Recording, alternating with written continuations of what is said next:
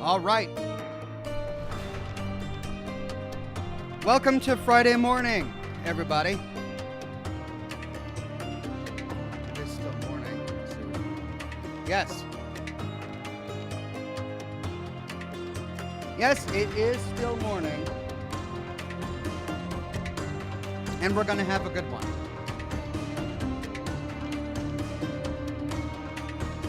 And, of course, right off the bat, Ranker with a super chat says, why no stream last night? Will you have one next week? Also, did you get that tweet I sent you about the new 5 Nights? Yes, I got the tweet you sent me about the new 5 Nights. It looks amazing. I don't know if I'm going to do one next week. I'm going to have to see how things go. Sorry I had to cancel my broadcast last night. There were a number of reasons why I decided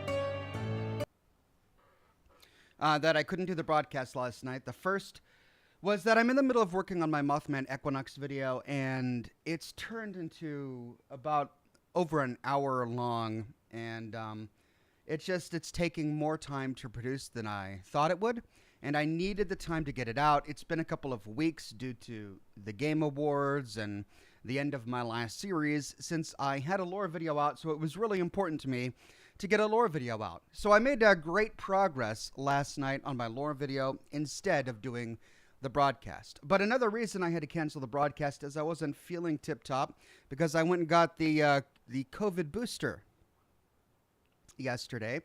And it didn't make me sick or anything. It just made me really tired, just physically tired. I just didn't have the energy to talk in front of a camera last night. I just needed to be in my office with all the lights off, quietly sitting in front of my computer, doing tedious editing. I could get through that. I just couldn't be, engaging and entertaining in front of a camera because my entire body was really sore. So, yeah, just a lot of different things came together, which is why I had to cancel the broadcast last night. H. Gamblin says, hi, Oxhorn, rewatching your Bioshock 1 live stream. Happy to be here. Cheers. Thank you, H. Gamblin. That was so long ago. Man, I wish I could go into the series with a fresh mind, and yet with a little bit of the experience that I have from the franchise now. It was a lot of fun, the Bioshock series. I really hope that they do something else soon. It's good to see everybody on Facebook today, Alex. So good to see you, and everybody on YouTube today. Of course, all of the members and Patreon subscribers. Sarah, Ian Chamberlain, Sarah Beauty Tips, Slatty Bartfast with a gold derby, Chininator with a gold derby, Craig Euler, 200 Angel with a gold derby, Christopher Lowe with a gold derby, Weird Beard with a gold derby, Ranker, Quintius, Tony J, The Wandering Exile, Naughty Applejack, H. Gamblin, Slatty Bartfast, Mila 444. It's just so wonderful to see each and every one of you today.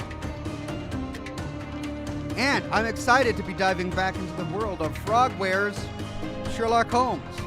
It's always a quirky experience when we play Frogware's game, and Sherlock Holmes Chapter 1 has not disappointed on that front. Slatty Bartfast says, I got my booster on Wednesday, still got a sore arm. Yeah, my arm is a little tender right now, but it's a lot better. I tend to recover from shots and vaccines pretty quickly. Like yesterday was the first time I ever had any symptoms from a vaccine other than just a sore arm at the injection point. Yesterday, I physically felt tired, but I'm fine now. Like, I wake up in the morning and I'm fine. But the injection site is still a little tender, but by tomorrow it should be okay. I should be completely back to form. All right, everybody, let's dive into the world of Frogware's Sherlock Holmes.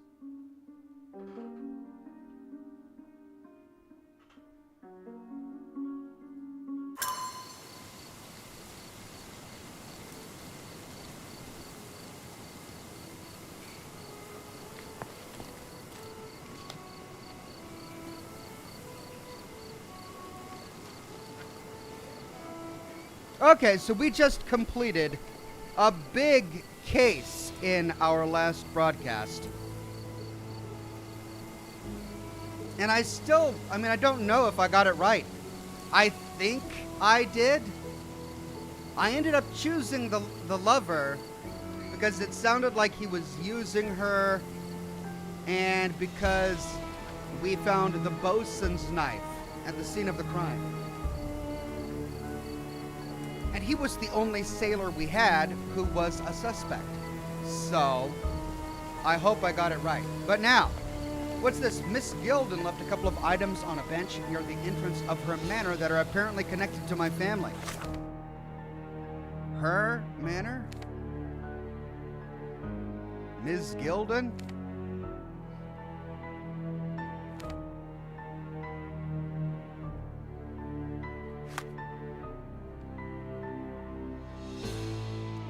All I managed to get from our neighbors were a few objects Theodore had stored that are supposedly connected to my family.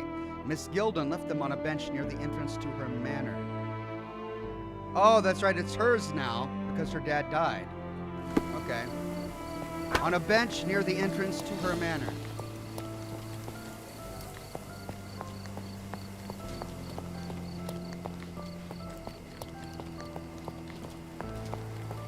Pavel is in the chat today with our highly anticipated Planescape Torment fact of the day. We could persuade people by killing self repeatedly, not permanently. Only 3 NPCs in the game can kill the nameless one permanently. Fascinating, Pavel. Thank you for that. And Terra became a silver ox. Thank you.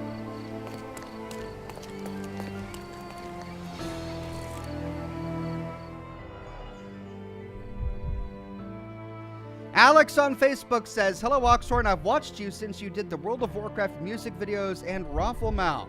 Thank you, Alex. That was a fun time in my life. Dave Mitchell on Facebook says, rock on, Ox. My kids and I are currently watching the Metro vids in Fallout 3. Oh, I'm so glad you're enjoying that series. It's a series I've been wanting to do for a long time. Like, I think I was talking about it for several years before I finally sat down to do it. And I'm so glad I did. The Metro system in Fallout 3 is one of the most elaborate, well-constructed, interesting places to explore. Not a lot of lore, but the environmental storytelling is interesting when it comes to, like, how people die and what people were doing before the war. All of that stuff I find really interesting. All right, so items belonging to my family. Let's see. Letter from Violet to Theodore Gilden. My dear Theodore, I know I value our friendship more than most other bonds.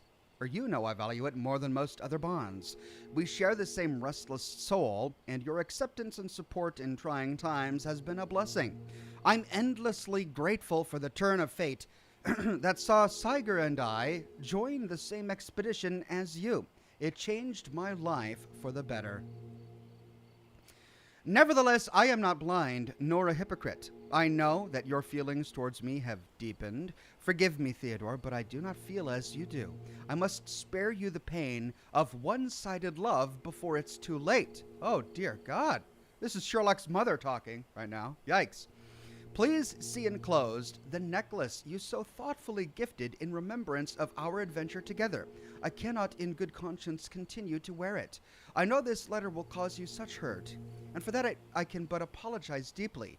Yet my heart is with Siger, who is still unaware of your desires. If this sees the end of our friendship, I will understand, but I truly hope we can continue to share the conversations, collaborations, and kindness that have brought me such joy all these years. Yours, respectfully, Violet. Yikes. So this guy, whom we just found dead trampled by an elephant, was in love with our mother. Wonderful. Ranker says, I looked it up after, and there was no right answer. Oh, for the case I did yesterday? But I think you should have considered he was making perfume from elephant sweat pheromones. Also, the archaeologist was the only one missing darts. That's not true. Both of the cases were each missing 2 darts. It was something that I talked about at the time. And I think it's because they had to reuse the same art asset. They weren't going to make one art asset missing 2 darts and then another box also, or another box without missing 2 darts. That would have been I mean, obviously you go for the guy whose box is missing darts. So they made both boxes missing darts just to make it more confusing, of course.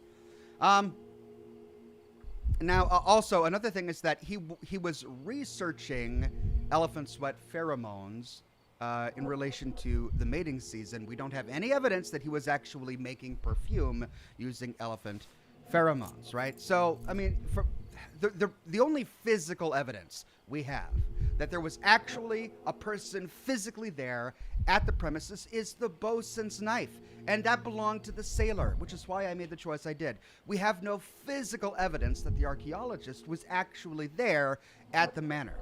None.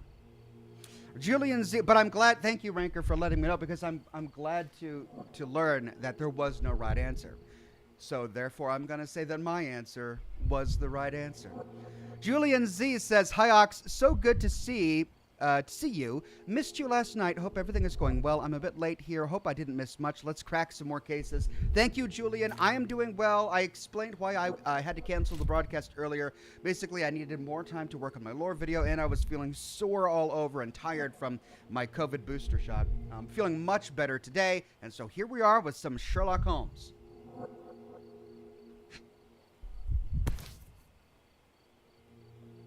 My mother always wore this around her neck until one day it disappeared. I was wondering where it went. She said it was a birthday present from a good friend.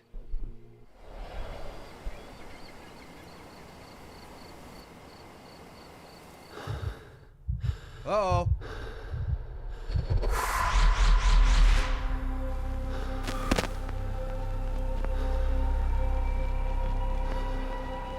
Mommy?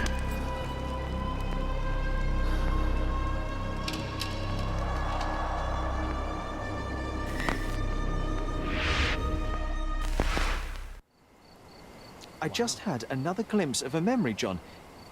It's fuzzy, but I'm sure it happened somewhere in the manor. Finally moving forward. Shall we go? Yes! Oh, John, the lollipop man, you look ridiculous, John. I gotta change his outfit at some point. Ranker says the guy that died was making the perfume as alternate to ambergris, and there were similar knives at the dig site. So we didn't find any similar knives at the dig site. All that we learned is that the dig site, of course, used knives. But this was a specific kind of knife. It was a bosun's knife, a knife used by sailors to cut rope while sailing. Like, it was a bosun's knife. It wasn't an archaeological dig knife. The archaeological site would not have had bosun's knives. They would have had regular knives or knives used in archaeology or as tools, not specifically knives used in shipping. The fact that the game felt it was important to let us know that it was a bosun's knife instead of just a knife puts him, the sailor, at the scene of the crime. If it really was one of the knives from the archaeological dig site, they wouldn't have called it the bosun's knife. They would have just called it a knife or a tool. Well, what would it just called? Like a combat knife or a Bowie knife or something. Not a bosun's knife. And you're right, it was the guy that died that was making perfume as an alternate to ambergris. So I suppose it's possible we could say that the elephant was in mating season and trampled the guy because he decided to use a perfume made out of elephant musk. There is that, right? That could have been an explanation. But why then was the sailor at the scene? We found a dart in the elephant. That's another thing. If the elephant just trampled him because he was wearing the perfume made from the elephant musk, what's the point of the dart? I suppose we could say that maybe the sailor tried to do something and ultimately failed, which is why he was at the scene of the crime, and there was a dart lodged in the elephant, and that what really killed the guy was the perfume he was wearing. But,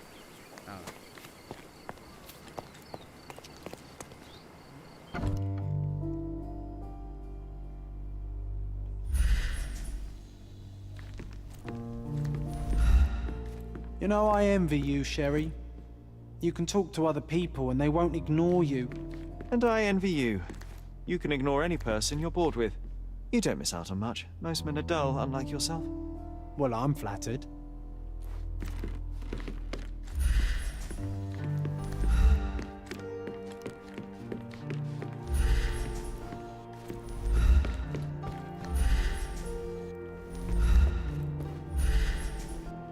Another one.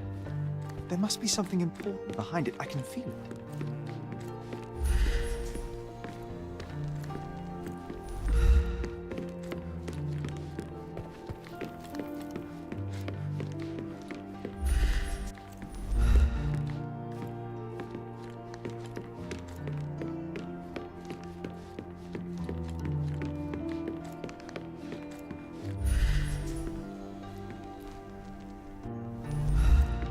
Another one. There must be something important behind it. I can feel it. All right. Doggone it.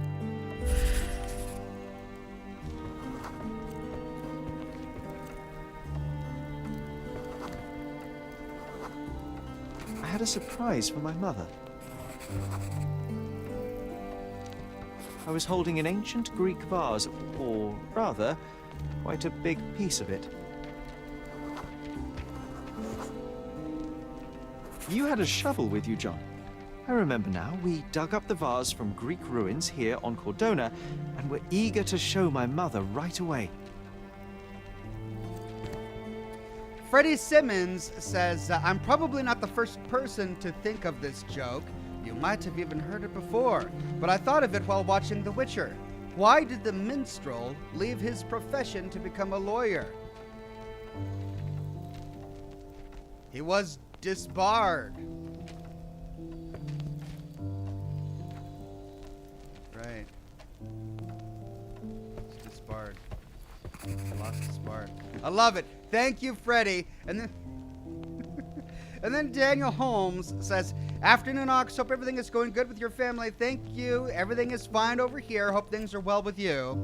And Jared on Facebook says, sorry, Ox, for being late. No worries, Jared. I'm just glad you made it. For some reason, the door was closed. We knocked. But nobody answered. We thought that she was busy. So we left the vase and ran downstairs.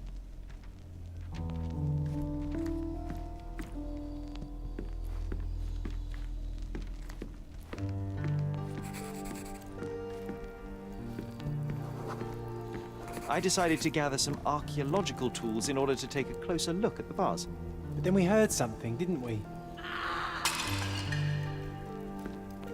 Yes. It came from upstairs.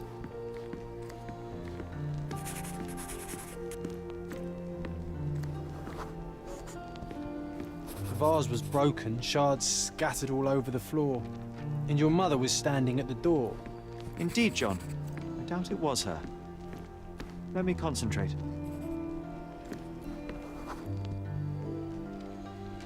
Otto Richter was standing there, furious at us. Dr. Richter told us never to disturb my mother when the door is closed. He said she had broken the vase. But we didn't believe him. I bet he smashed it. All right, this will unlock our mother's door. Her things are still here. Presumably Mycroft never felt the need to sort through it all. Or couldn't bring himself to. No. He would have put it behind him and moved on. My brother is not one for sentimentality.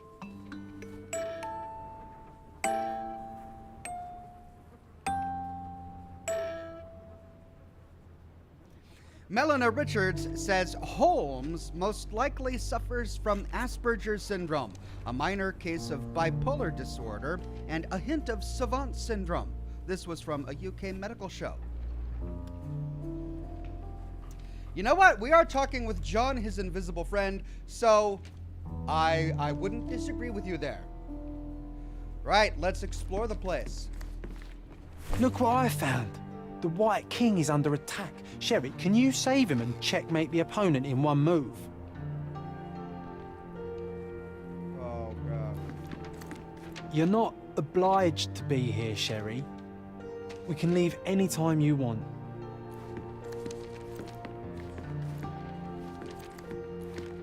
You're not obliged to be here, Sherry.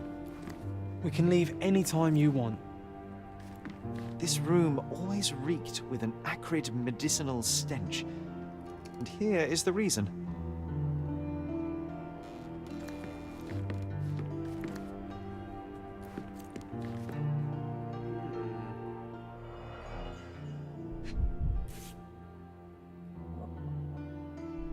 This picture was drawn by my mother. I recognize her hand. There's a date on it, 8th of December, 1868.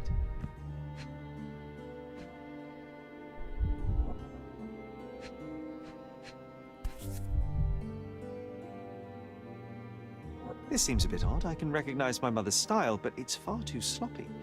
Dated 12th of February, 1869. A year later. Could she have been on something or suffering from something?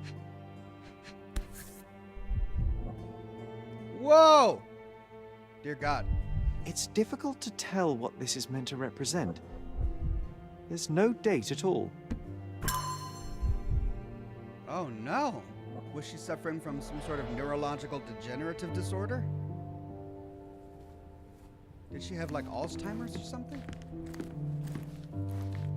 Oh, a strap to keep her strapped in bed? Straps on the bed. It just doesn't look right. Why? Potassium bromide. Seems this was the most frequently used medication. Seems this was the most frequently used medication.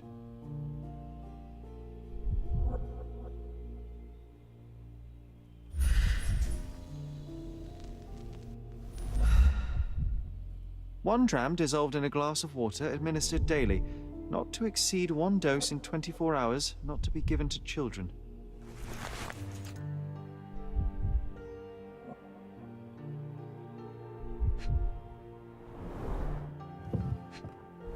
Hey.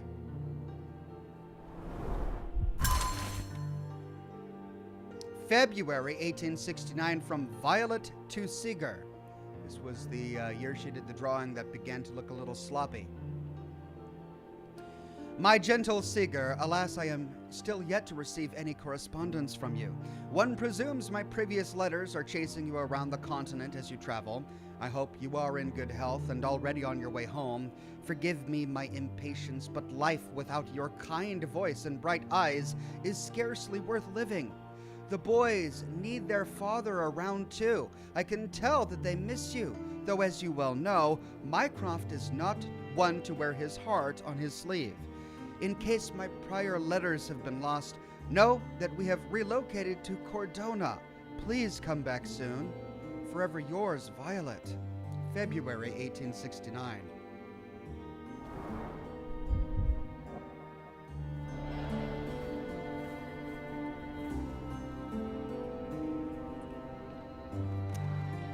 Seeger, our father, never came home. Oh, I would love to take a bath right now. Not this one. Surface corrosion suggests it was prone to extreme temperature fluctuations. For medical purposes, I suppose.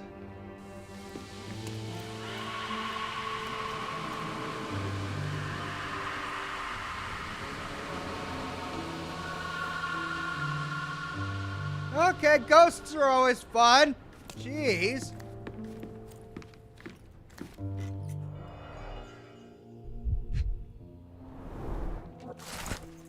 Seeger Holmes, obituary in the Times.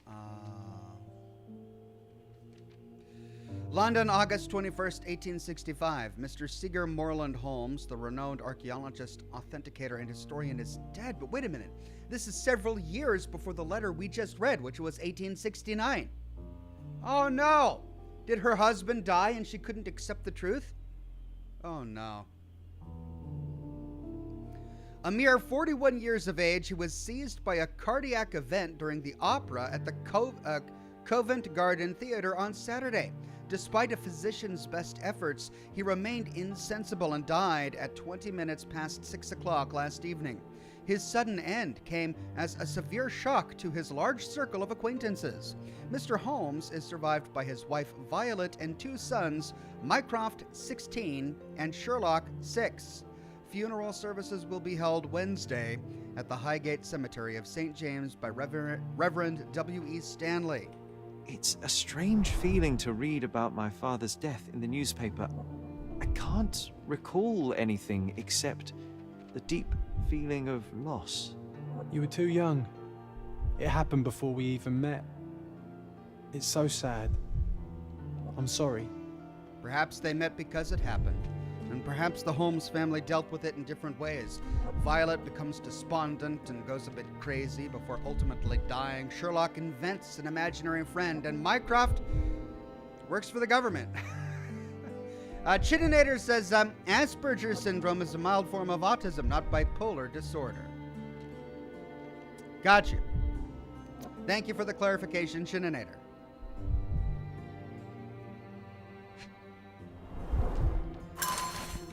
An old sheet of paper.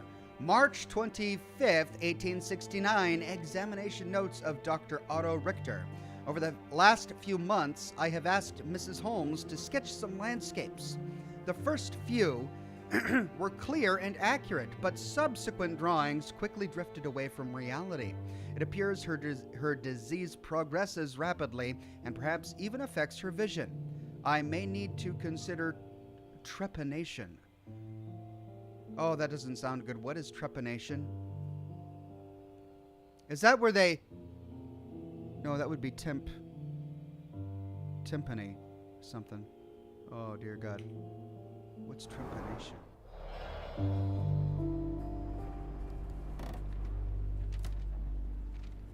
No Name says, a bit dramatic to get out of going to the opera, don't you think? Yeah, that is a bit dramatic just to get out of the opera. And Dat Blue Datsun says, Norman Reedus and his amazing fetus. Well, yeah, that's Death Stranding reference, of course.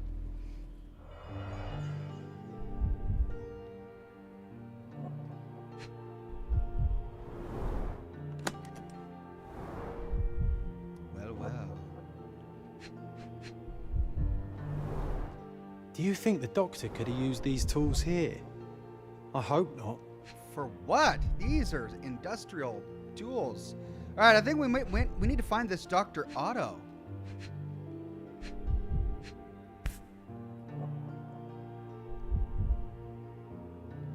No labels. I doubt it ever had one. There appear to be residues of the bottle's contents at the bottom.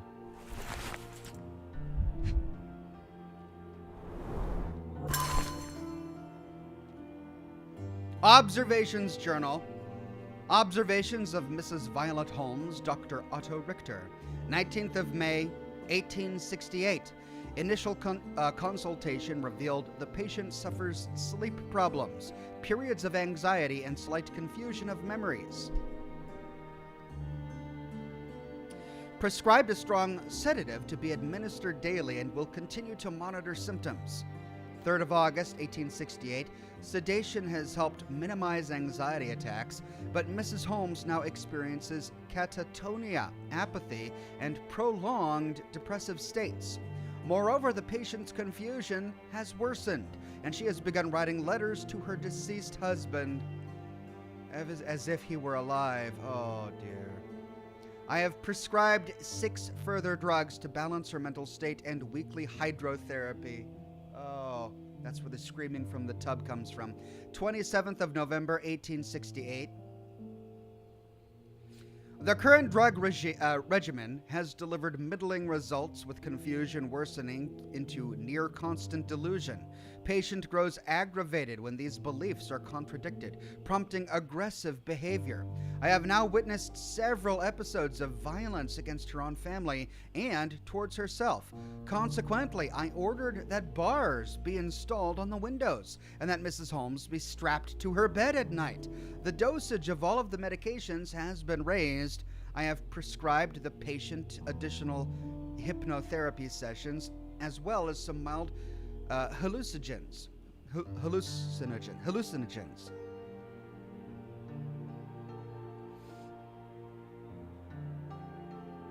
Yeah, that's what I was thinking. Kellen Gray says trepanation, perforate a person's skull with a trepan. Yeah, I was thinking it had something to do with a hole in the skull. Heather Abushek says, hey Ox and everyone watching, I hope everyone has a Merry Christmas and a Happy Holiday. Thank you very much, Heather. Well, now we understand why the neighbor had fallen in love with her. She was a widow. Her husband had died, but she refused to believe it. She turned him down, even though she clearly enjoyed his company and liked him as a person, because she wanted to stay faithful to Seeger, her dead husband.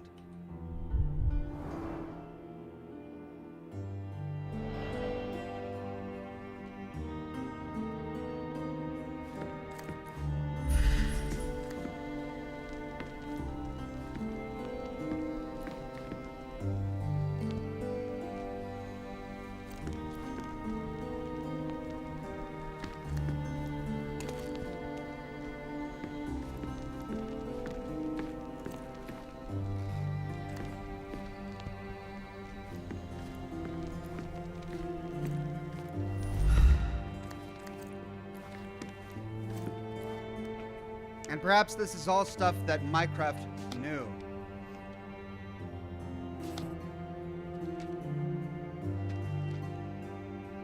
John dares me to checkmate him in one move. His figures are black.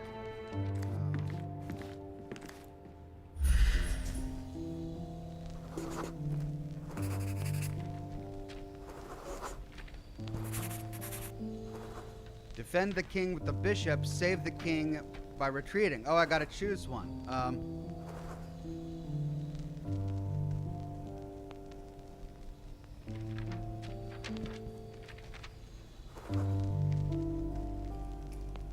Okay, so I'm in line of fire of the bishop right now. If I were to move my bishop, then he could kill me.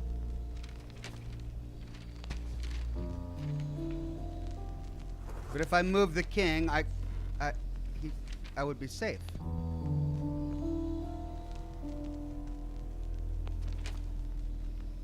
But I have to destroy him in one move.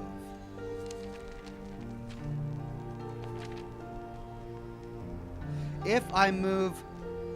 Oh, if I move the bishop, my rook has him.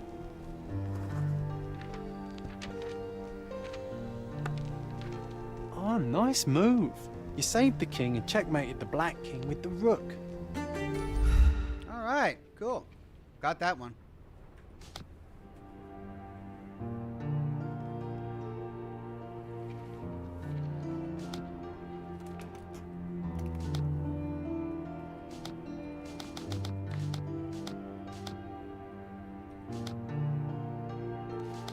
Oh, chemical analysis. That's what I gotta do.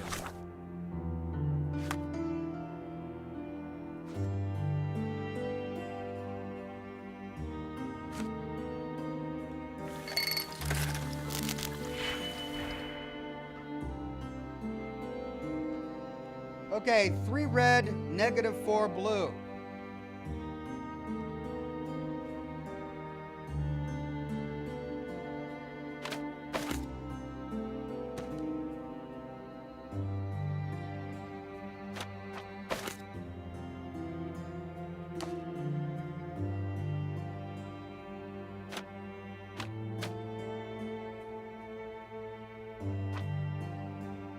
Oh, how am I gonna do that? Oh, I see.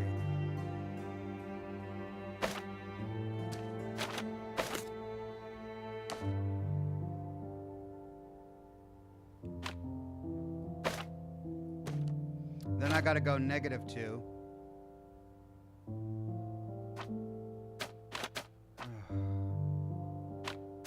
That's the only negative I've got. So maybe I can't use that. 2, -2. 4. No, I still gotta go down.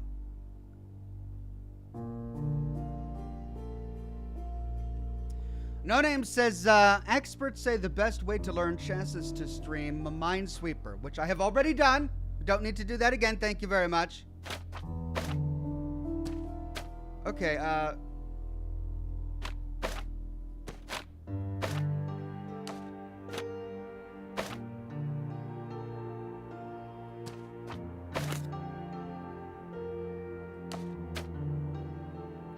this one again?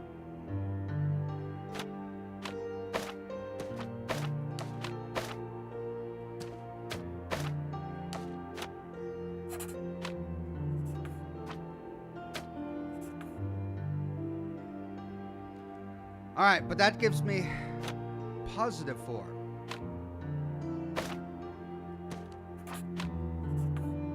Okay, that at least gets me down to -2.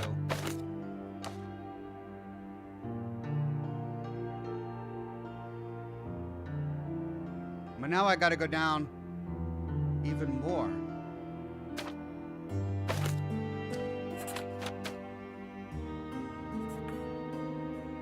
Oh, that reverses it. Ah. Okay, that puts me to -5, +2.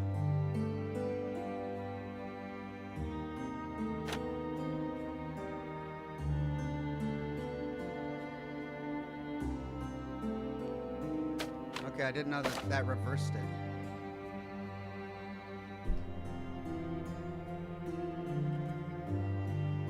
Okay, so if that reverses it, then what we can do is put the 4 on -4. And the 3 here.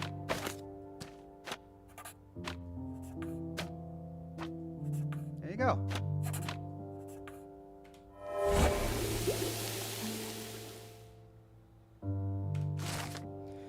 An almost empty bottle. Analysis identified the substance as a hallucinogen derived from mushrooms.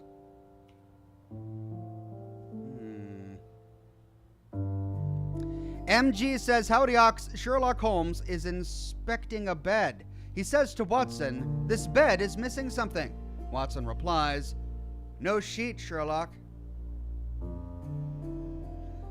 Love it. Very topical, MG. Thank you.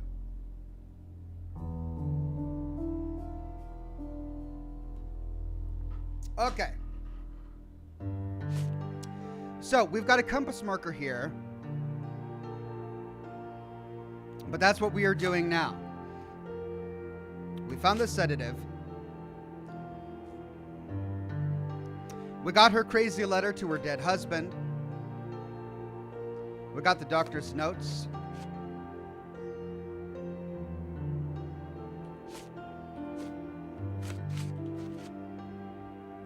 John's diary. Oh, that was a nice game. It doesn't matter who won. I enjoyed every second of it.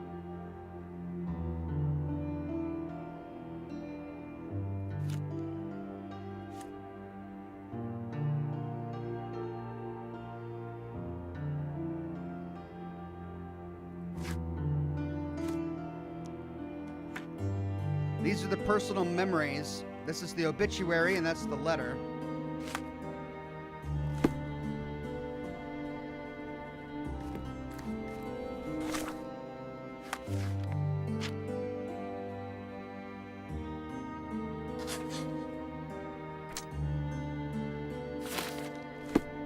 All right, is there anything else in this room?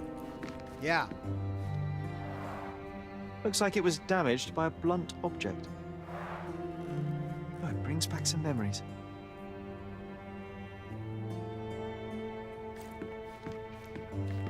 You're not obliged to be here, Sherry. We can leave any time you want.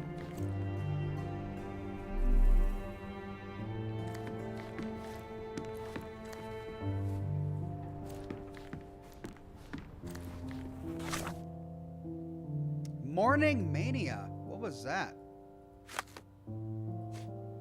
After examining my mother's room, I started remembering a chaotic morning together. Oh.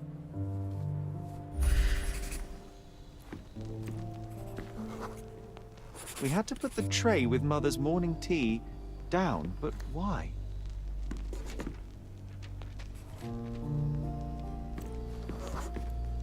Mother was troubled that morning. Something we did upset her. Dr. Richter tried to calm her down. The broken plate shards were all over the floor.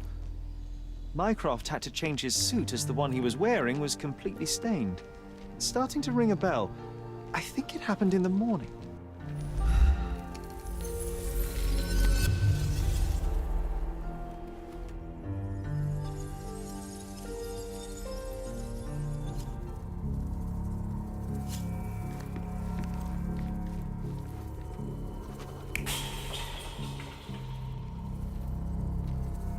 Okay, so either the kids shattered a plate.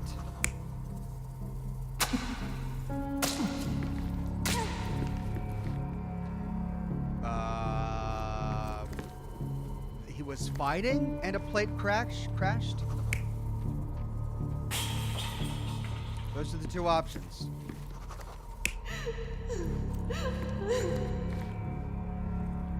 Okay, so Otto pushes the table over to comfort her? Or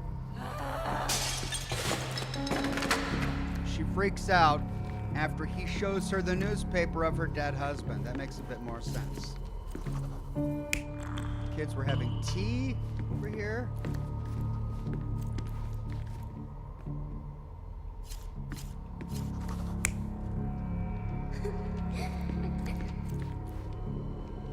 Or sitting over by the tea crying.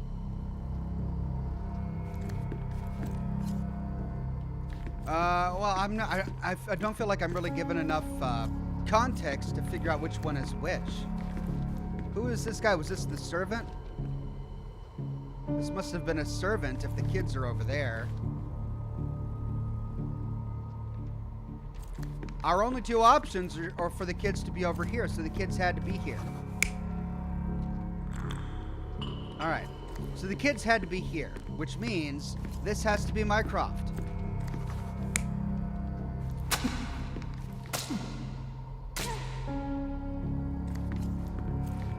Let's try violent confrontation. You're not even trying, Sherry. Concentrate. Okay, let's switch this.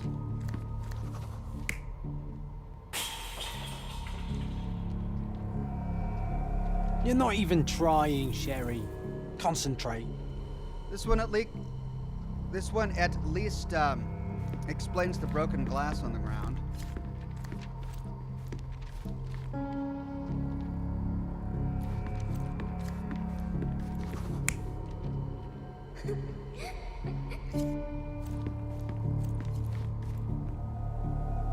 You're not even trying, Sherry. Concentrate.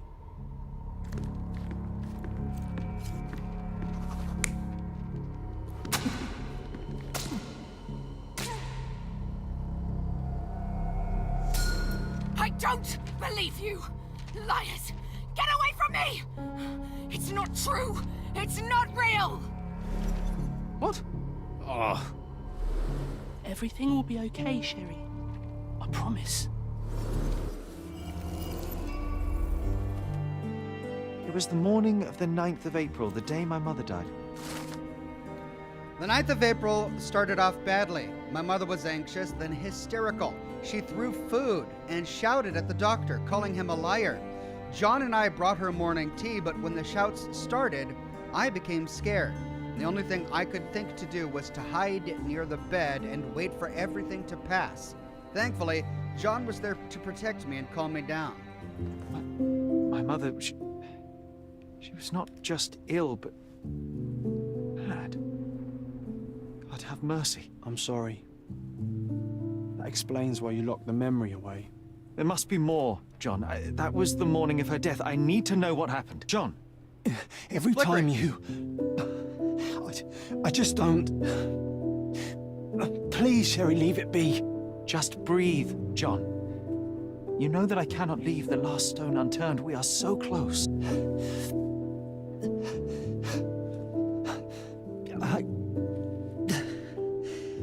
I know. But can we at least leave it for another day?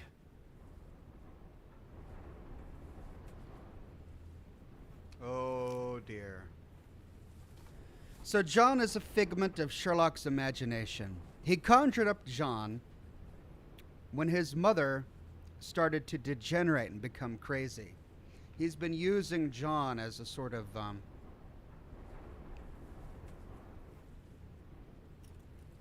therapist, really, this entire time. But as he comes back here and starts to deal with his past, uncover, as an adult, the reality of his mother's condition, he's putting away all of these cobwebs that he's had in his closet.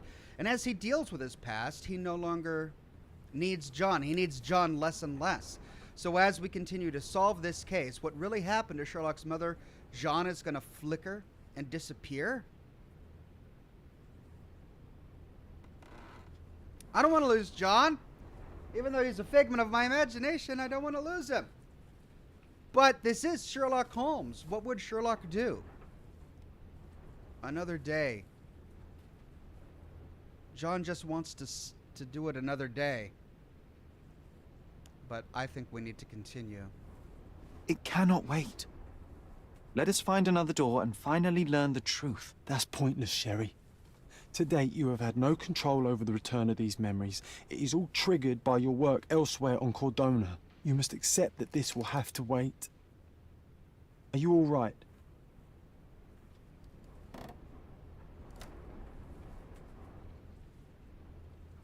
In the end, little has changed. My mother was still unwell, just not with tuberculosis. What I do not yet understand is why Mycroft lied about it. There are precious few pieces of this puzzle remaining, John. Let us dawdle here no longer. Indeed. Wait. Did you hear that? Yes. Metallic souls. What is this sailor doing here? Whoa! Matthew Allen Ryan on Facebook today. Hey, Matthew, good to see you again. Says, hey, Ox, glad to see you're live today, playing Mass Effect Legendary. Wife says hi, but she's working. Have a great stream. P.S. Fallout Equestria was actually pretty good. Brony Power Law. Oh, Matthew. Don't tempt me, Matthew. Don't tempt me. I'm glad you enjoyed it, though. I'm really glad that you enjoyed it.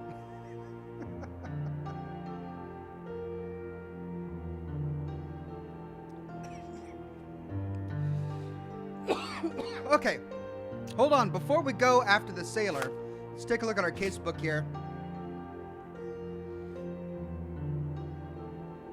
That's what we uncovered by recreating the scene.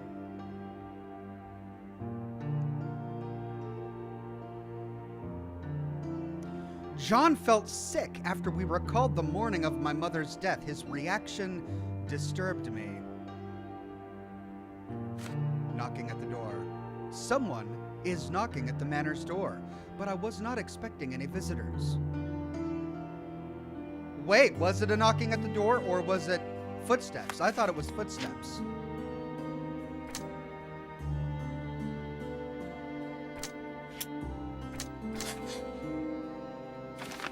My mother's struggles with mental disease could well be hereditary and affect my mind and rationality. Sherlock Holmes has fragile sanity.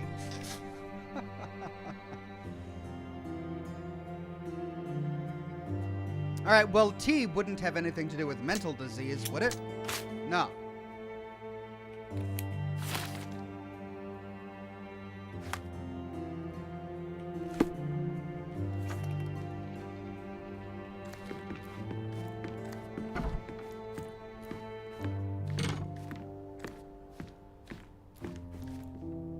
That?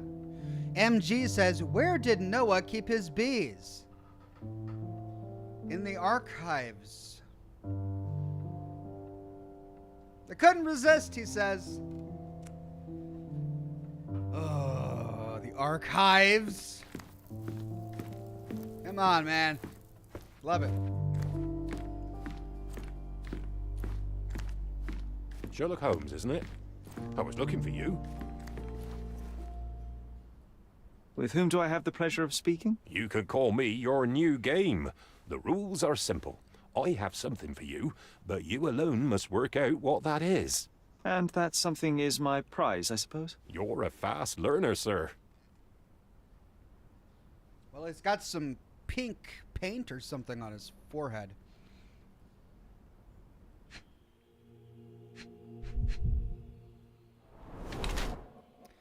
pink paint in hair, painted recently. Fatty Mirrors says, what country's capital is growing the fastest? Ireland. Every day, it's Dublin. Man, you guys are just on point today with all the dad jokes. Thank you, Fatty. God. All right, so he recently painted something pink.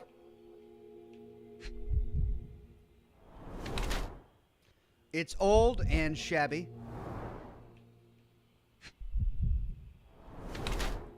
No signs of hard physical work, however. He has unblemished hands.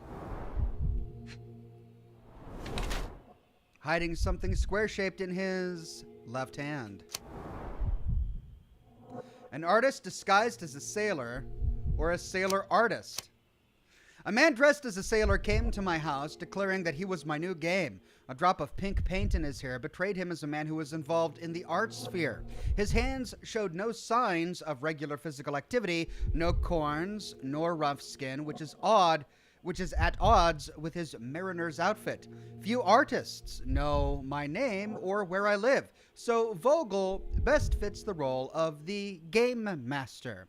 Considering the tiny square-shaped object in the fake sailor's pocket, I deduced he was employed at Vogel's art gallery, and the real reason for his visit was to pass me an invitation. Or sailor artist. Considering the tiny square-shaped object in the sailor's pocket, I deduced the real reason behind his visit was to pass me an invitation to visit his exhibition, because he's a sailor artist. I think artist disguised as sailor is much more likely.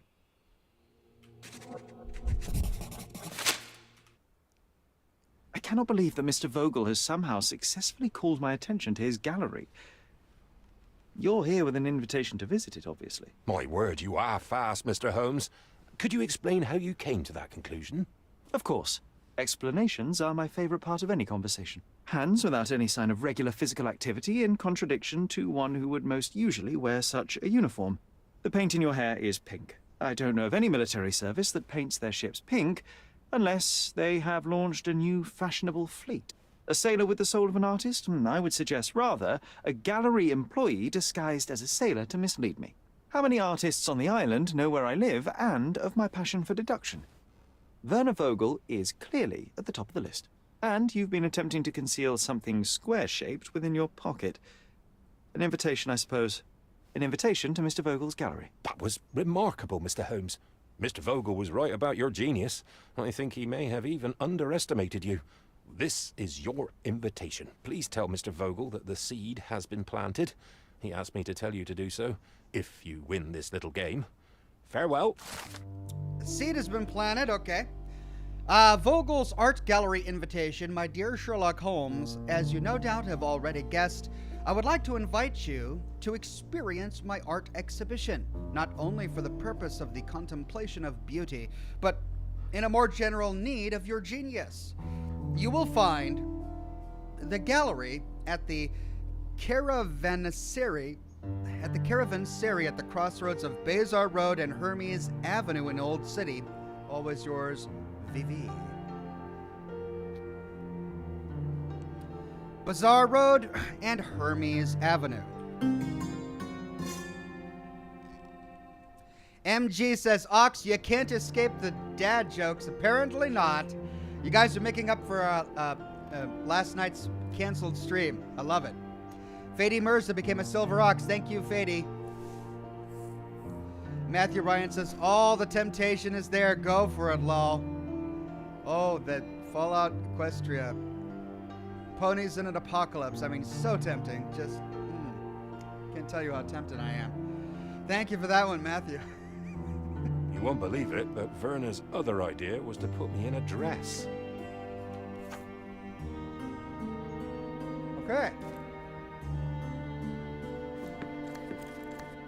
Home sweet home, Sherry. It should really be on... Okay, Bazar Road and Hermes Avenue. In Old City. Bazar Road and Hermes Avenue, right there.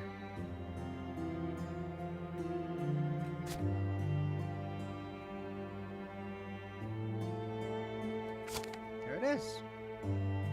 Ooh. We've got an Oriental furniture trader that has something I need. Oh, he's got something too. Wow, lots of updates around here. The Cordona Chronicle has something for me as well. Jeez. Well, I guess let's make our rounds.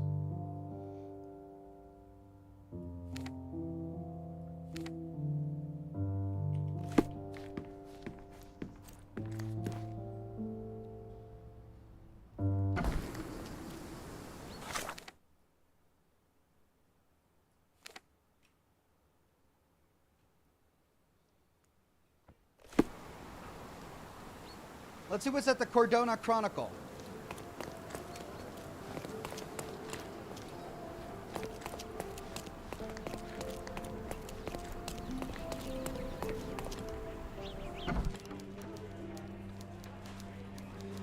No Name says, build a man a fire and he'll be warm for a day. Set a man on fire and he'll be warm for the rest of his life. Truer words were never Mr. Holmes, spoken. I have something for you. Mr. Holmes, I see what you're up to. Mysterious stranger pursues betrothed woman. But please, let us keep things professional. What? I have in my possession an envelope containing details of a special assignment for you. Tell me, are you interested? Why are all of these middle-aged women flirting with Sherlock Holmes? I believe I am, but to be very clear, Miss Sertle, my interest extends to the message and not the messenger. So he claims he's not a gal sneaker, seducing women everywhere he goes. Perhaps the truth is even more scandalous? Please spare me the speculation. Return to the matter at hand. A gang of smugglers, the Eels, have Cordona in their clammy grip. The British Empire can abide it no longer. Mycroft insists they be disbanded. But this organization only falls with the capture of their odious leader, Friedrich Panzer. And note well, I did say capture, not kill. Inside your envelope is a map marked with the Eels' warehouses. But alas, we do not know in which Friedrich Panzer resides. So even Mycroft has his limits. Indeed. You must be sure to identify the correct warehouse before entering. Because once one is compromised, the other's occupants will scatter. Here are all the files, and feel free to use the archive too. Again, do not enter the wrong location, nor see any harm done to Friedrich Panzer. Miss Sertle, God. if you're quite done with the redundant instructions, I shall get to work. Well, that's perfect. Tortured hero lashes out after rejected romance. Tomorrow's edition will be a sensation. Come on, lady. New case, eel hunting. Right, we got a bunch of new locations. Tell you what, the combat in this game is interesting. I'm not entirely comfortable with it yet, so I think I'm going to postpone that for now. We've gotten a total of 3 so far, new warehouses on the map. That's it. No Name says, what do you call a naughty lamb dressed up like a skeleton for Halloween? Bad to the bone. Ugh, a naughty lamb. Ooh, he's so naughty. He's bad to the bone. Ugh. All right, let's go get the furniture here.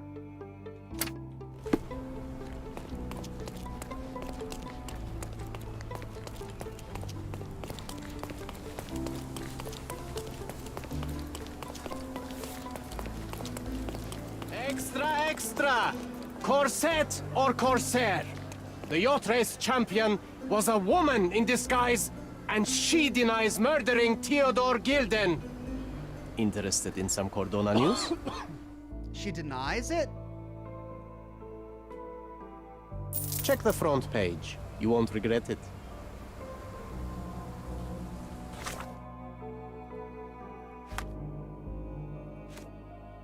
Consequences.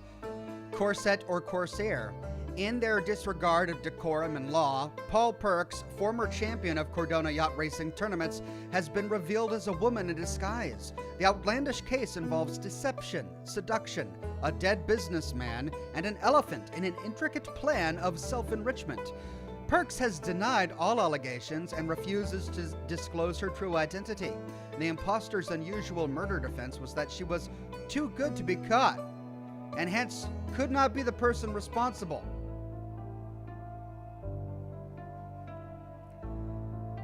I mean, would that be the defense of somebody who genuinely did it and then got caught? Would you still be having all of this bravado? I don't know.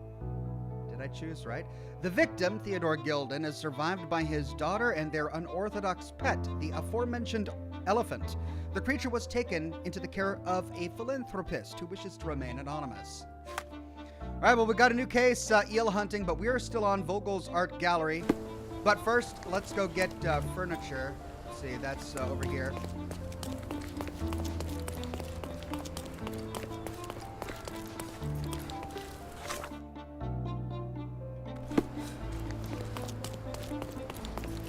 Exquisite furniture for your home. My goods will brighten up your house. Okay, he's got a dressing table for sale. Enjoy your purchase.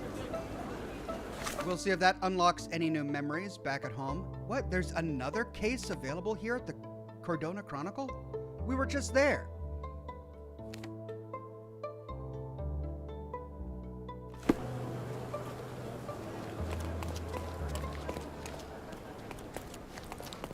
Okay, let's see if she has anything else for us.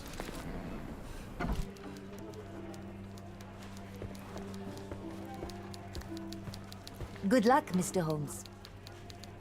Well, why is there still an exclamation mark on the map?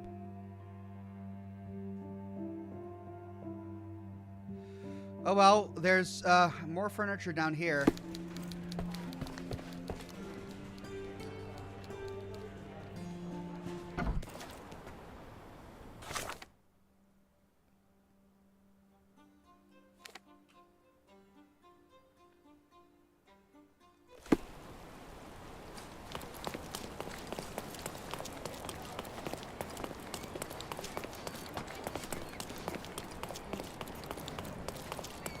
Masterpieces by local artists at an affordable price.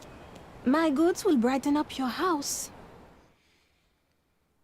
All right, we've got a new painting here. The Cordona landscape, just like outside, but without all of the murder. Enjoy your purchase. Nothing new Garden here, right? statues, swings, and even... Sorry, I have nothing to offer you at present. All right, so we got that one. Let's see, anything else up here? No. All right, so let's go onward. Here we go.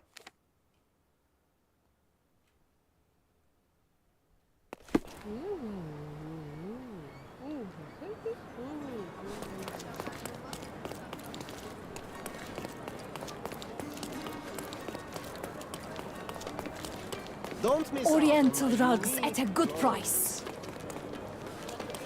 Merhaba. It's a good day for a purchase. A dressing screen for those who like walls but don't want to commit. May your purchase bring you joy. All right, I got all of the furniture currently for sale. Let's head down here to the art gallery, see what's going on. Don't miss out on my unique...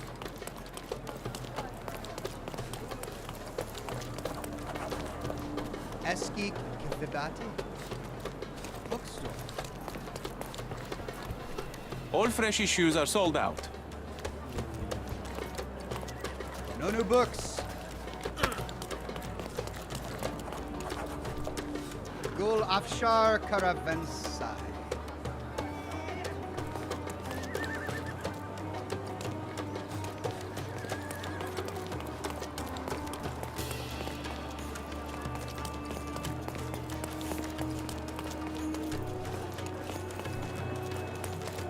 Well, which one is it?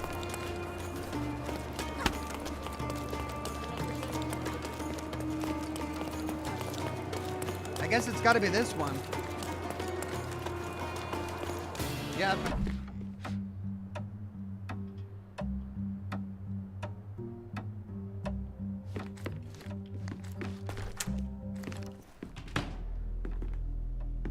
Mr. Holmes, you came. Oh, how kind. Though now, of course, I realize it is because of my game, not the works on display.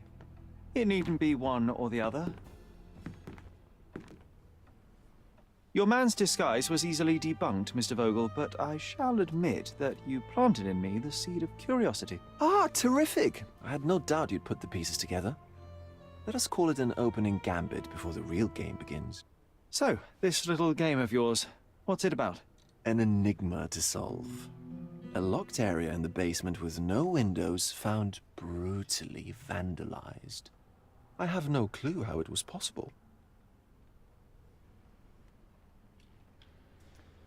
In this cutscene, we're only getting half of each person's face. Why is that? What about this intrusion? What happened? Last night, I was about to leave the gallery when I heard a noise downstairs. I went to the basement, but I didn't see anything out of the ordinary. It was admittedly a rudimentary inspection. It is not uncommon to get rats down there, so seeing nothing of note, I left and locked up the building. When I returned this morning, alas, I discovered that part of the exhibition had been torched, and there was no sign of the intruder. The mystery being, of course, that all the doors to the gallery were locked exactly as I left them. And the door to the basement is the only entrance? Correct. Tell me you're not intrigued. Must have been that wall sconce. If video games have taught us anything, people leave wall sconces and candles alit all over the place. They never put them out when they leave a room. And for some reason, they stay lit for hundreds of years sometimes. That's got to be what it was. And this locked area downstairs, what exactly was it? The under gallery. It's always shut, and I'm the only one with the key. Ah, so this is your private collection, not part of the gallery. Oh, no. It's an exclusive exhibition of eccentric pieces. Only a select cadre of artists, investors, and collectors are admitted. Not everyone deserves to have their eyes opened. Well, this matter is certainly within my wheelhouse. This intrusion troubles me. Please take a look around if you're willing. The under gallery is through the door at the end. I will see what I see. The vandalism of the under gallery.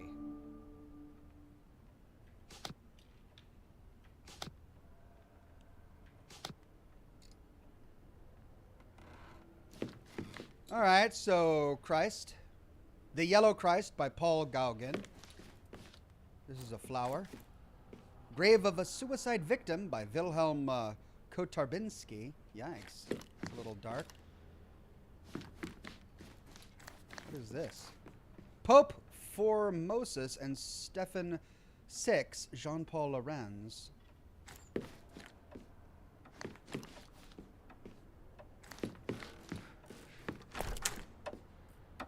That's the way I came in.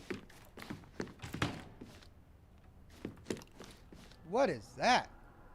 Guardian Spirit of the Waters by Odilon Radon. Love and Pain, Edvard Munch.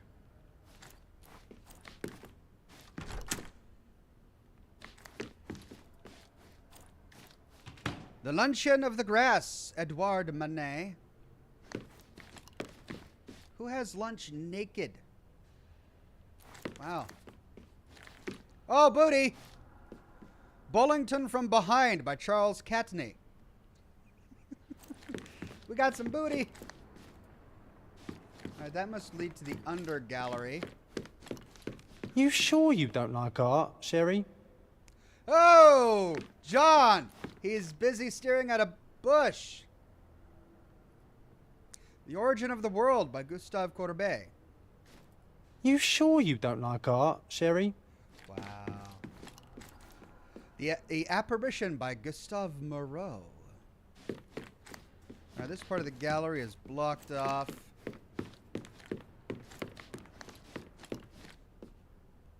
That goes downstairs. We can't go upstairs. And that door is blocked to us. To the under gallery. Back home, we've got a taxidermist. He's gonna have a heart attack when he sees what I bring him.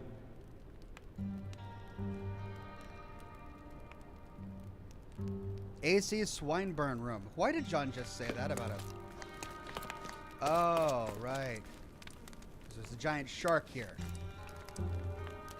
Why is John fishing for this decomposing shark? A simplistic attempt at provocation. That's what artists do. I know, for the gallery we have a decomposing shark. No one has done it, it's innovative. No Name says, if you're not having lunch naked, have you ever even lived? I'm not saying that I've never had lunch naked. I am saying I've never had lunch naked surrounded by friends in a park. That, I guess I'll add that to my bucket list. Whoa, we've got manacles on the wall. Hello. Oh dear God, this guy's got a sex dungeon. Oh no. A true artist never shows an unfinished piece.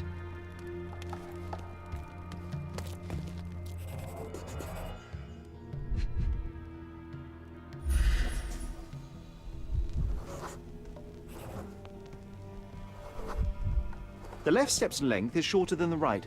It indicates that the walker was lame. Old, and hasn't been used for a long time.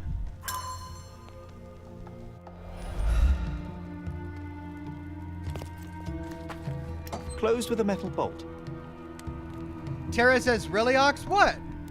Is it scandalous to say that I've never had lunch naked on a green lawn?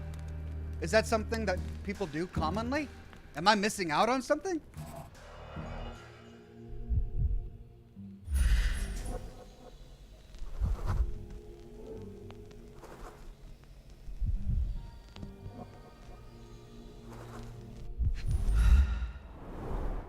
Footprints. Size 9.5.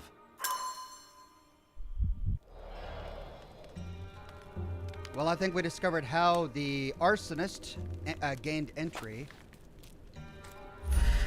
Now we need to figure out where he went.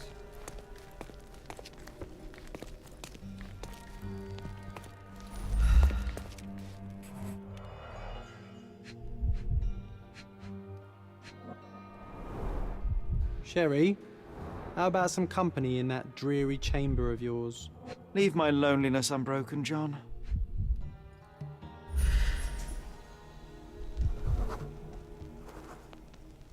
Looks to have been slightly moved.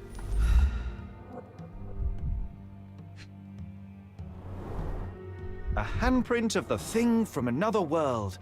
But it looks fresh, and its coal origin ruins the effect of the extra mundane.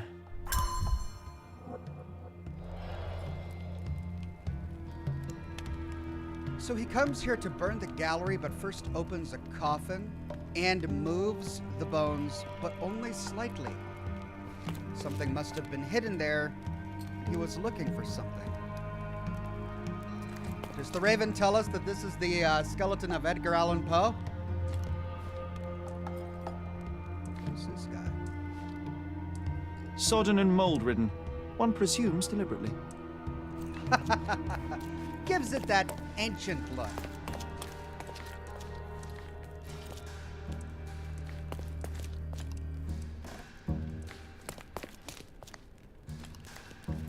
The parasites of creativity. Or just a reflection of the artist's recreational interests. Someone likes shrooms.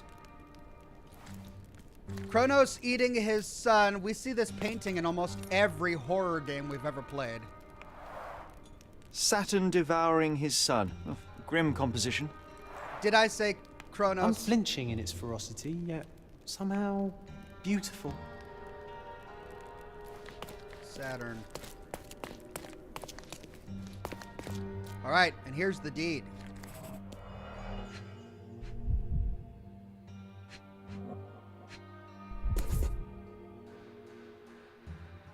A Malpalbot.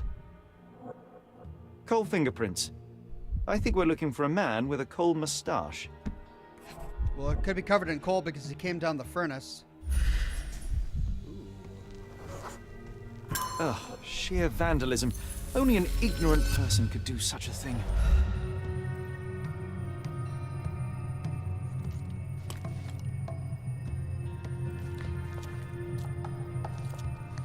So the frame is empty, which means the painting was taken, but everything else was destroyed.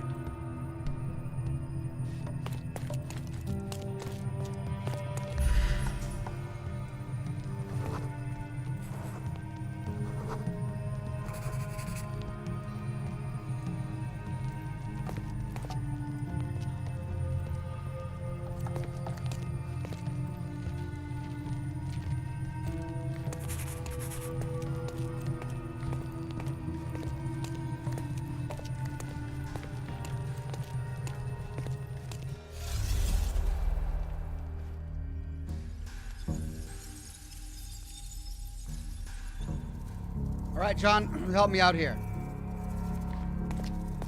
Let's start at the point of entry. Somebody using a boot to a boot to stage this, maybe. Somebody coming down here, more likely.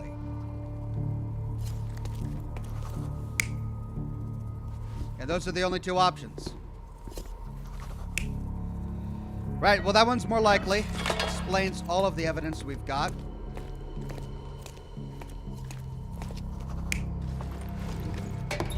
A skeleton rising from the dead, possible. More likely.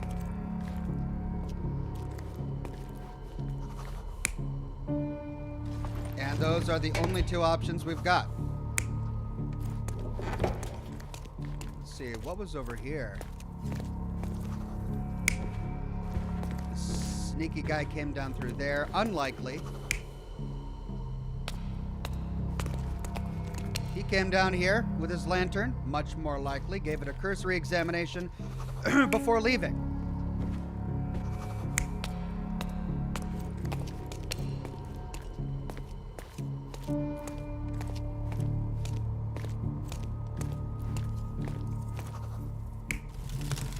Vogel himself destroys his own paintings.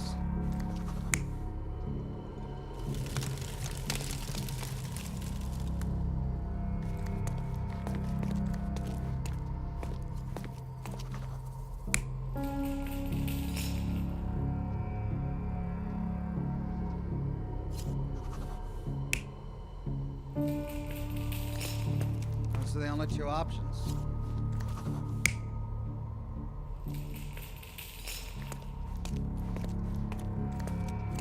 Okay, so we've kind of got two different motives here.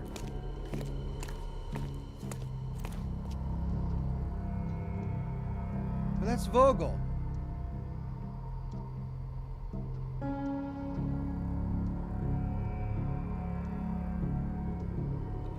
Well, there was a soot-colored handprint on the wall, on the coffin. So it wouldn't have been his unless he started the fire. This guy's hand is covered in soot because he came down the chimney and walked this way. But the only option we have for somebody coming out of here is that he was in there to begin with. Oh, he hid in it when he came down the stairs. That's what it was, and that's why the bones were slightly moved. Vogel comes down the stairs upon hearing the noise, and he hides in the coffin. Okay. So then we have to figure out whether it was Vogel or this miscreant who burned everything. And we really have no evidence that it was anyone other than the miscreant. Why would Vogel burn his own masterpieces? Let's try it. The intruder entered the basement through the coal chute. He used a magnet to open the hatch bolt. He accidentally pushed a shovel to the floor. Vogel heard the noise. At the sound of his approaching footsteps, the intruder hid inside the coffin. When Vogel entered the basement, he failed to notice anything strange and left without properly checking. The intruder waited until Vogel had left the caravanserai before burning the paintings in Wilde's room. But the vandalism was a cover for the theft. Bingo. Last evening, Vogel heard a noise from the under gallery. He descended the stairs, and this was everything we just learned.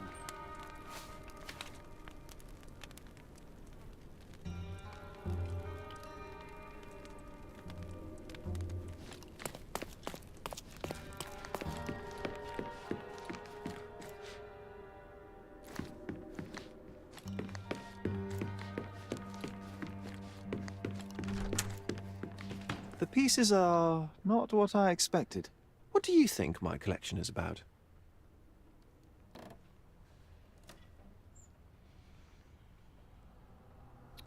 Well, we've got a lot of naked people, bushes and butts, but then a lot of dying people and people being eaten.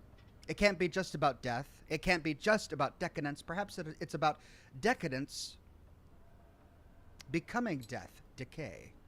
Extravagant paintings have been left to rot in a basement. A commentary on decay and the crumbling of society, correct?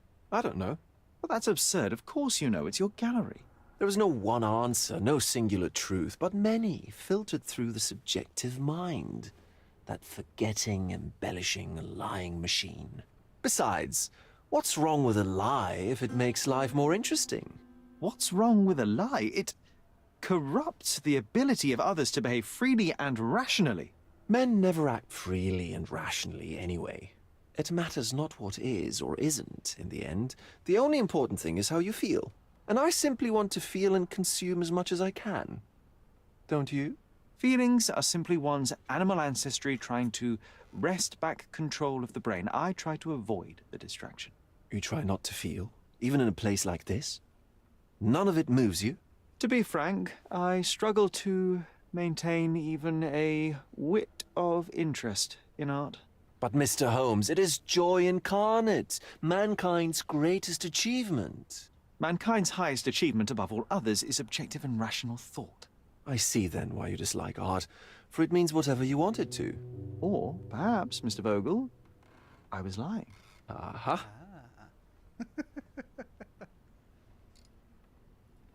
Mr. Vogel, my investigation has revealed that the intrusion was not merely vandalism, but theft. The limping visitor left your place with a canvas. That's very impressive.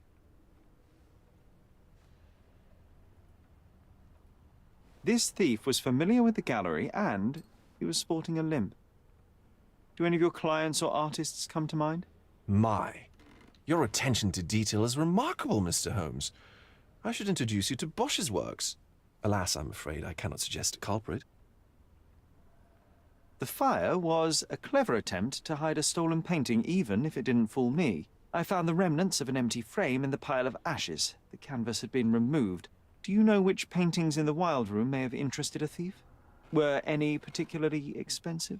Those pieces belong to a well-known artist named Boniface Mercurio. They're controversial, but not of a notably high value. The intruder entered the basement through the coal chute. He used a magnet to open the latch and dislodged the shovel while doing so. That's the noise you heard yesterday. When you went downstairs to investigate, he hid in the coffin. It seems I should have checked the space more thoroughly. There's something more, is there not? I can see it in your eyes. Indeed. There is another intriguing angle. I recently received an anonymous offer for one of Mercurio's works. The sum was more than fair, and indeed could have saved Mercurio from his artistic poverty. But he declined it. Was it a performative whim? Some artists lionize pain and hardship as if their work would be worse after a meal and a hot bath. I cannot tell. But not only did he refuse the deal, he insisted on displaying the painting in the public space. I was hoping to change his mind, but artists are a special breed of stubborn.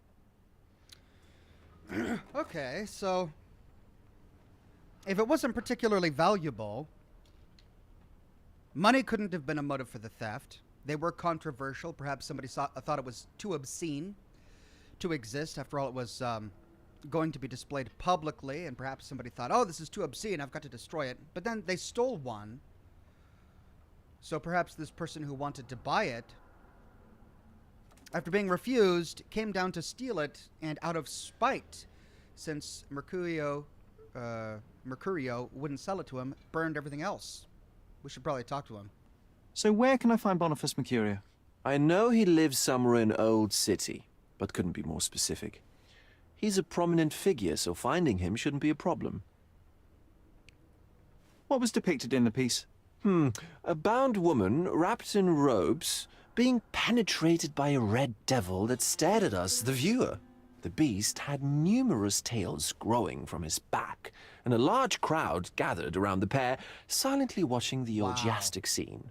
Okay, well, given the nature of the other works on display, it's hard to see why that one stood out.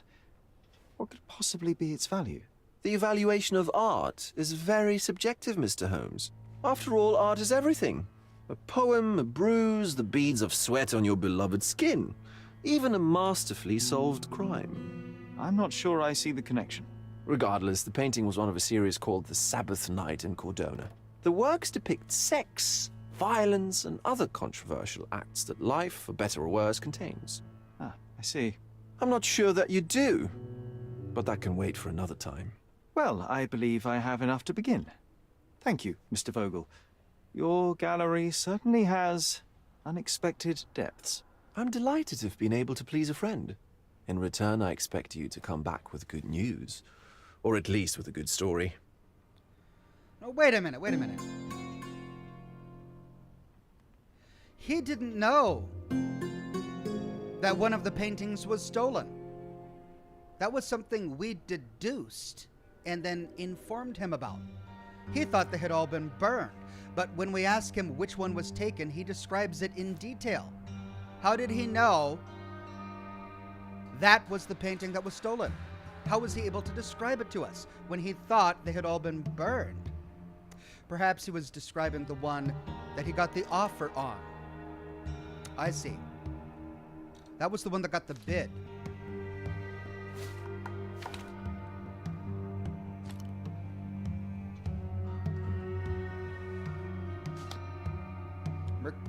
Mercurio's address.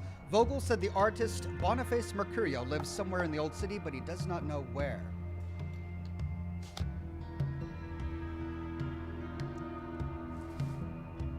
Sabbath Night in Cordona. Alright, so we need to find this guy's address by going to somewhere. New cigar.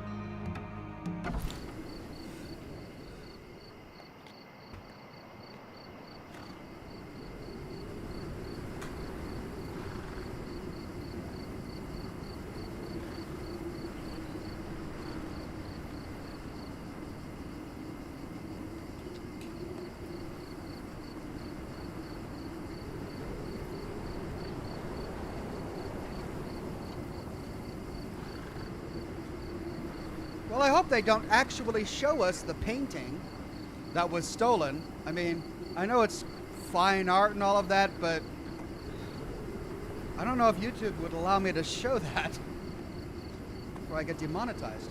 Okay, so where can we go to find the address of a well-known artist in Old City?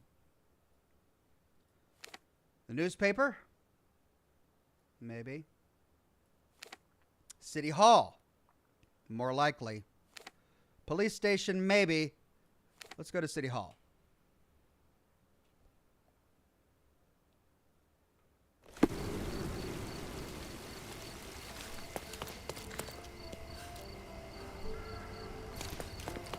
Guests of Cordona, the treasures await you. Collect them all and return for more. Treasure hunt. As part of the governor's commitment to increasing tourism on Cordona, the City Hall is excited to announce a treasure hunt event. The challenge consists of 3 stages, each consisting of 8 photographic clues to the locations of hidden treasure boxes. Once the participant has collected all 8, he or she must return and collect the clues for the next set of treasures. So. Treasure hunt.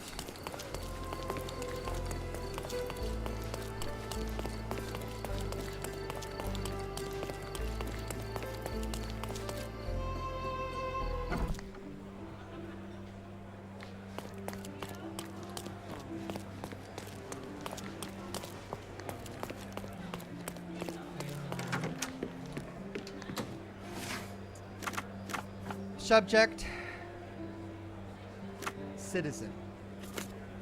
period, registry, occupation, districts, old city. Registry, legal documents.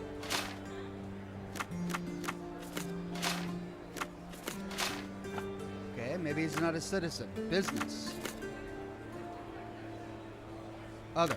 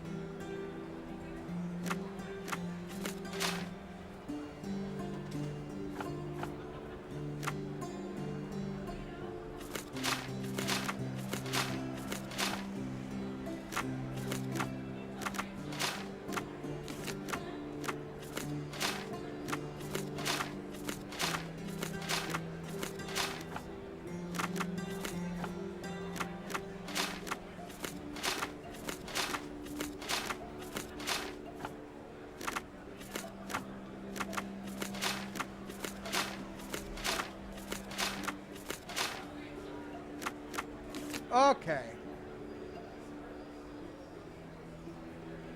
We know he's in Old City. He's a prominent person, but what exactly is a prominent person?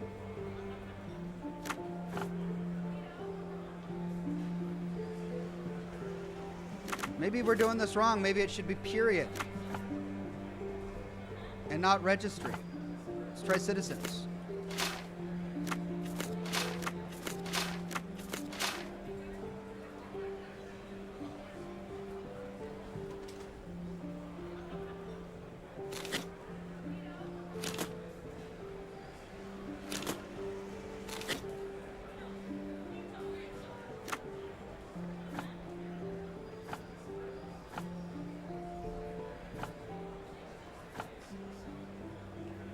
Well, it mentions him being a prominent person, so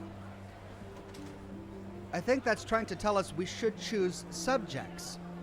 So we know we have to choose districts. We know we have to choose subjects. Really, we have to decide between period or registry. We know that it's current period because he's a famous artist still alive today, so that would be the British period. But it's not picking up for any of these options. So then it can't be period. We tried registry.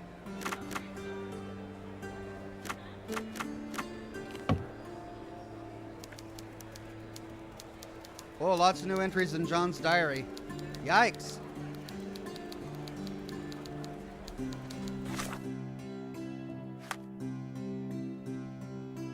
Sherlock knows I hate the time spent tediously scanning papers. I am certain he could do it faster. Is he trying to avoid me? Wow. He really didn't like that. There are far more interesting activities than digging through the archives. We could be drinking or exploring, but who listens to me? What did I do in a previous life to deserve this dusty tomb, this curse of confinement amid yellowing papers, moths, and misery?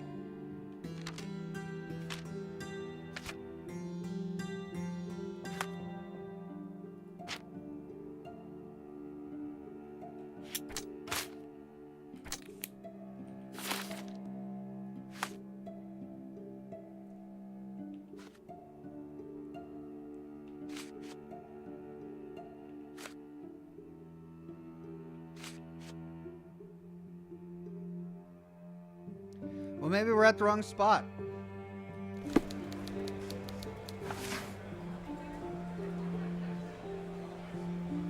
But this really would be the best place to find information on the address of a person.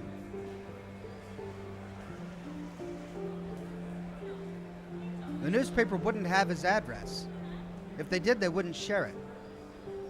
I mean, did he commit a crime? Maybe the police have his address. Let's try again. District, Old City, subject.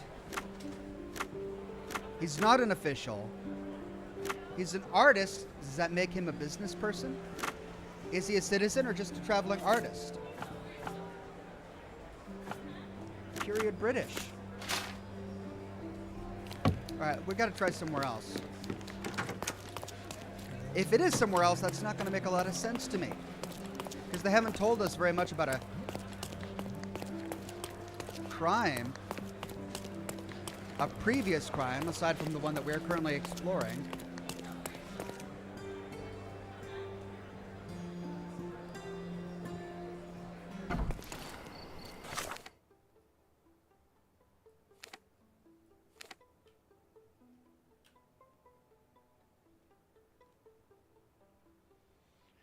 Well, maybe he did have some problems with the law in the past, and the cops might have some information on it.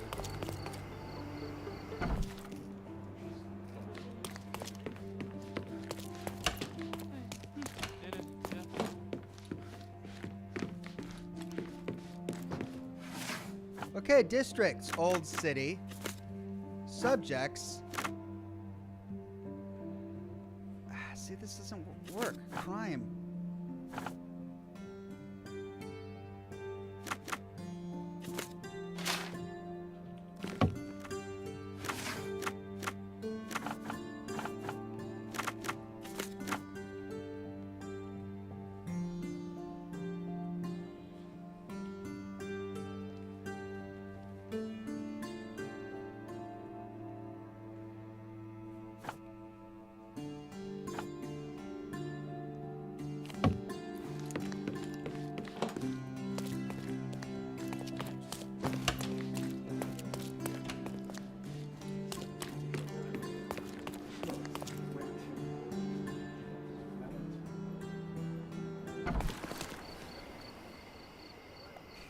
Tezugari says Mercurio is a painter by occupation. Yeah, we tried that though at City Hall.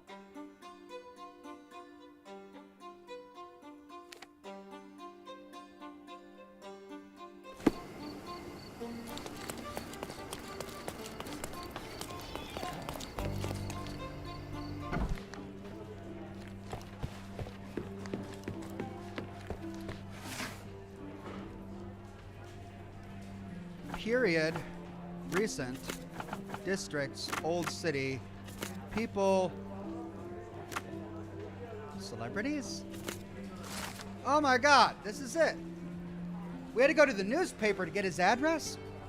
The brawl at Artists' Sellout. The past week has brought us a new scandal regarding the local so-called artistic hire society. It all began at the painting sellout named by local artists as the Dance of Decadence. The director of a publishing house, The Lion, Darren Turwick, broke the idol by throwing a chair at a decadent artist, Boniface Mercurio. As Mr. Turwick said later, he did it because Mr. Mercurio brought dishonor to his name. The column writer graciously reminds the reader that recently Mr. Mercurio was spotted with Mrs. Turwick at a coffee shop. I see. Afterwards, an orchestra conductor, Kurt Gallagher, smashed a painting across Mr. Turwick's head to protect his friend Mercurio. A large brawl started, including a large number of the customers. After a protracted fight, the police arrived. All the high society brawlers were arrested and placed under guard for a week. What a breathtaking event it was. As your loyal personal advisor, I suggest that you obtain a souvenir from the sellout. Unfortunately, it has since ended, but Boniface Mercurio himself invites our readers to visit his home and purchase one of his paintings. You will find him at the address Hermes Avenue between Scarlet Street and Olive Street in Old City. There we go.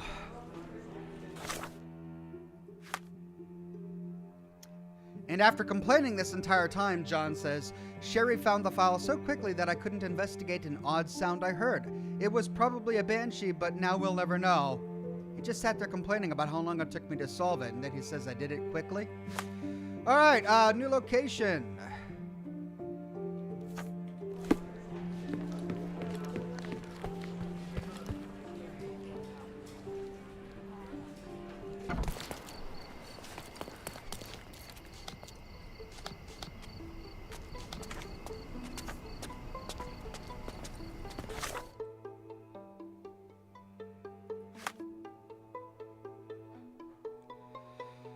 Old City, Hermes Avenue, Scarlet Street, and Olive Street.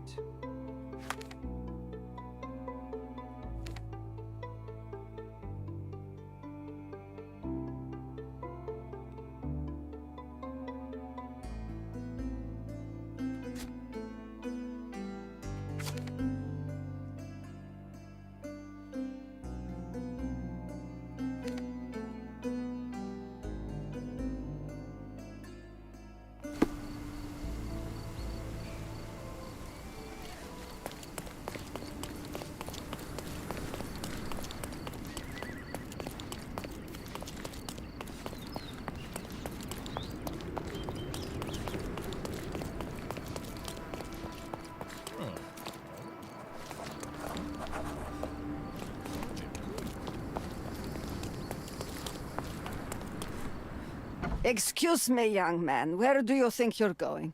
Greetings, ma'am. I'm looking for the... I don't care who you're looking for. You shall not pass. No visitors allowed. I wish to buy a painting from Mr. Boniface Mercurio. Is he at home? Dearie, tell me, because old age has made me blind. Did someone write Information Bureau on my forehead? Because I'm not here to answer your questions. Entry is for residents only. If you aren't a resident, please leave, or I shall report you to the police. Oh, great. I gotta play dress up, do I?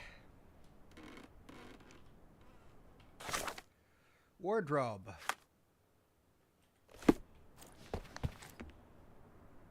Alright, well, I guess I should look like her.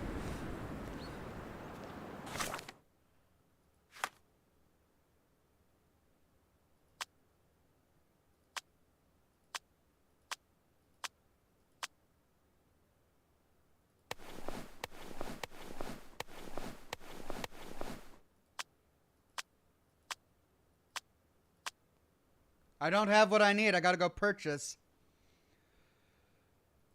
I gotta go purchase a local outfit. Okay.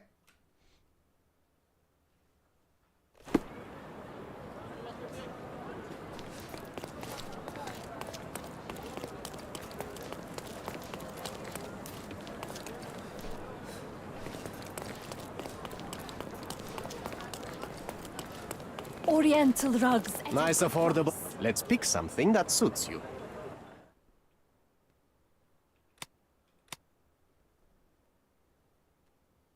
Okay, something that a local might wear.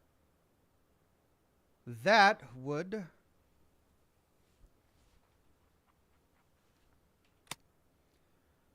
As would that.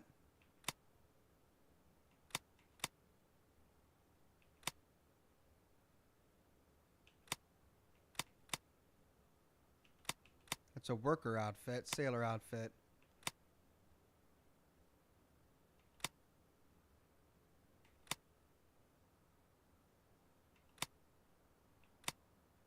Whoa.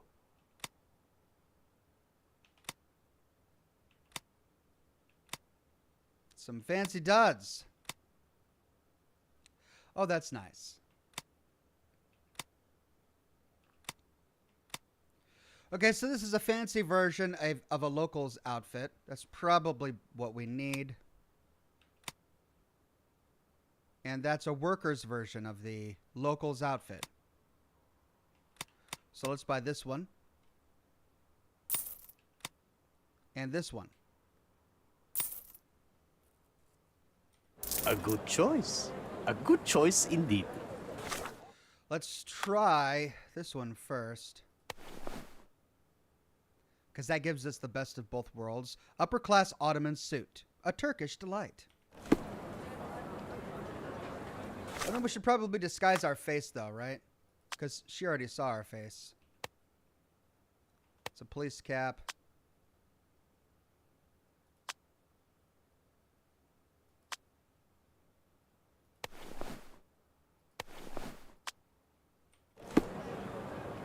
Don't pass by. Welcome. Let's pick something that suits you.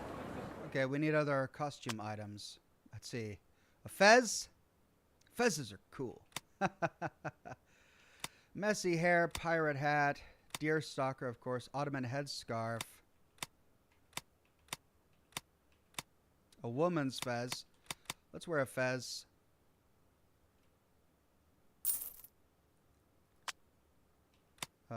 Probably, yeah, square glasses. Lots of different makeup options. Let's try.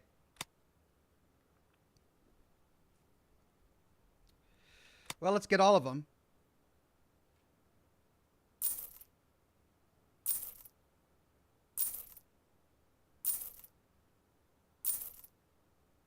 Because they're cheap.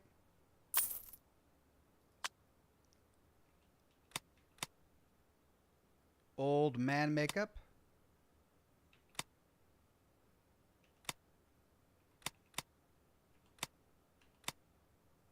Artist's tan powder.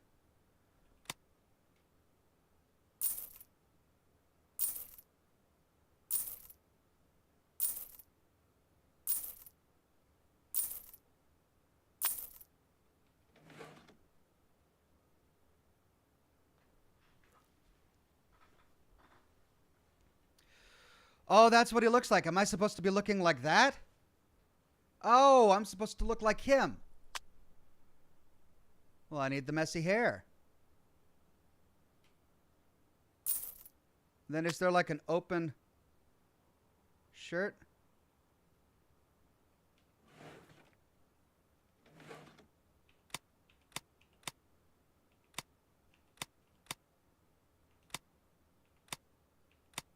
Yeah.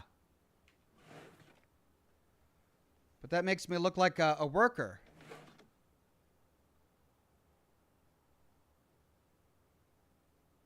But that's exactly what he's wearing.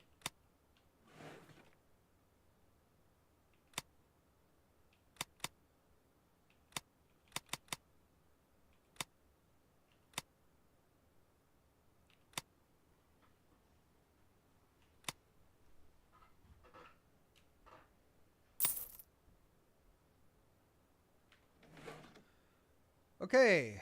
A good choice. A good choice indeed.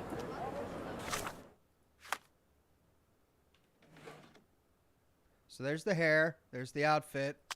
He wasn't wearing a hat. Wasn't wearing glasses. Let's take that off. He had a scruffy sort of appearance there. Makeup. Was he wearing any makeup? He had a brawl recently. Fake bruises. Black eye makeup. Artist's tan powder.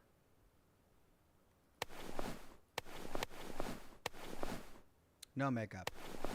Let's do fake bruises because he was in a brawl, right? All right, let's try that. Don't miss out on my unique clothes.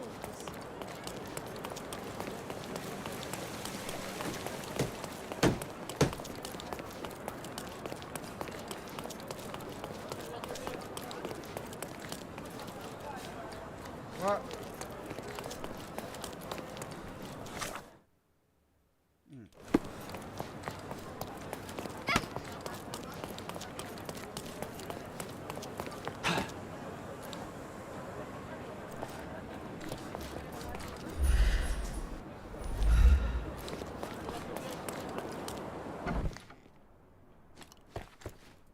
Boniface, sweetie.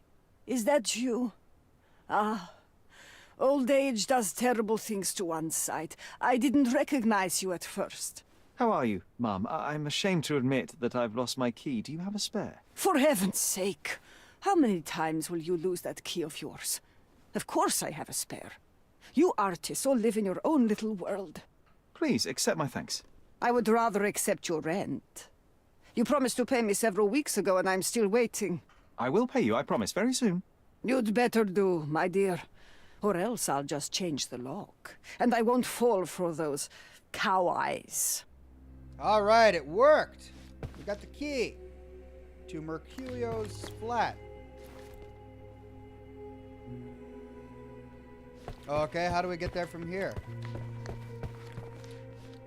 Ah. Are they gonna tell us which number it was? There it is. Uh-oh.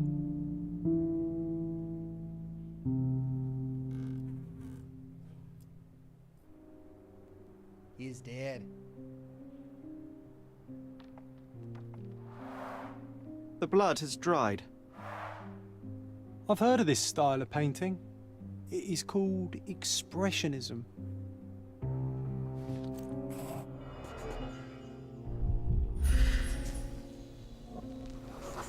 Soft torso Judging by muscles. post-mortem rigidity, the body lay here for 1 or 2 days.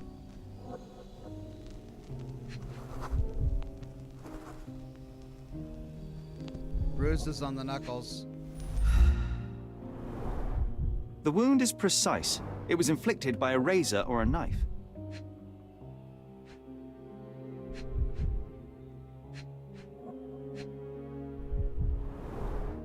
Soaked in blood.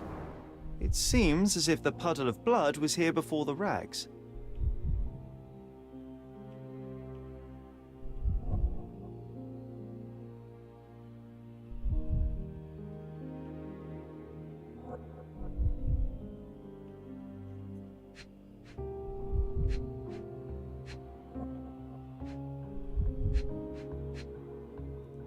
Okay, we're missing one.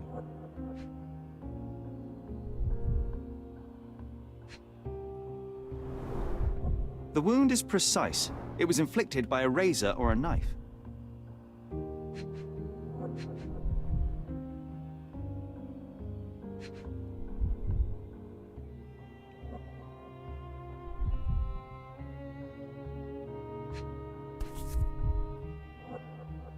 Could be the murder weapon.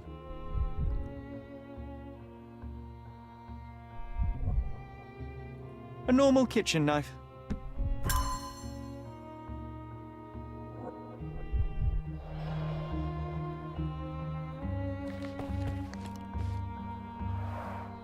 The chest has been searched.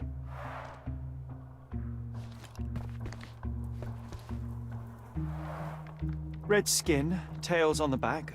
Reminds me of Werder's description of the stolen painting. There it is. They did show it, but it wasn't as graphic as I had feared.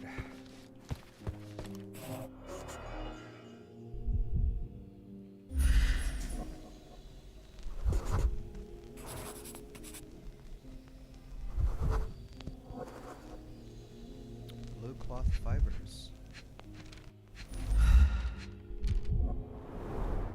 It appears the wine was truly awful.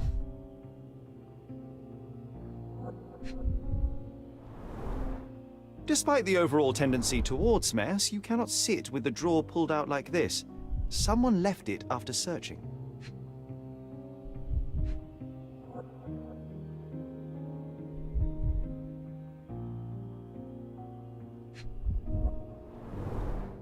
I wonder where he got that fancy camera.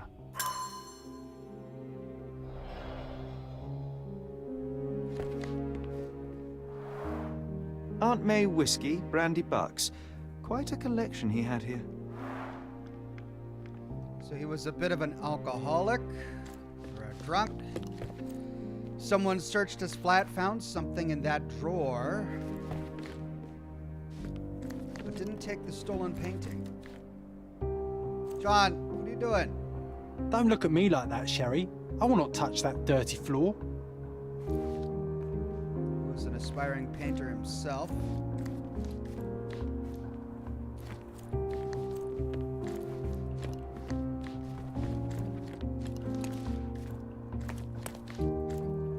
Bathroom.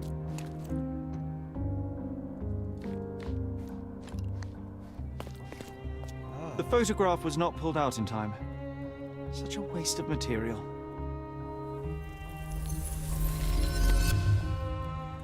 The photograph was not pulled out in time. Such a waste of material. The photograph was not pulled out in time. Such a waste of material. Here we go. Look at this, John. Isn't it our stolen demon?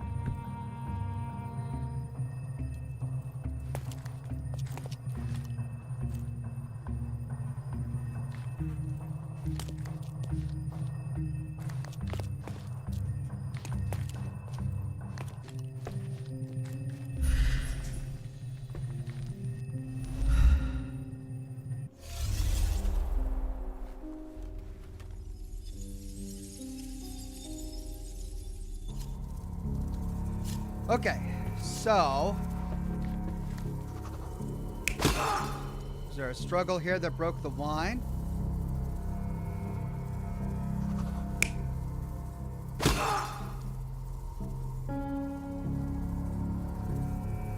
Well, we don't find any evidence of broken wine bottle on the victim's head.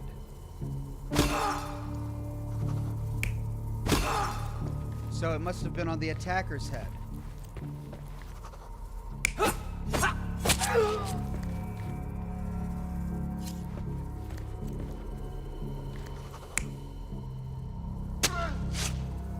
He slit his own throat, huh? Oh, okay. That wouldn't explain how the body got all the way over there.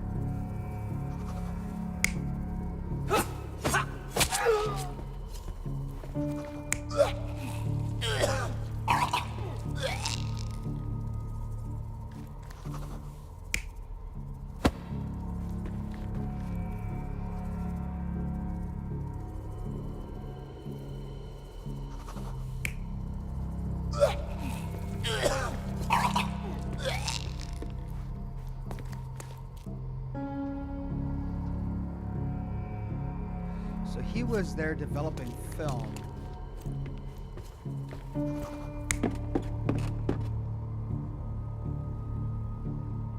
Saw him rifling through paintings. Or he was sitting here looking at a painting.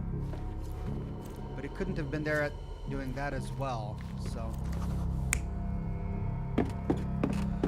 okay, so he's sitting there developing film. Intruder comes in, starts rifling through the paintings. He comes to defend it with a wine bottle or something in his hand. Breaks out into a fist fight over there where he gets the attacker with the wine bottle. The guy picks up the knife. See, he's reaching for the knife that was on the table, uses it to attack him here, whereupon he gets him on the ground and slits his throat. Mercurio was developing photographs when the intruder snuck in. Mercurio heard him coming. While the thief was searching the chest, the painter ran towards him with a bottle in his hand.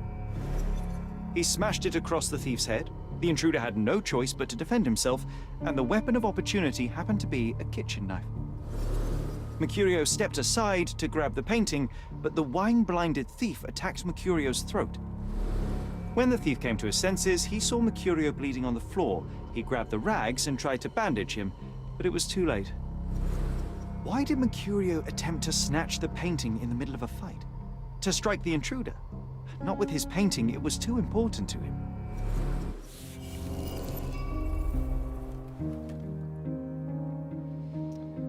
Looks like we gotta do some Mind Palace stuff.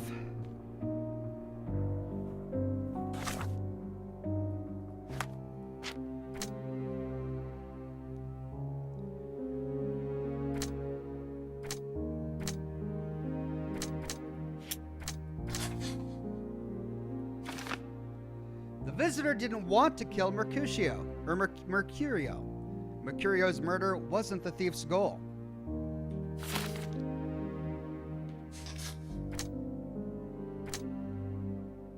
I don't think it has anything to do.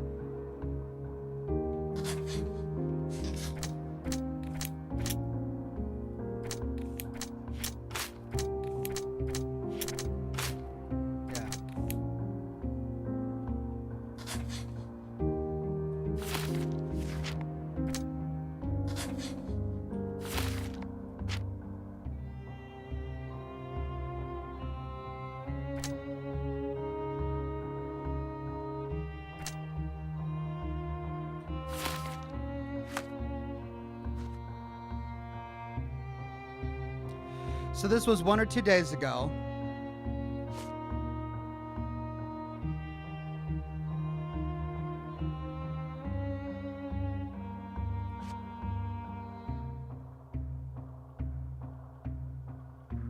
But why did Mercurio want to grab the painting in the middle of a fight?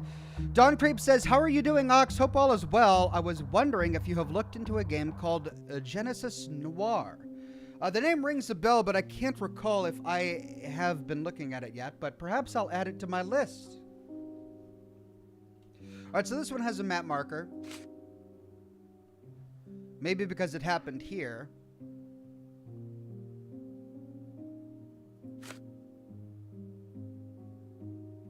We pieced together the scene. Do we go back to talk with what's his name? It's time for some chemical magic, John. Ah. We've got the photograph now.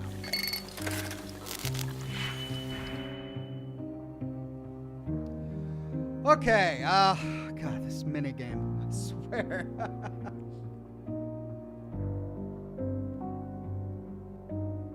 Well.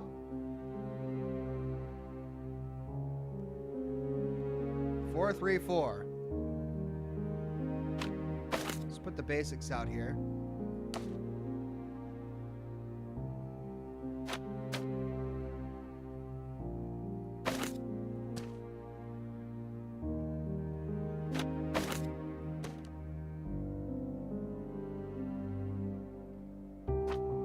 What's this?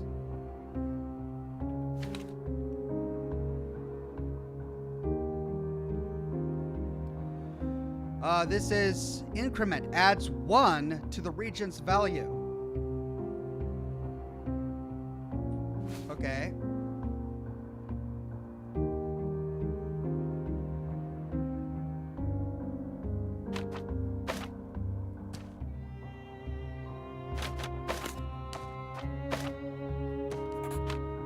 That gets us to 4.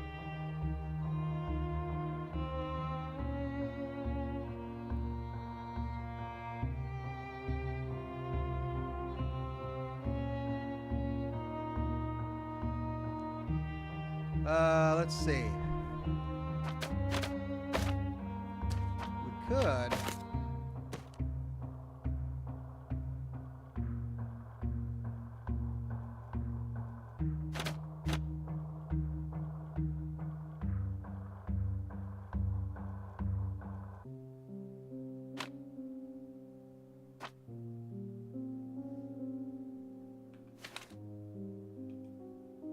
That combines the two.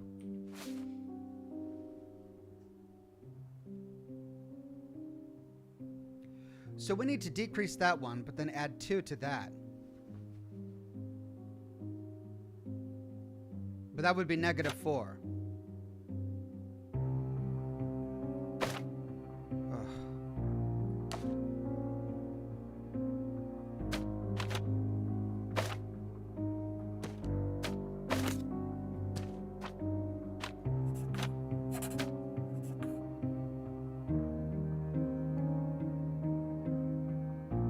Now we just need 3.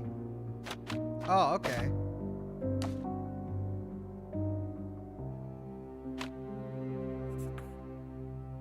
Oh, we can only do 1. That's fine.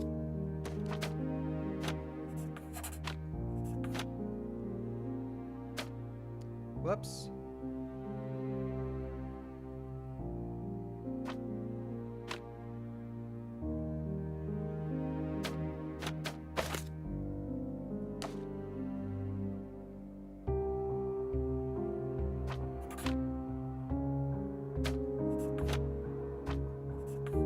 Four, 3, 4.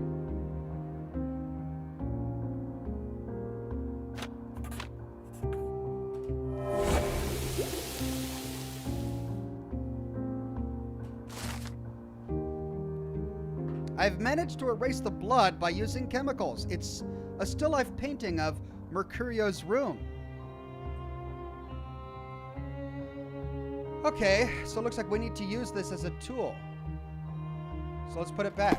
That doesn't look like the painting we need, Sherry. As expected, but that doesn't mean it won't tell us anything. Let's put it on the easel where it belongs.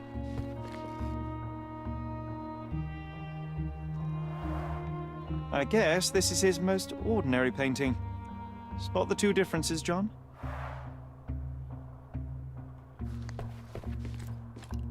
If the intruder didn't take it, the skull should be somewhere here. Nothing behind it.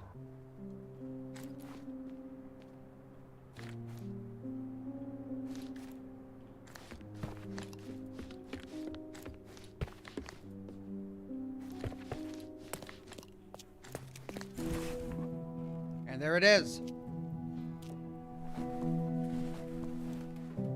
Monster was actually a man. Poor girl. John, you ought to be thrilled. We are now hunting the devil himself. What were you saying, Sherry? I was too busy sketching the scene, you know, crimes and such like, daily routine. Did you find something? A photograph. It depicts a man in a red suit with tails sprouting from his back and multiple people in masks watching the scene. It all adds up. But the act of love, it wasn't given willingly, John. It was a violation. And the girl, she was with child. Oh my Give that to me now. Did you recognize someone? No. Although the victim is not from Cordona, she is African. Look at the ritual scars on her face. Get that image out of your brain. You have to continue the investigation. I must speak to the landlady. Perhaps she saw or heard something. Sherry, you cannot tell her the truth about Mercurio. It will hurt her. John, that's illogical. Sooner or later, she will come here and discover a corpse, and I still need to talk to her. Just avoid mentioning corpse, all right? Stick to the character, tell her to call the police. I'll take that into account. And wait here. I've redrawn the people in the photograph. Now you can proceed with your investigation without those horrific details. Yikes. Key evidence collected? Give me an all. No. But that doesn't necessarily mean that there's not more evidence here. You always take me to the best of places, Sherry. So someone was recreating this artist painting in real life.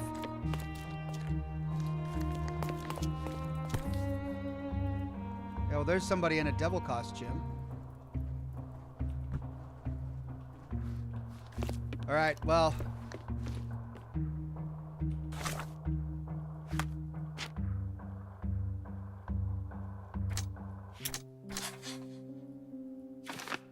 The visitor's intention might have been to locate the terrible photograph.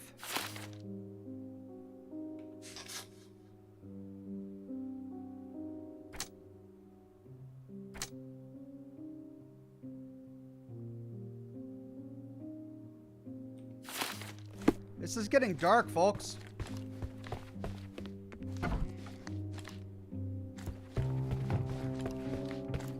Wonder if the neighbors heard anything. Can we talk to the neighbors? No.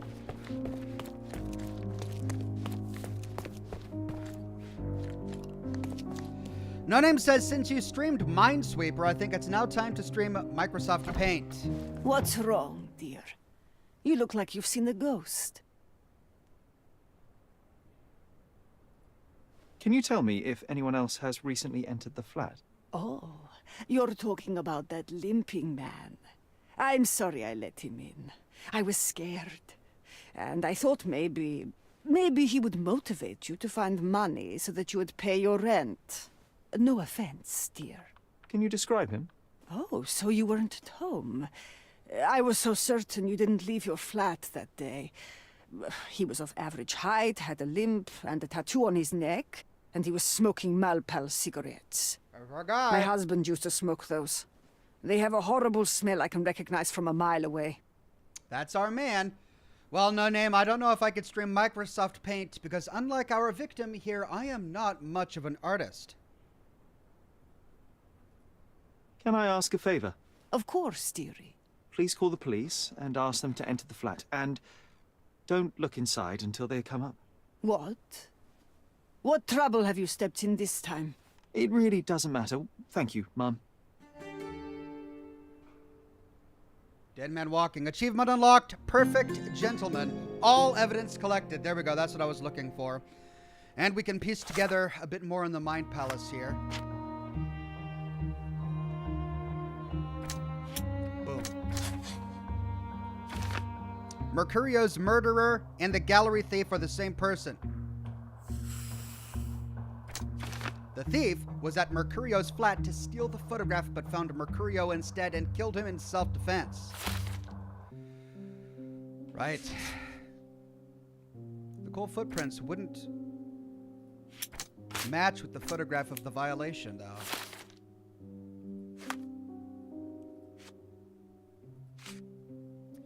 All right, so this is the sketch of the abuser in the photograph. He was the devil. This is the sketch of the victim, African and pregnant.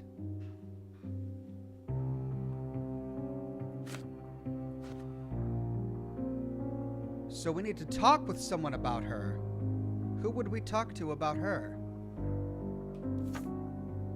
Can we talk to her? You're acting so strange today, dear. I hope someday you'll let me inside that head of yours. Phew, Sherry, that was close. But you did everything correctly. Now, take off your outfit. I can't let you walk around in a dead man's clothes. Okay, what are you gonna dress me in? There we go, it's a little better. Well, John, I'm glad you're proud of me. Poor chap. Yeah, chap indeed. Who do we talk to about this woman?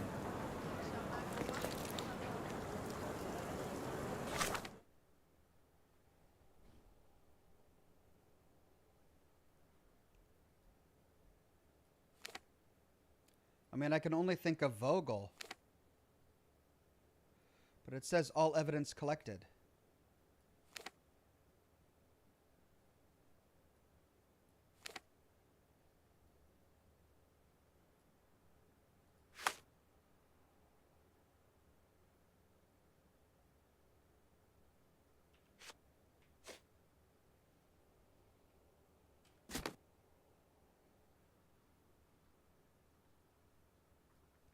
Let's go to Vogel and see if he knows anything.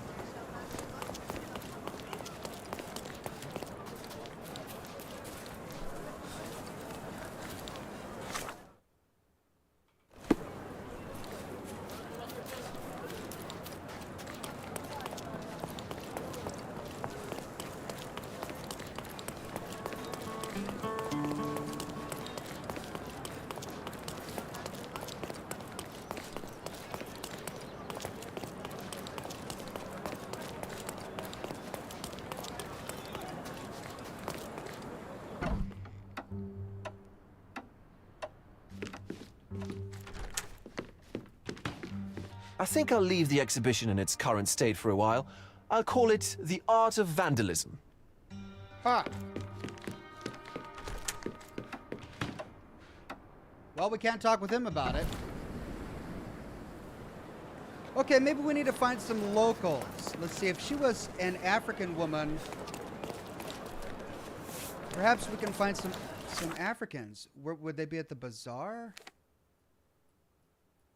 Maybe?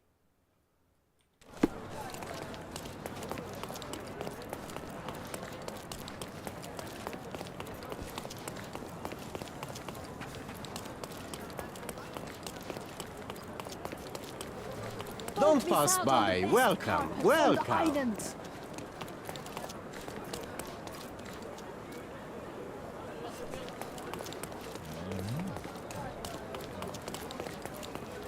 I should probably find someone in a tribal getup with scars.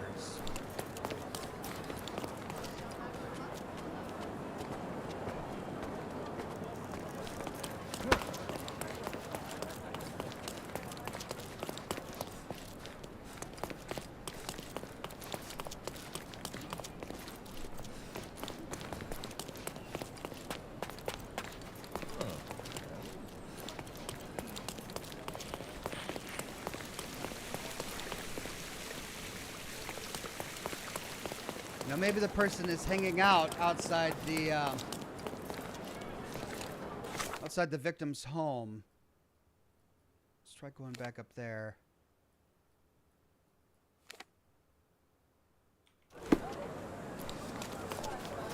Nice affordable rugs at a good clothes. price. Step right up.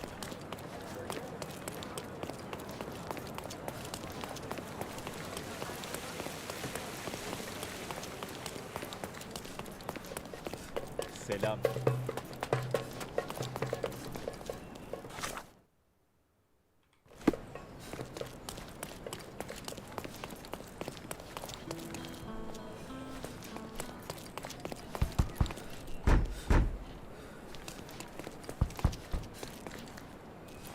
can't talk with him.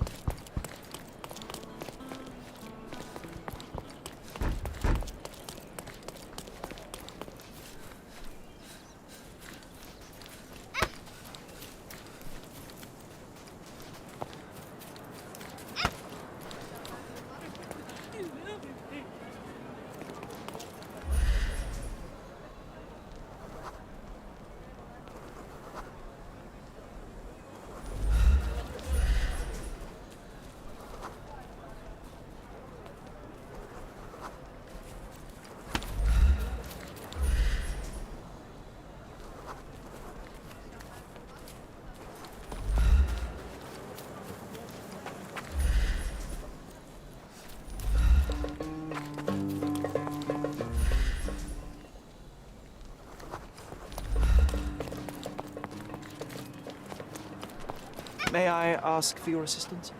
I don't talk to strangers. Okay, so Albanian. I mean, that's an Ethiopian orphan. Kurd, Arab, British, Crimean.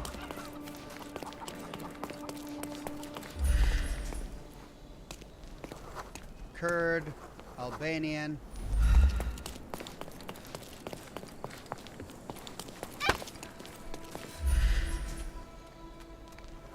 Cordonan rascal? What's a Cordonan? Could you help me? I have a question too. Who looks like an idiot in his fancy clothes? It's you.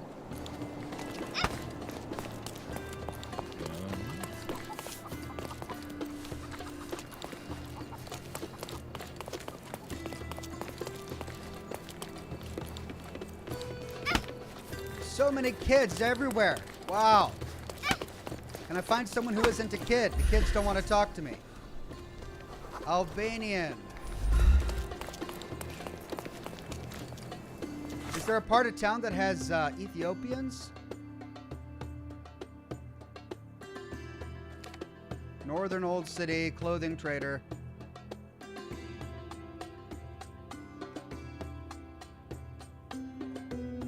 I mean, it would probably still be here in Old City.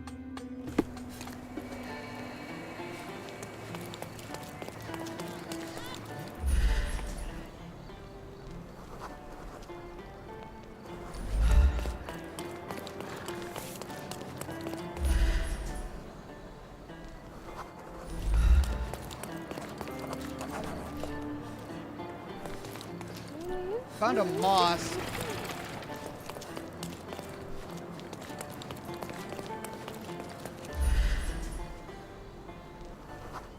Cordonan.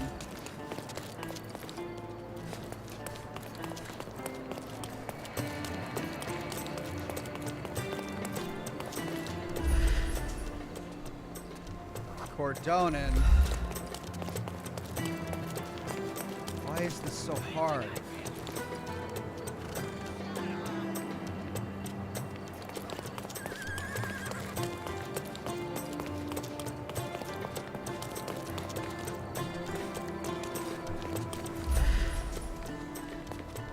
Somalian diver? Kleptomaniac? Is this familiar to you? I don't want my friends to see me talking to a spoiled money bag. Okay, maybe I need to change outfits.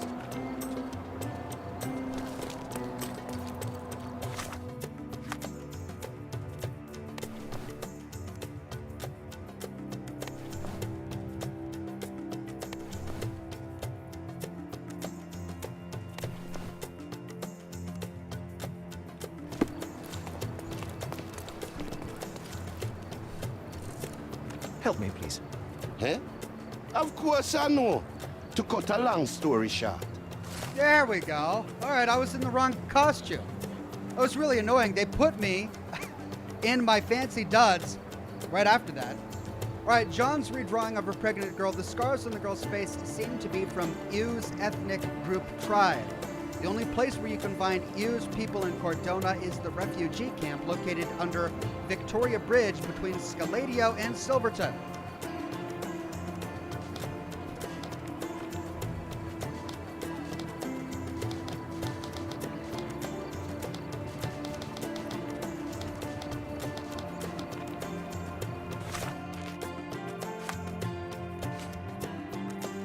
Oh, it added it there.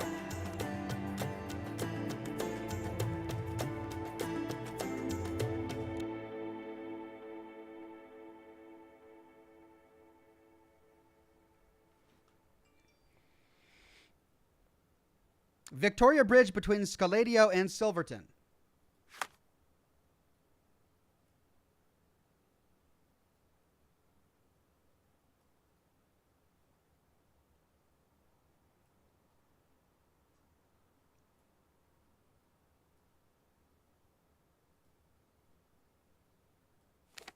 Rolling Bricks Bridge. Iron Bridge. Victoria Bridge.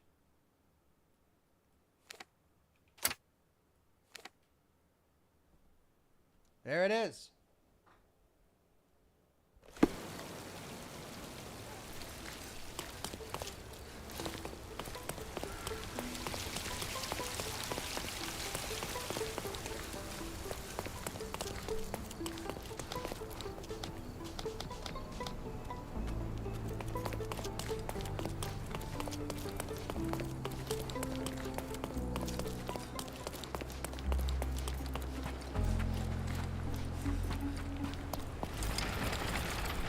New fast travel point, the Drinking Dutchman. Oh, but wait a minute.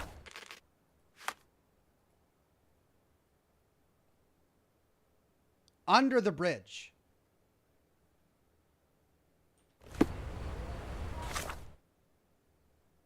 Okay, how do I get under the bridge?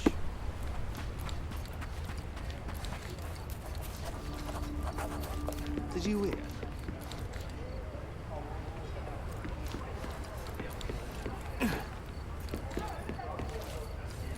Did you hear? Another sailor's drowned on the beach. What an idiot.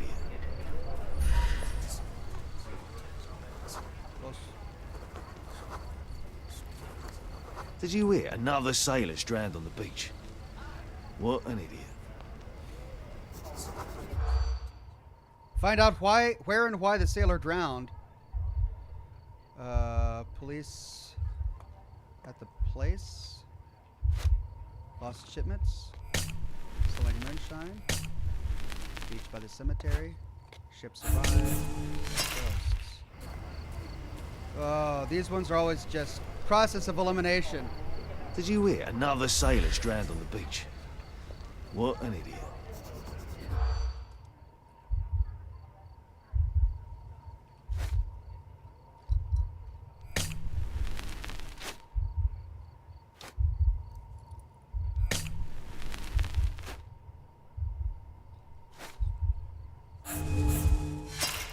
I'm getting them all wrong. Did you hear? Another sailor's drowned on the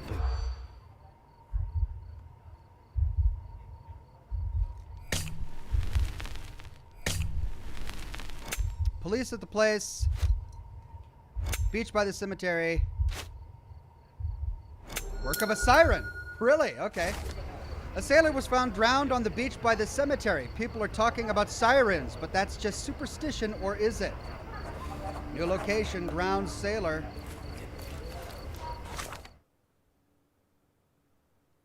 That's going to be the beach, but I need a... Oh, I see. There's all of this pathway over here. Okay, that's how I'm going to get under. New case, siren song.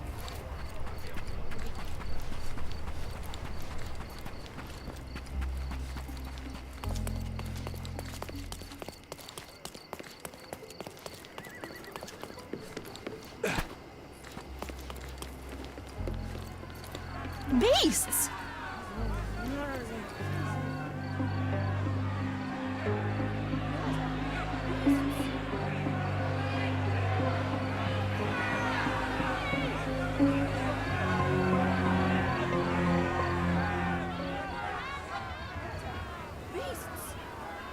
Murderers!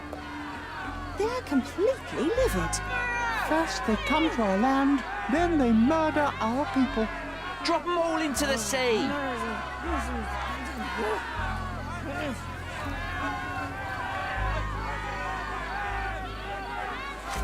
I should probably change outfits. Murder! Sir, this place is off limits to the public. Please state your business or leave, or I shall request that the police escort you out.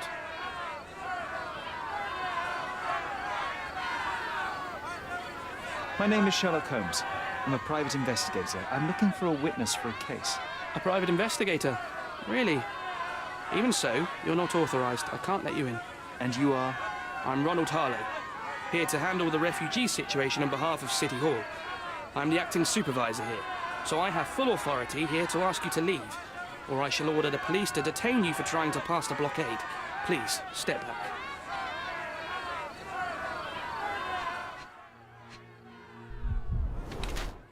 Pale, bags under eyes, works indoors, poor lighting. Overdressed, wants to look authoritative.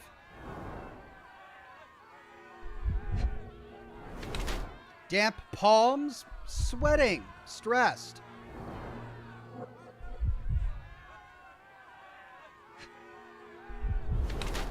Clean shoes, sedentary.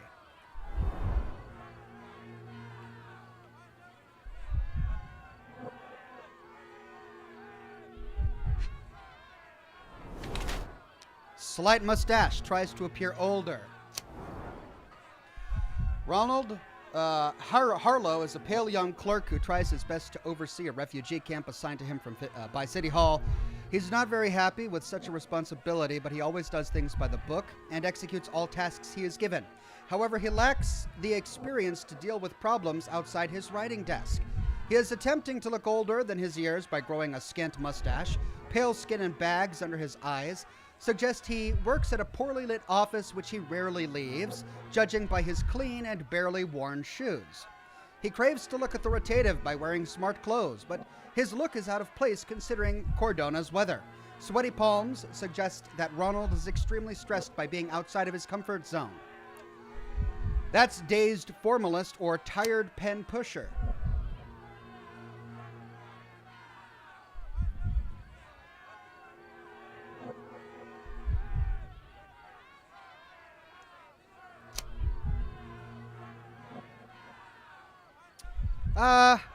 I'll go dazed formalist.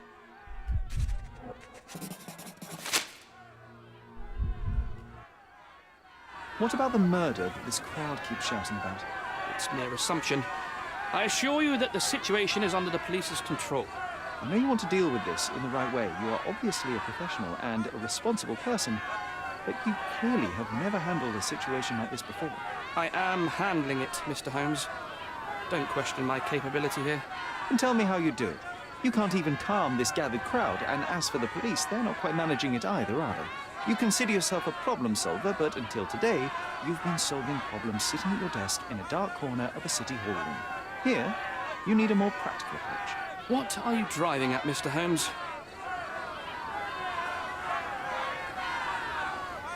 I can help you to handle the situation if you're truly interested in solving things quickly and quietly. And how exactly would you manage that? Simply tell the police that I'm with City Hall, and I'm permitted to investigate the scene. I'll work out the rest, but in return, I need your help finding my witness. She's a young refugee. She's with child, or was with child recently. Look, there is indeed a dead body inside the camp. So even if the girl you are looking for is there, all the refugees are now being detained and interrogated by the police. They won't allow you to speak with her, and I can't do anything about that until the situation settles down. So it's in our mutual interest to settle it. Oh. I suppose that things are bad enough that I ought not shy away from help. All right, Mr. Holmes. I'll tell the police to allow you to come inside. Just tell me when you're ready. Mr. Harlow, how did the refugees end up here exactly? Oh, so you're not from around here yourself? I've been away for some time, but I read the papers. Yes, this whole story has been in the papers for almost a year now. They were smuggled to Cordona on a ship from Africa. Smuggled? Then why didn't you deport them? The smugglers managed to sneak them to shore and hide them inside an abandoned warehouse. When the police raided the warehouse and found the refugees there, the ship was already gone. We aren't even certain as to which ship it was. We have busy shipping routes with other colonies these days, you see. So you decided to lock them up under a bridge? There was no other option. We're still trying to work out what to do with them. I only hope we'll find a humane solution. and not put them on a raft and float them out to sea. Fergus Fox on Facebook says, "Now then, Oxhorn, how are you doing, my friend? Just out of interest, have you ever played Mortal Shell? No idea how long it's been around. It might interest you. I have heard of it. I'll go ahead and add it to my list and examine it later." Mr. Harlow, what exactly do you do here? What are your responsibilities? What I do and what I am responsible for are two different realities, Mr. Holmes. On paper, I am in charge of the camp territory, security, provision, and the refugees in general. What I actually do most of the time is knock on every City Hall door trying to obtain some funding, or at least rations for the camp. Are the police here on City Hall's behalf too? They are, minus those who came here after the body was found. The governor won't let the refugees disperse into the island, so there's a significant police presence guarding the camp. Naturally, they answer directly to the police. I have some influence here, but I'm not their direct authority. I'm ready to take a look at the scene. All right. Go inside the camp and find Inspector Tewkesbury. He's the officer investigating the scene. Tell him I sent you. Say you're an independent expert from City Hall. He'll fill in the details for you. I'll find my way with words. Thank you, Mr. Harlow. To evidence updated. So they keep these refugees under a bridge like proverbial trolls. No wonder the people outside are so disturbed. Let's see what the new evidence is that I got. All right, so we need to use our sight ability to look around and let's see. Yeah, we need to use our sight ability. Probably not here though.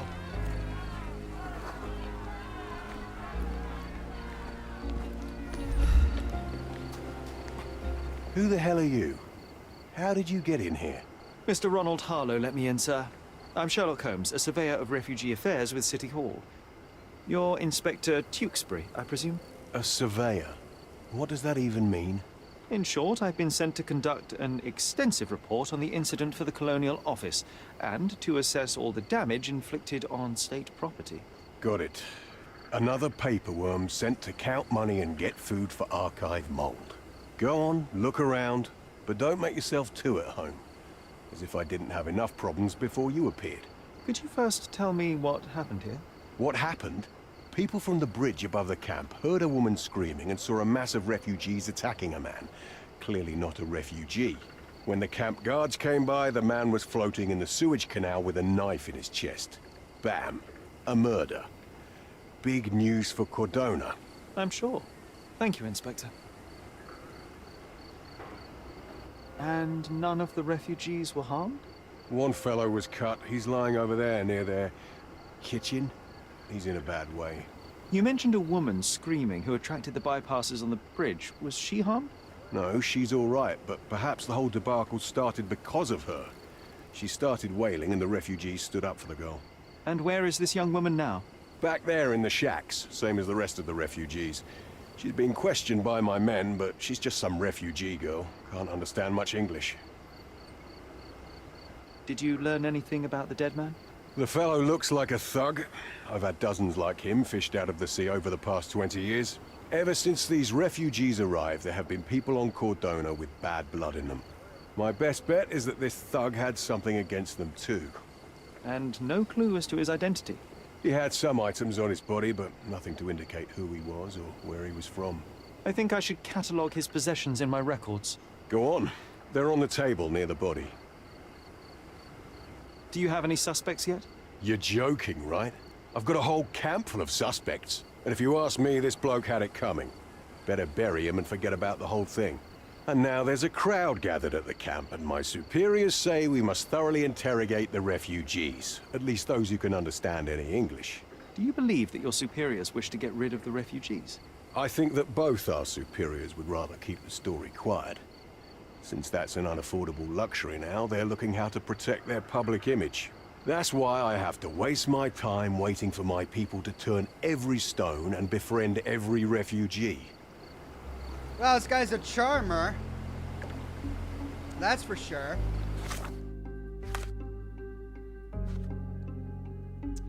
Okay, a man's body was found in the camp, according to Inspector Tewkesbury's version, based on what witnesses say they saw from a bridge. The man was killed by a refugee mob and thrown into a sewage canal. The inspector allowed me to look at the body and its possessions and come up with my own version of what happened. And we are still examining the scene. Oh. Here we go again. Number of hours on Cordona before stumbling upon another dead body? 0.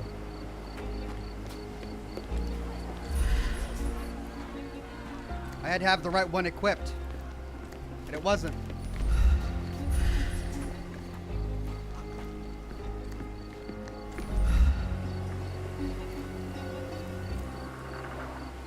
Clearly a left handprint here.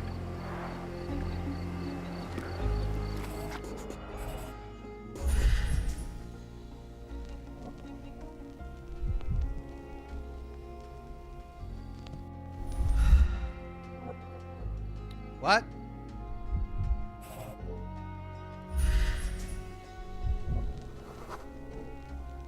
A blood trail leading to or from the canal.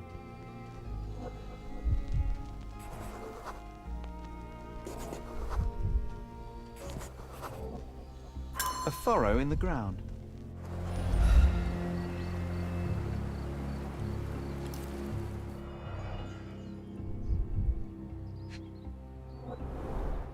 Someone bled profusely here.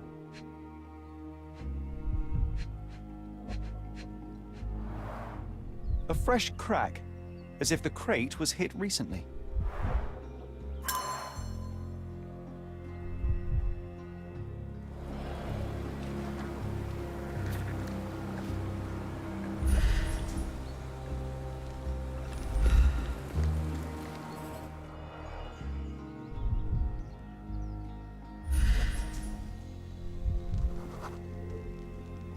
Police boots. Always happy to trample evidence. A man's footprint. A heavy boot with a worn-out sole.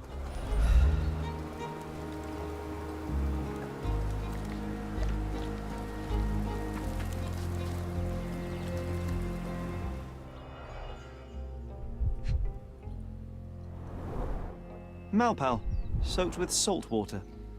Yes, but how many other people smoke Malpals? Not just our murderer, I'm sure. Though it is good evidence to find them here. £1,000.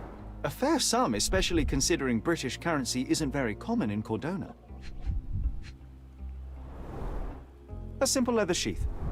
Perfect for a dirk.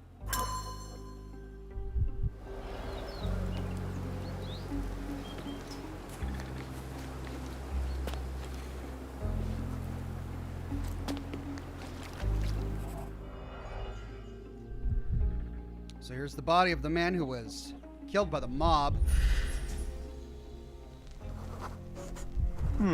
Coal dust under the nails. I don't see much coal around here. Oh.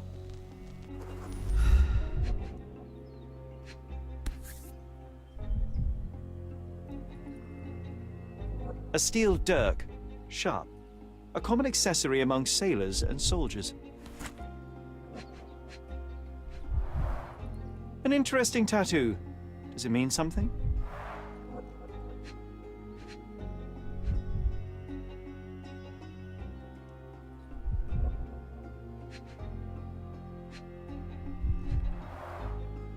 Heavy boots, with one sole far more worn than the other.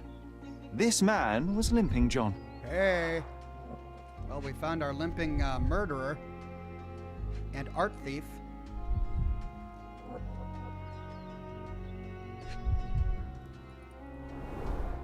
I'd say the blade penetrated upward, however the wound is too messy to be certain. A violent death. But this man, limping. Coal dust. I think we're onto something here, John. New Mind Palace clue.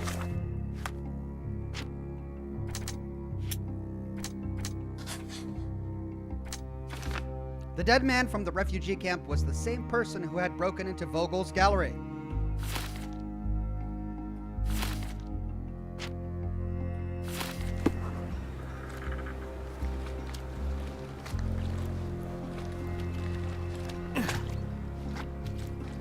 Such a they find mess. out about the passage, Let's figure it out. go to hell. Find out what the passage is for. Old sleuth. Money. Jack's in office. Low salary. Take refugees out. Public eye.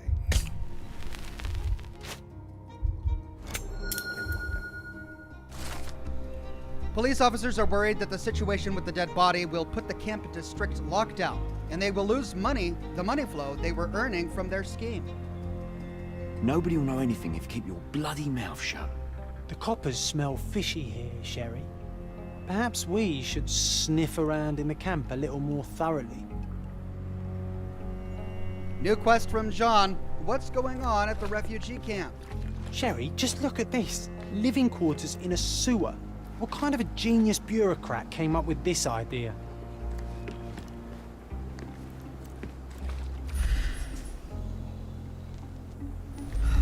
We have seen some dark places in Cordona, but this...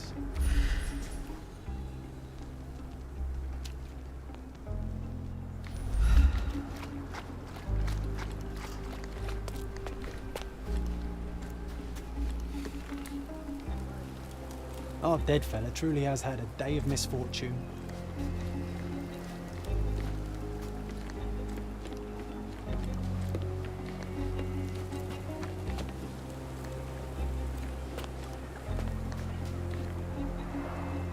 Oh, carnelian agate beads, a traditional African adornment.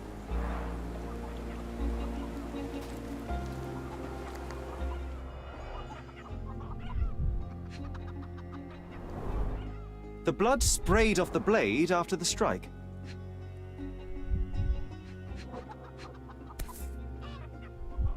No hint of blood or impact.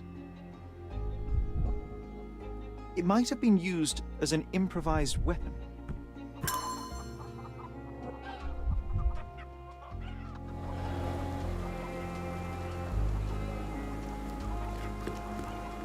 Such a mess. Let's figure it out.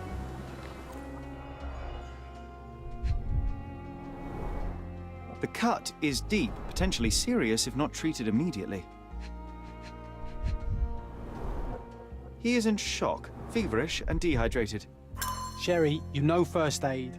Surely you have a duty to help this man. You can't leave him to certain death.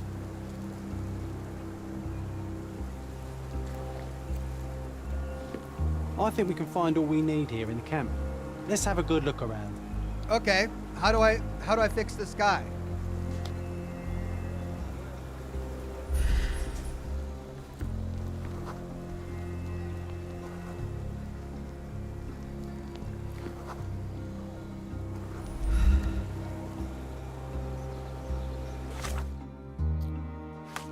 Let's see. Okay, so we got to still search.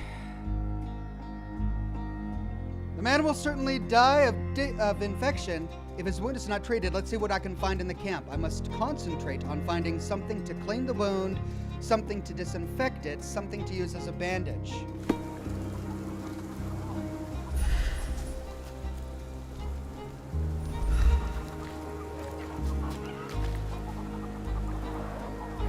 Someone was dragged against their will.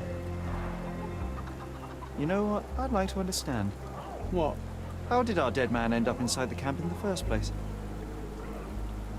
The refugees have been detained and will not leave until all the circumstances are clarified.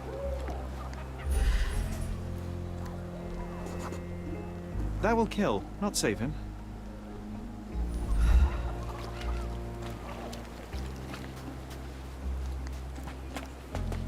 Ah! Just washed. Better than nothing to bandage the wound.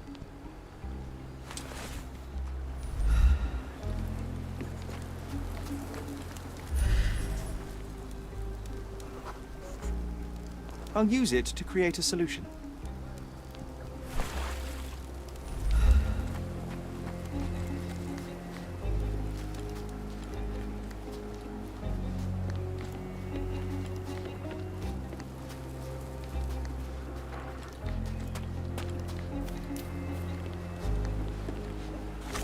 Okay, let's use it to create a solution.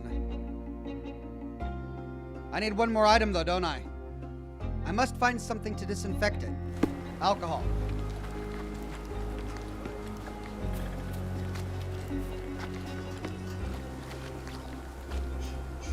No.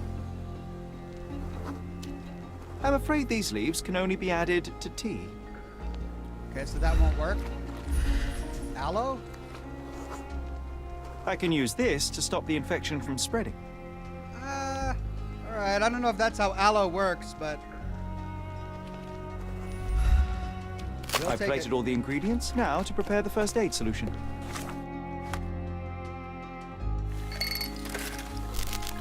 Oh, this minigame again.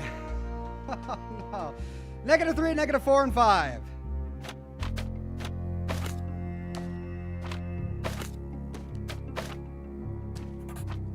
-3.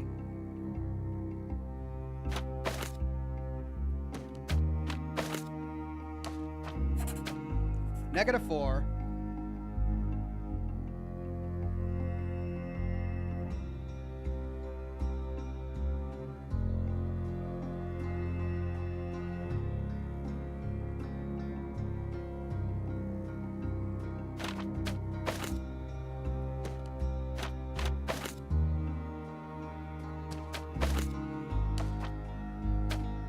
Five.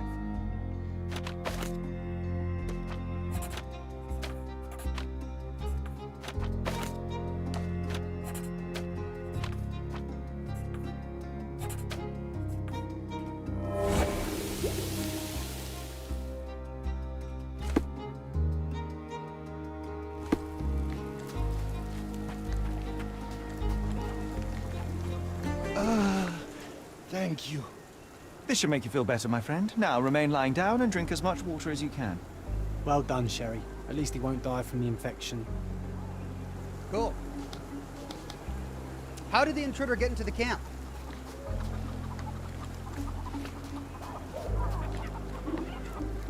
Back off.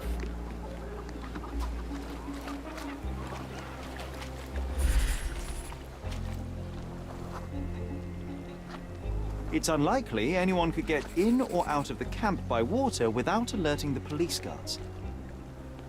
Okay. So not by water. There's this tunnel.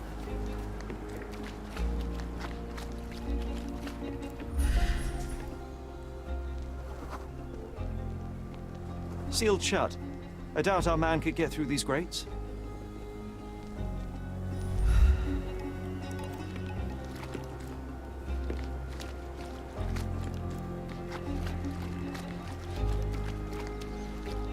So he climbed down, maybe.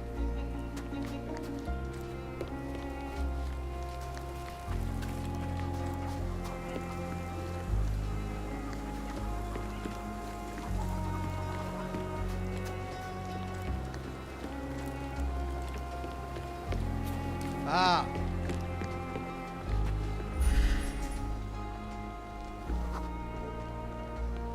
No, it's too short for these walls or cliffs. Oh.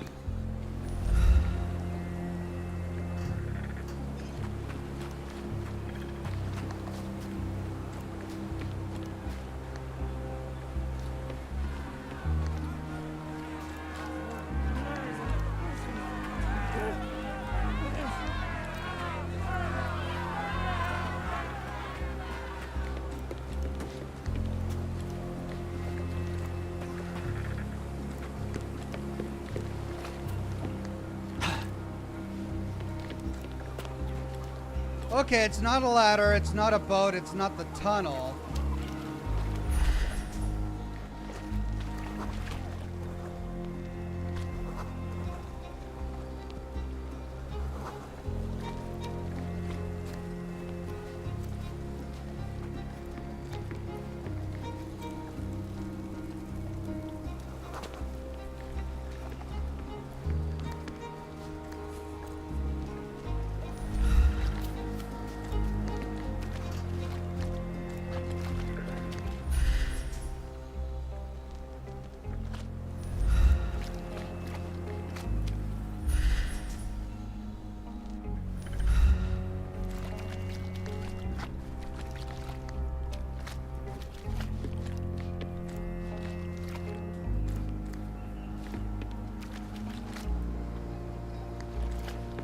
Well, blimey, they're making this one difficult.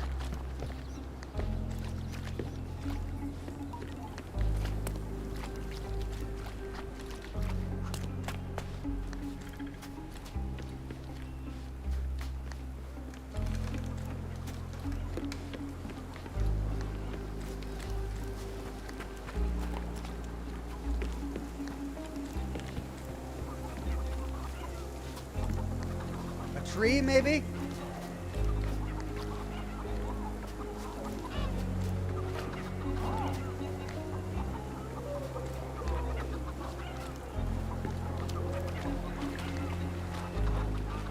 But I can't get over there to examine the trees.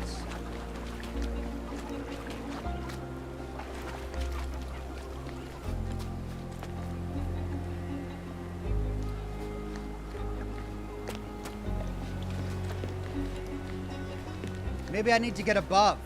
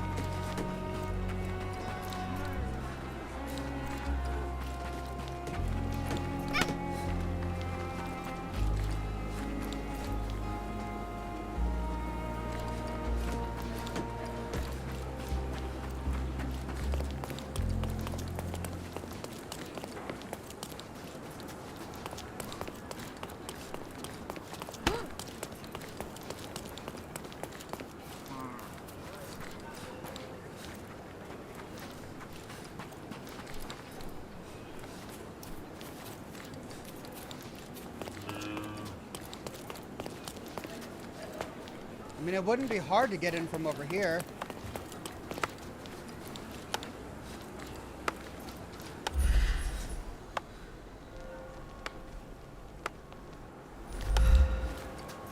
This is overlooking the camp.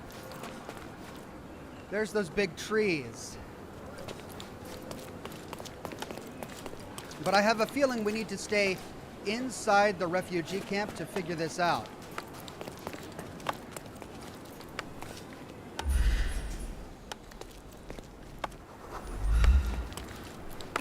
So maybe I'm being too complicated.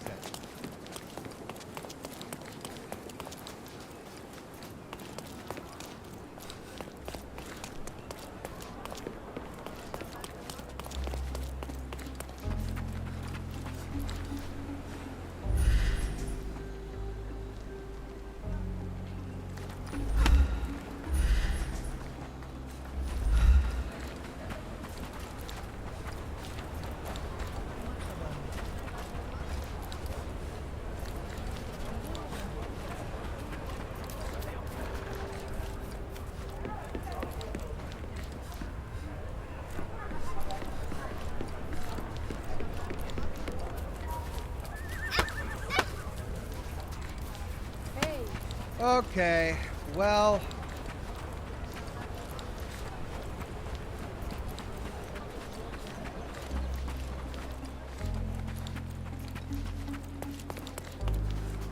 I'm at a loss there.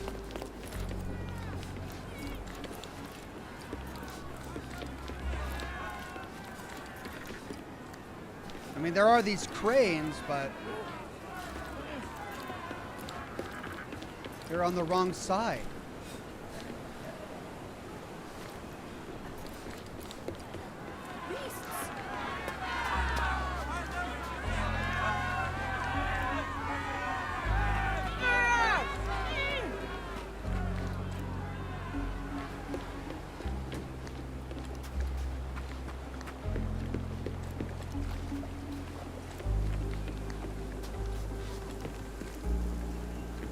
Well done, Sherry. At least he won't die from the infection.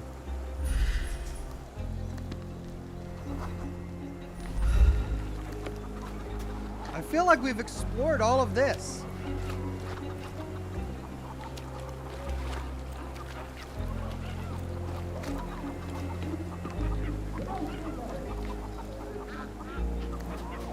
back off.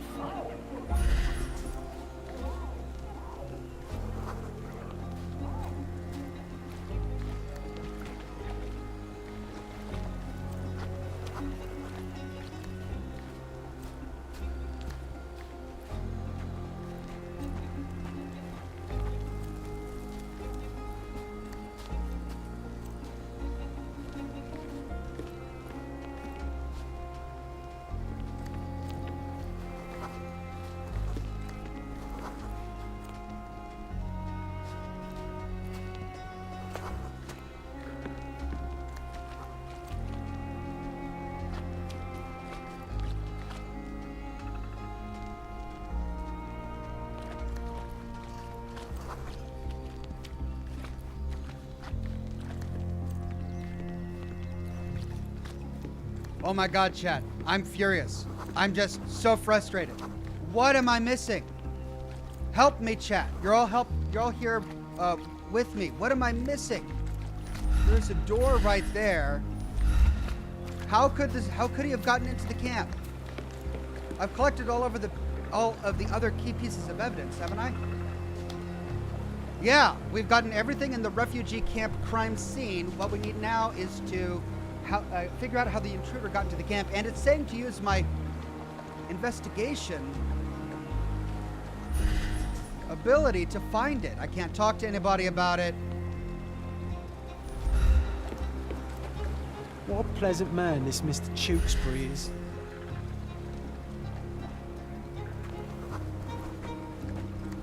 I really don't want to have to look it up.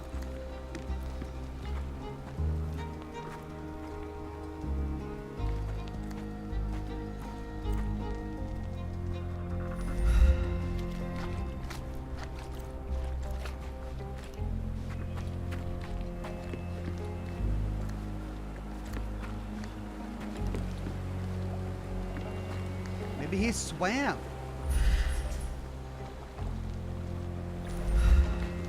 But he was over here when he was attacked. There was a heavy thud, right? Well, carnelian agate beads, a traditional African adornment. Those are the beads. That's where he was attacked.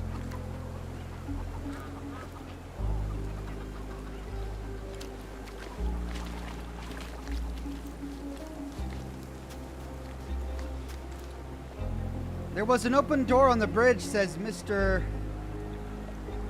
Bick Marty. Was there? All right. Well, that's the bridge. If he was going to sneak in... Okay, well, maybe he did that. Maybe he climbed down there somehow.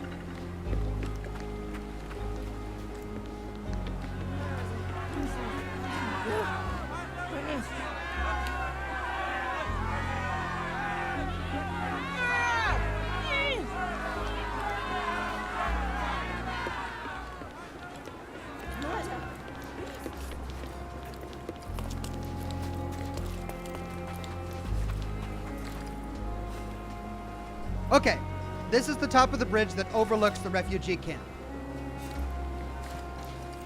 He could have climbed over here.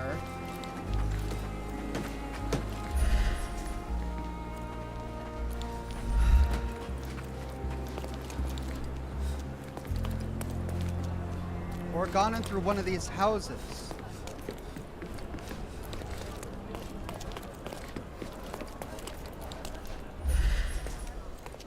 This is the house directly adjacent to it. Carlos says he was limping, so climbing/swimming is out of the question. Bribery? Oh, bribery. I mean, yeah, you're right. He was limping.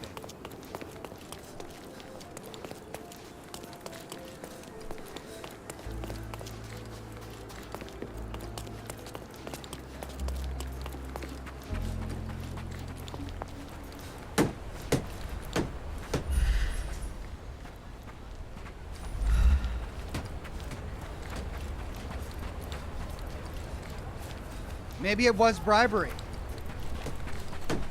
just talk about it.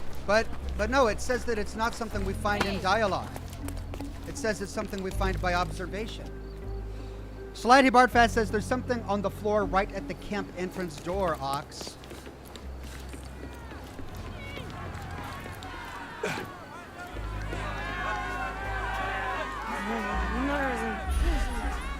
Oh yeah, you're right.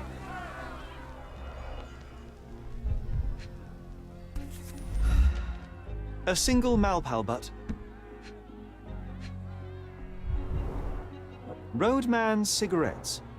A brand highly regarded by law enforcement officers. So there wasn't any sophisticated infiltration plan. The good old police just let the man into the camp. Now we have everything we need to get the full picture of what happened at the camp. Thank you, Slutty Bardfast. Oh my god, that was just infuriating.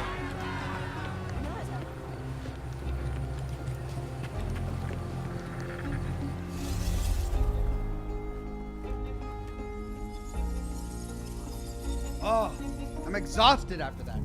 Time for a new cigar.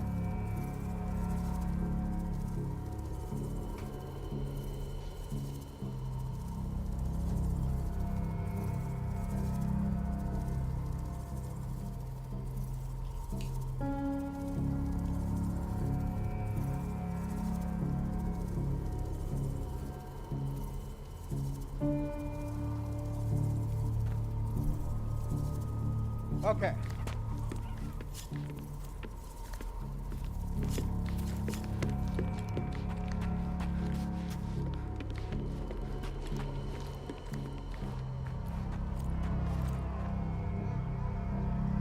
He talked with the officer who let him in.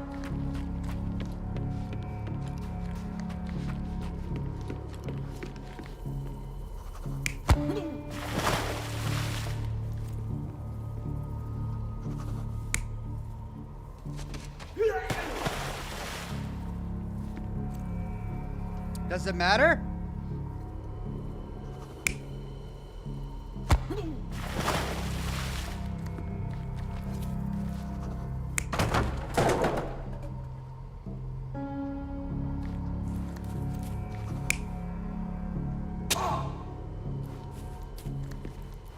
Oh, I see. So we're trying to decide between murder and him with the knife.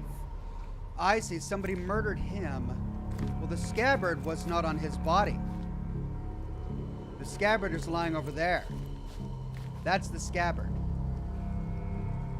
But it's also next to a bunch of Malpal cigarettes, which we know are his brand of choice.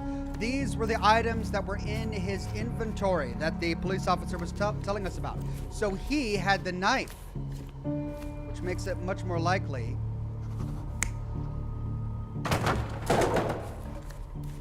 that he was holding it like this when he tripped. In which case, he stabbed himself and stumbled in.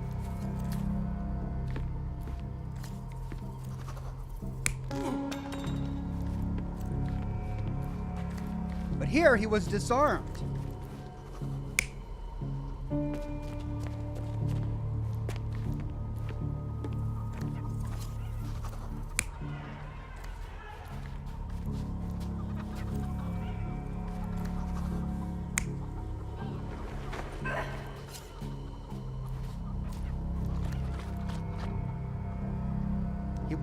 Oh, he was trying to steal the beads.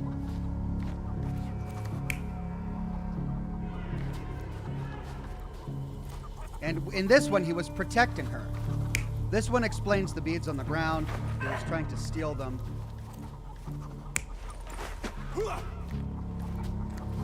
There's the improvised weapon.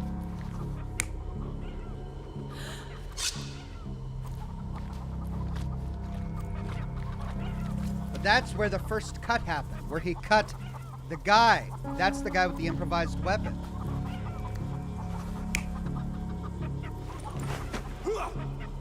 The difference between these two is this one has a cut. Slicing sound effect.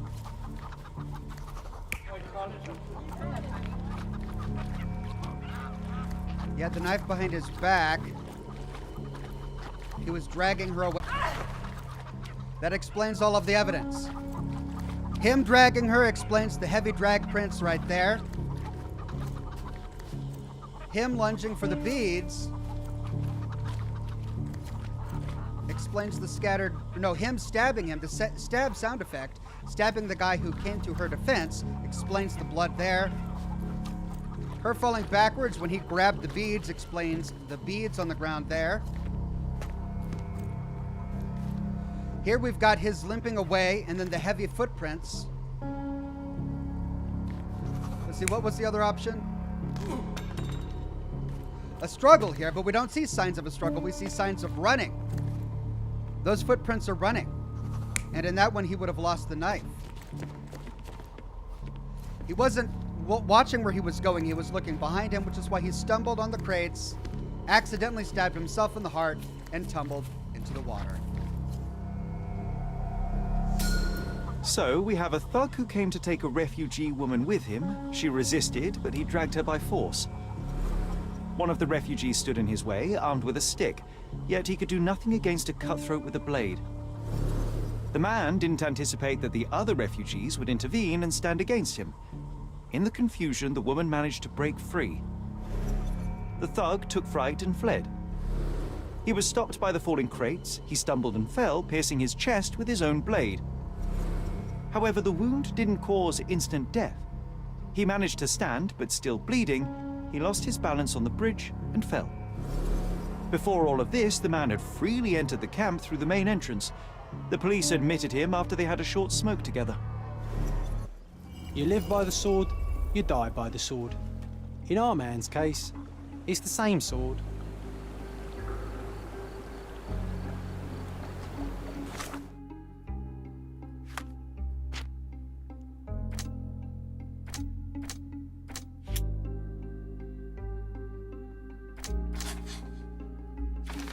The thug came to the camp intending to kidnap the woman. He had the opportunity to kill her, but that wasn't his goal. Which means a henchman, not merely a thief. He's not merely a thief, but also a kidnapper, a henchman who takes on various roles.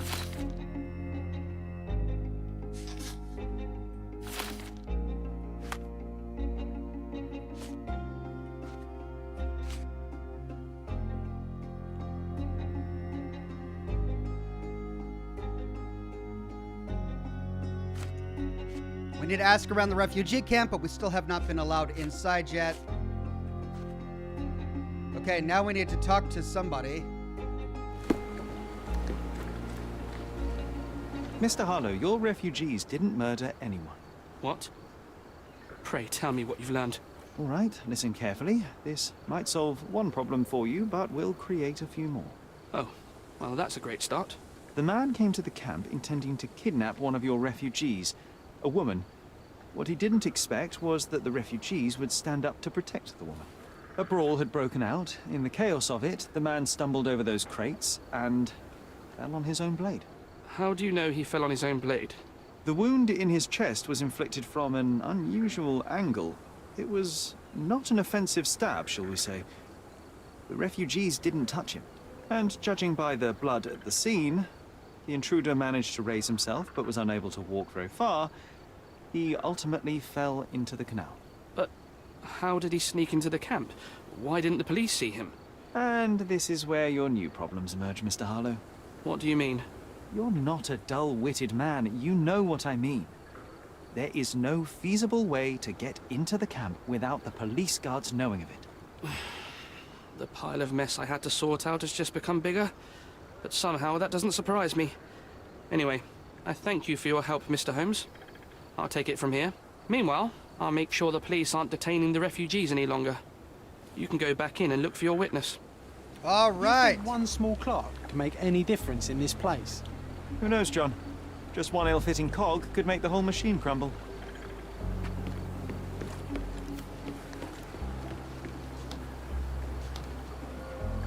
Now,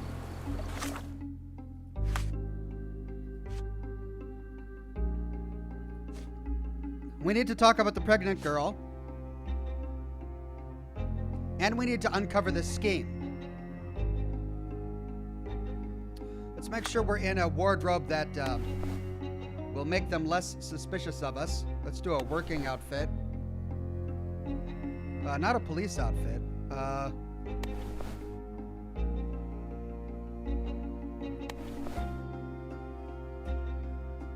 Yeah, that should be okay.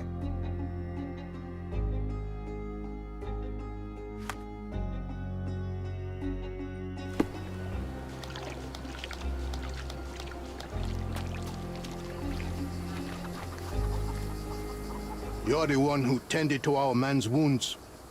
I thank you greatly. The police didn't allow us to help him. The police will leave you alone now. I've proven to them that the man who came into the camp died due to his own foolishness. Thank you for standing up for us. But nobody would help us without a reason. You're here because you want something. Yes, I do. I need to speak with the girl drawn here. The dead man came for her too. He wanted to take the girl away, but we won't allow her to be hurt again. What do you want from Nayla? Nayla. She was hurt some time ago. I'm here to find the people who did this and bring them to justice. And to find them, I need Nayla's help. Will you let me speak to her? Justice. There's no justice on this land. But you helped us, so maybe your words are not empty. You can speak to Nayla, if she wants it. But I will be watching you. Hello, Nayla?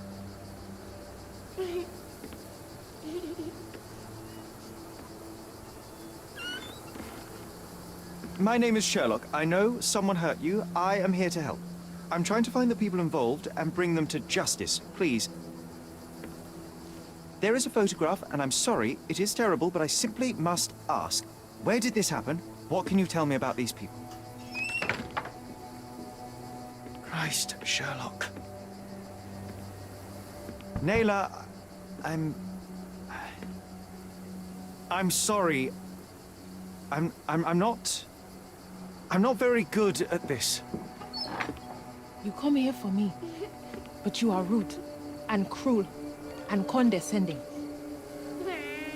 A cross. The man had this cross. Now go away. Leave us be. I do not need another white man's help. How were we rude and condescending? Oh, glad that wasn't me. Not my best work, John, by a long shot. Nayla doesn't want us meddling. I'm starting to wonder what this all achieves. But she helped you anyway. Now we know that maniac's face and the cross he wore, we can still catch him.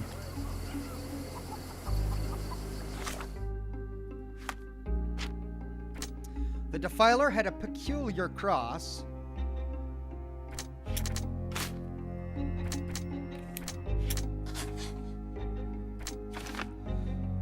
Badges such as these are usually awarded to high-ranking officials. The Defiler from the photograph might be one.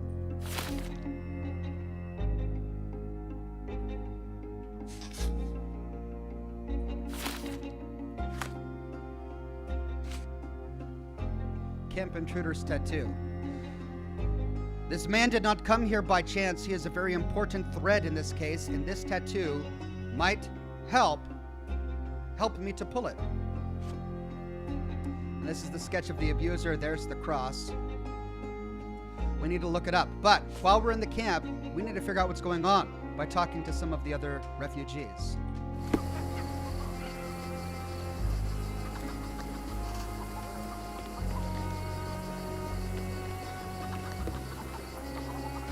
At least some of your kind have a heart.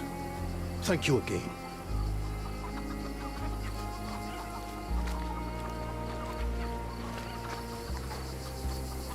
Do you know anything about this?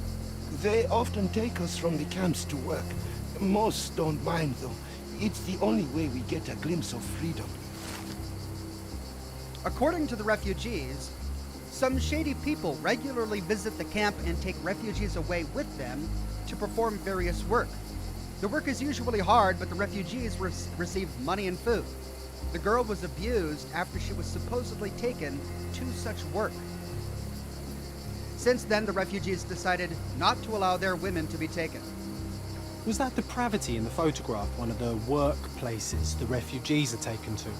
And all the while the police look the other way. Ugh, typical.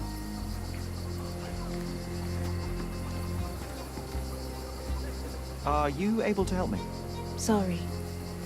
We don't see much here.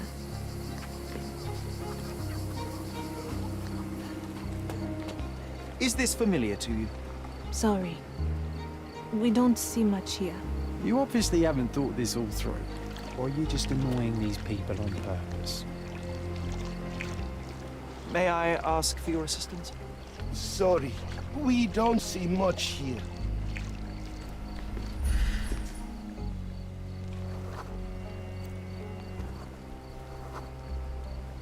Okay, but the casebook still says I gotta talk to some people.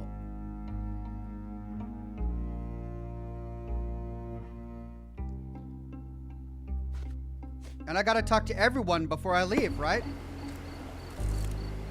Help me, please. Sorry, we don't see much here.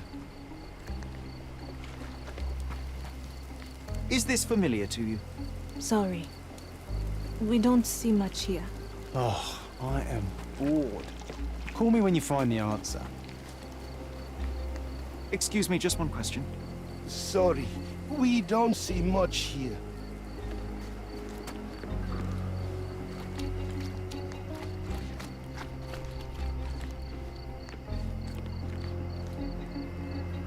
Is this familiar to you? Do I look like a fellow who has all the answers? No. This isn't working. You might need a different tack.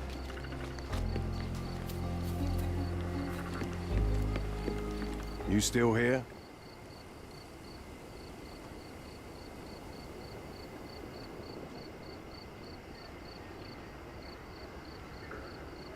The guards at the sewers were speaking about taking refugees out of the camp. Do you know anything about this, Inspector? Less than you do, obviously. And this doesn't bother you as an officer of the law? I can neither punish them nor put them on the right track, if that's what you're asking. Maybe your friends at City Hall could do something about it, but I seriously doubt that. To be honest, I'm sick and tired of being frowned on for my uniform. If those fine gentlemen you've eavesdropped on are in some shady business, that's on their heads. So there's a smuggling ring in the camp.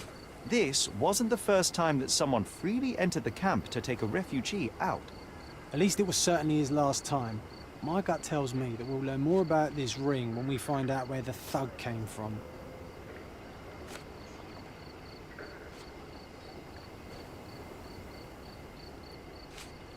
Your problem, not mine.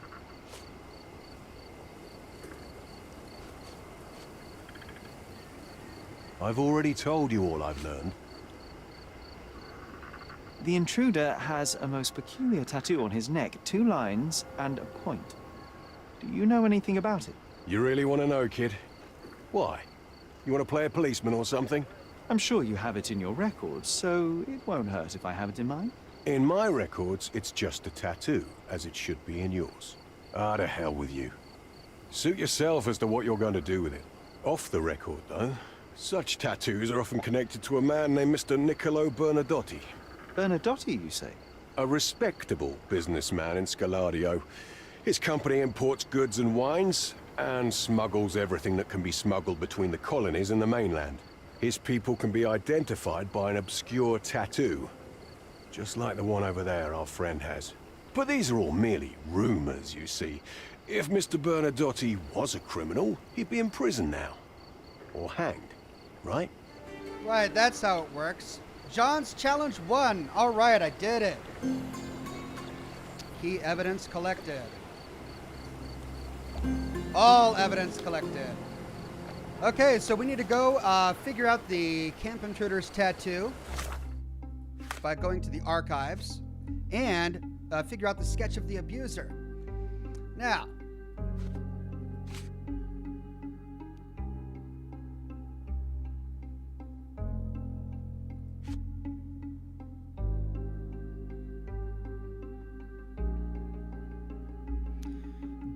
Bernadotti, businessman, Scaladio. Let's try the archives.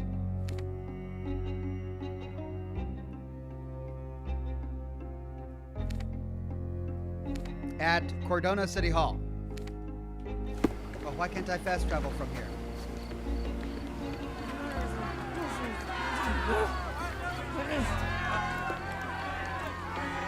Is this... I just need to collect my thoughts, Sherry.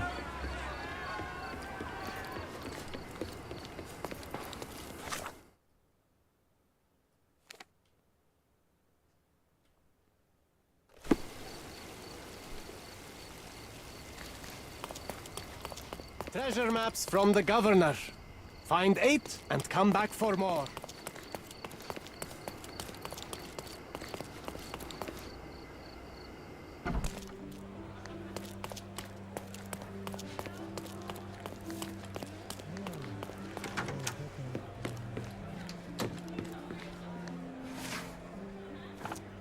Okay, so, subject.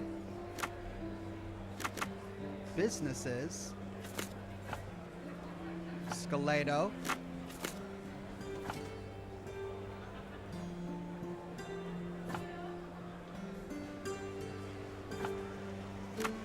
Legal documents? Yes. Bernatotti Company Limited Summary, established 1873 by Niccolo Bernatotti. Main office, southeastern Scaladio, Bazaar Road, near the crossing with Roman Road. Bernatotti Company Limited ships goods between African British colonies and the rest of the United Kingdom, including Cordona.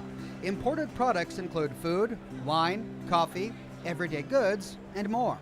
The founder of the company is Mr. Niccolo Bernatotti. Born in Sicilia, Italy, Mr. Bernatotti moved to London as a 39-year-old businessman. Later the same year, he moved his base of operations to Cordona, in his words, to be closer to the colonies he has business in. Since Mr. Bernatotti's arrival in Cordona in 1873, he has become a notable patron of the arts and an investor in Cordona's social well-being. Among his latest contributions is the purchasing of new equipment for the police station and aiding the governor in bringing an airship called Led Zeppelin across from Germany. Wow. What a lovely man this Bernadotte is, eh, Sherry? Can't wait until we get to meet him.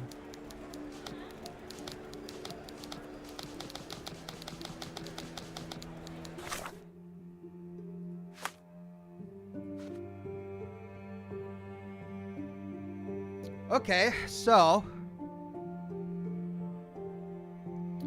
a cross-shaped badge, British high-ranking official.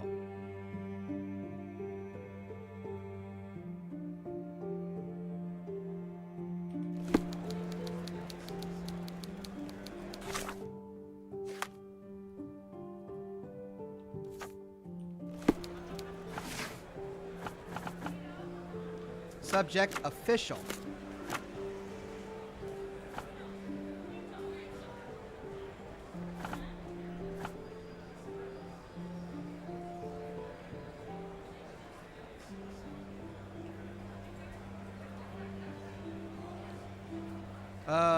Cross-shaped badge, British high-ranking official, period British, registry, occupation? Yeah! Thomas Norton profile. Thomas Norton, born 1840 in London, graduated from the University of Oxford in 1864. In 1869, started working at the Home Office as a secretary. In 1875, took a position as a military commissioner in India. Honored by the Queen herself with the Order of the Bath in 1877, 1st of March 1878 was appointed as the British envoy in Cordona with his own cabinet in City Hall. Oh dear.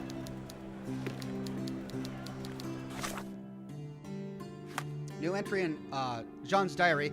I love a speedy archive search. Did they implement a new organization system? I've just realized I do not care.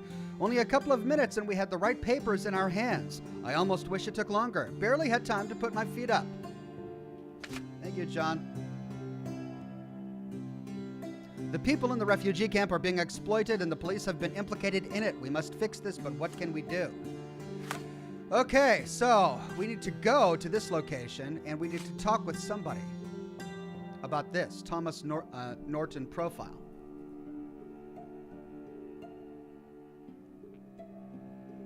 He's got a cabinet at City Hall.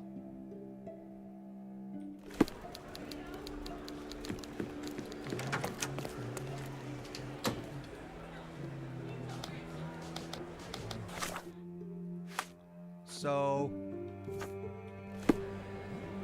could we talk with what's her name about this? I'm curious, how did Mycroft recruit you? I doubt you're a field agent. I imagine you work with intelligence. That's correct. Your brother noticed me when I tracked down a spy at the archives. That's how our cooperation began.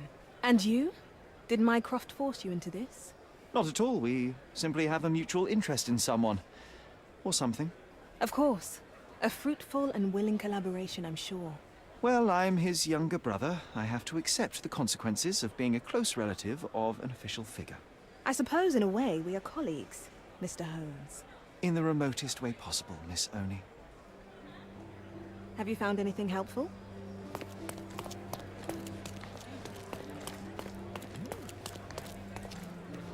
There he is. Thomas Norton. There's our guy. Should probably change my wardrobe for this.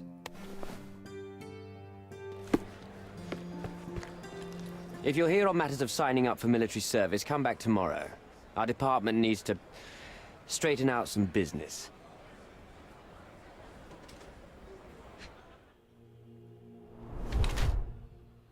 Facial hair. No time to shave. Red eyes. Didn't sleep last night. There's our cross. A well-worn Order of the Bath, never removed. Rumpled clothes. Stays at work late. Ooh. A red stain. Wine. The Order of the Bath looks quite warm. The man is proud of it and never takes it off. The red stain on his wrist indicates that he has recently drank wine. His clothes are wrinkled, he barely bothers to shave, and his red eyes indicate that he may suffer from insomnia or deep anxiety. It looks as if he lives with a nightmare, attempting to rid himself of his terrible memories of past mistakes. The envoy is in remorse, or the envoy is a party goer. Wrinkled clothes and red eyes may mean that he didn't return home last night instead of work. This man would rather lose himself in depravity and alcohol. Well, I think we don't have any indication that he's remorseful for what we've done, but we have plenty of evidence that he is a partier.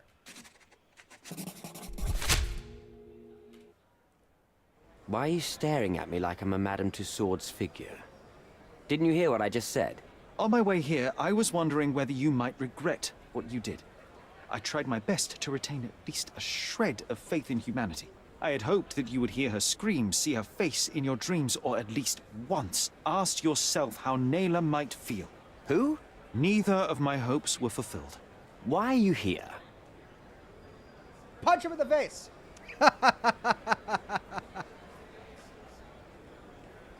Do you recognize this man? We definitely look alike. But you have the wrong person. Really? Then you won't mind if I pass this along to the newspaper? All right. All right. Is this about money, as you said in the letter? What kind of sum are we talking about? I've never written a single word to you. Bribery, not my style. So, that letter, it wasn't from you? Well, it appears that more and more people in the city are finding out about your despicable hobby, doesn't it? You're in the clutches of justice, and very soon they will squeeze you. It's in your best interest to cooperate. Fine.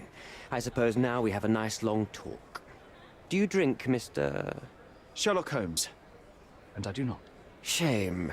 All the best discussions are accompanied by a glass of whiskey. But out of respect for you, I won't drink either. Respect? That's an unusual word in your mouth, Mr. Where are my manners? My name is Thomas Norton, a British envoy in Cordona on a military mission. So, where do we start? You mentioned blackmail. Tell me about it. All right. A couple of days ago, I received an anonymous letter. It said that in the art gallery at Caravansary there exists a painting that incriminates me. The blackmailer made it clear that if there is a painting, then a photograph exists too. And I should be wary of what it might do to my reputation. What does the blackmailer want from you? Money, of course. What else do such people want? Needless to say, I don't remember anyone taking photographs at the party. Up until the last moment, I hoped he was bluffing. But he wasn't, as you've just proven to me. Show me the letter. I burnt it as soon as I read it. I've left enough evidence. There's no need for any more. So, let's return to the beginning. What happened at the party? I vaguely remember that night. As usual at such parties, you meet people, you talk with them, they invite you to spend some time alone with them. What can I say? I got myself mixed up with the wrong company, and somebody must have mixed some psychoactive substance in my drink.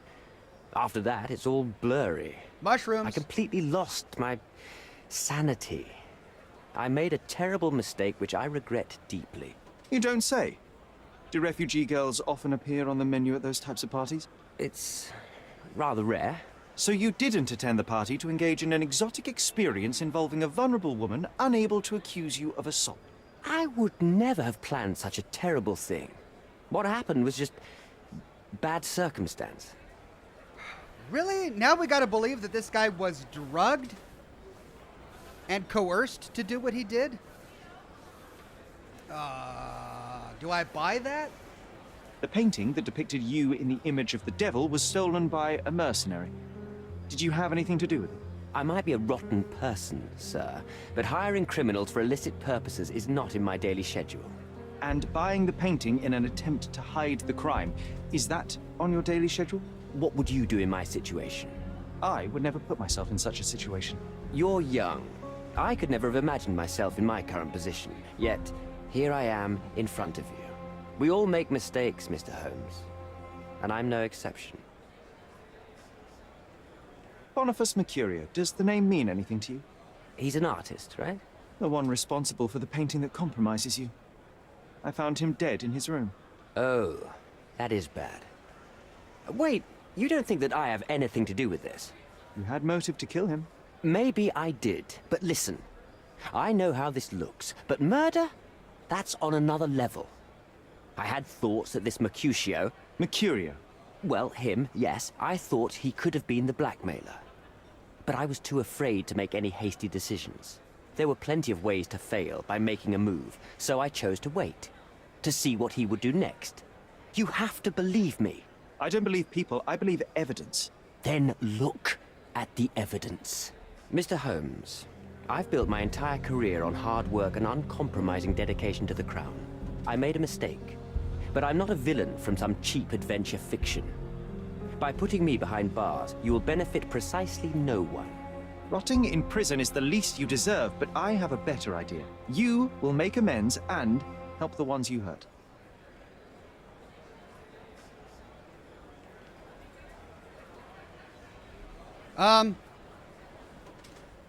Well, the one he most personally hurt was Neela.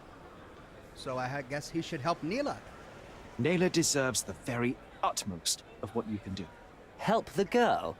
I can't risk the press paying extra attention to her. I will do anything except that. That's not all. Hey! Use your connections to help patriate the refugees, find them decent homes, give them jobs.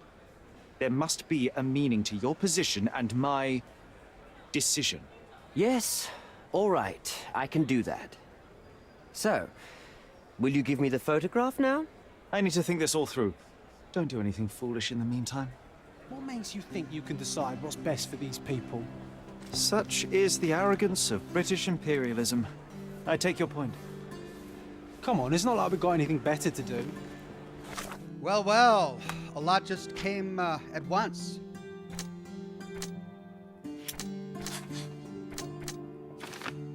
The envoy's interest in the photograph is pragmatic. If he obtains it, nothing will threaten his reputation.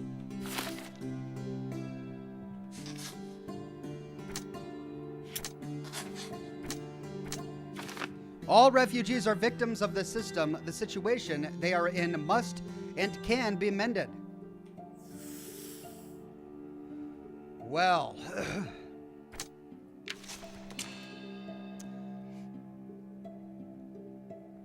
The British envoy violated Neela, the refugee, during the party.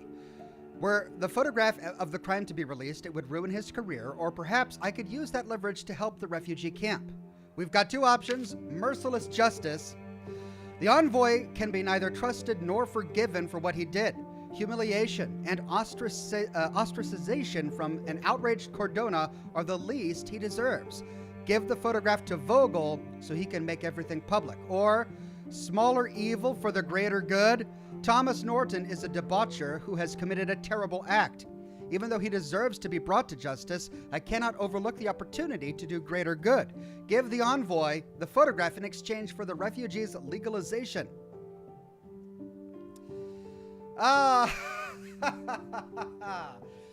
Really? Really? Well, we blackmail this guy so that he helps the refugees. The problem is that we can't trust this guy. I mean, sure, talking with him, he did seem remorseful. It seemed like he was drugged at some sort of party. According to him. This is all according to him.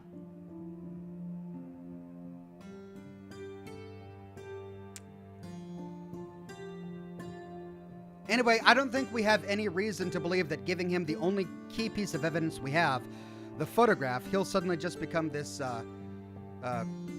this great guy who starts helping out the refugees. I mean, it would just be our word against him at that point if we lose all of the photographic evidence, and he would just have to fulfill his bargain. So I think we'll go with merciless justice here.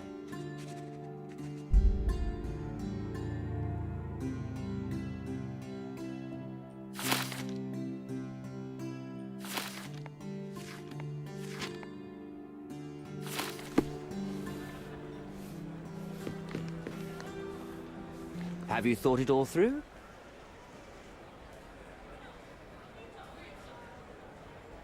Not yet.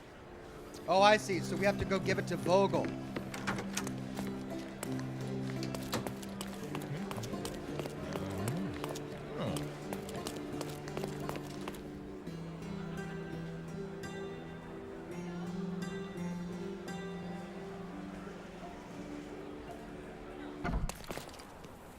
But you know, there is this other piece of evidence that we need to follow up on.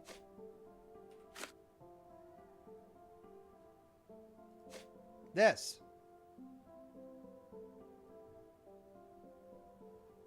And also this. It's part of the same case, and we haven't been here yet. The Bernatati Company Limited. Main office, Southeastern Scaladio, Bazar Road, near the crossing with Roman Road. So before we make a final decision, we should probably visit this place.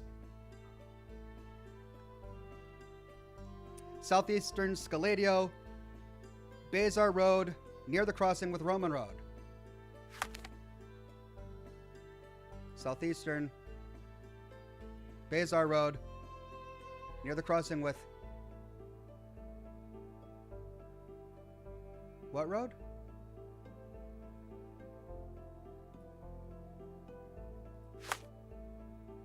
Roman.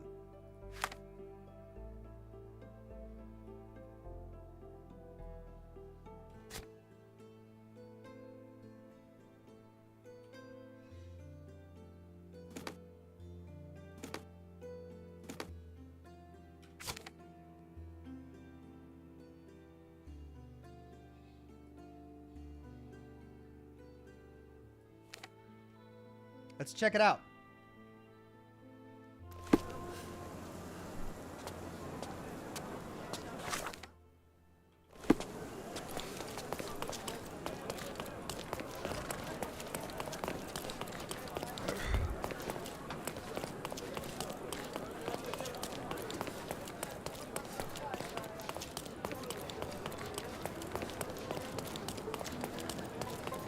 There it is, Bernatelli Limited. It seems they're Not expecting guests. I won't wait for an invitation, John. So what's the infiltration plan, Sherry? I'd go in through the rooftop if we had a harpoon gun. May I ask for your assistance? Oh, I'm sorry, but that's beyond my knowledge. Okay, how do we get in? Well, see if we can find a side door.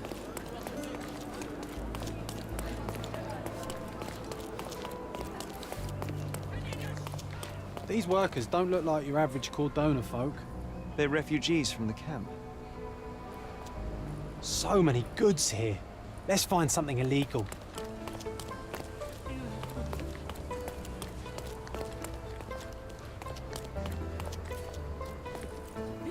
Shipped from Cape Town. The wine route from colony to colonies.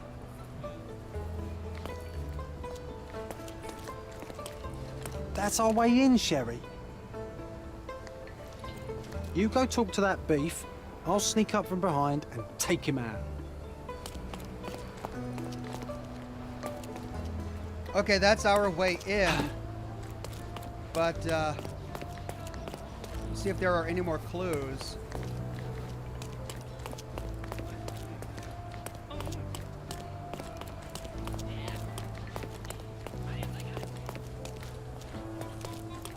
Doesn't look like it. Alright, so what's the best way to talk our way past this guy? Dressed as an officer of the law? Probably not. Well, let's see what happens. Hey, yo. This is private property. You lost something.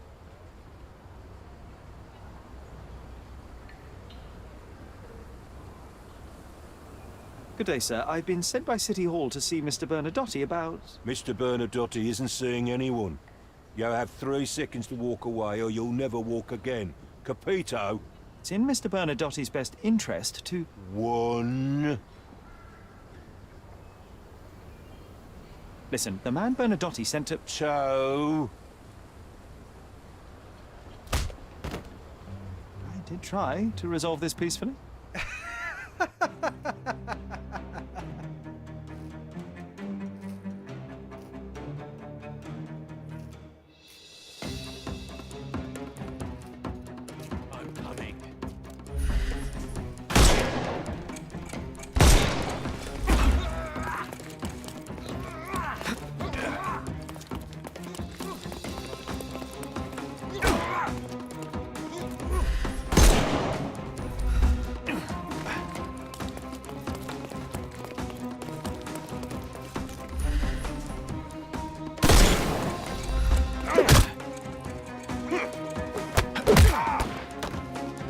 No more crime for you until next month.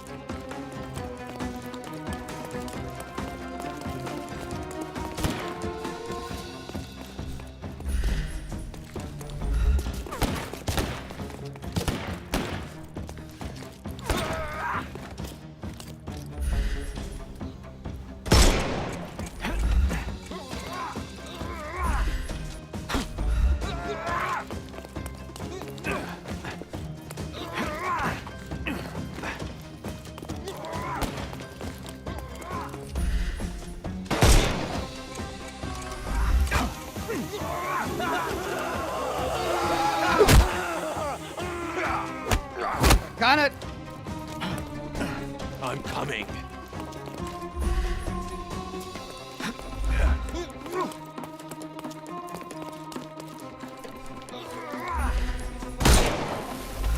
The snuff's ready.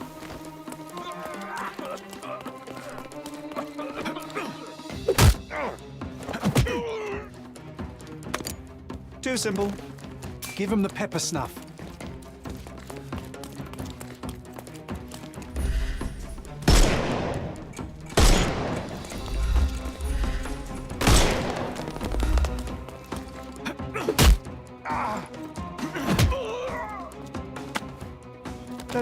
The snuff's ready.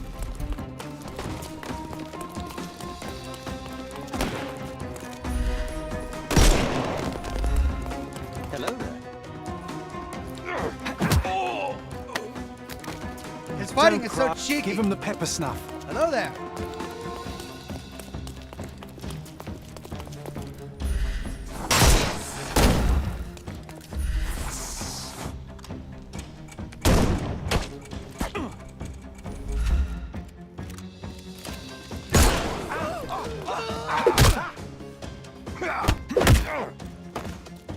No more crime for you, and the snuff's ready. I forgot what button it was for the snuff.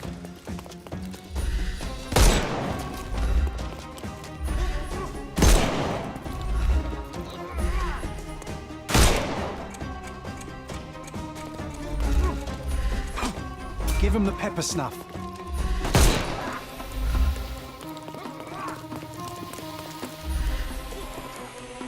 I am invincible.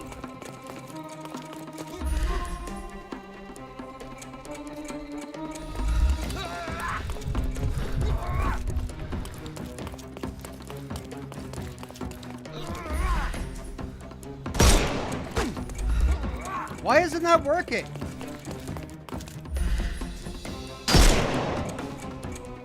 You can overcome the brute now.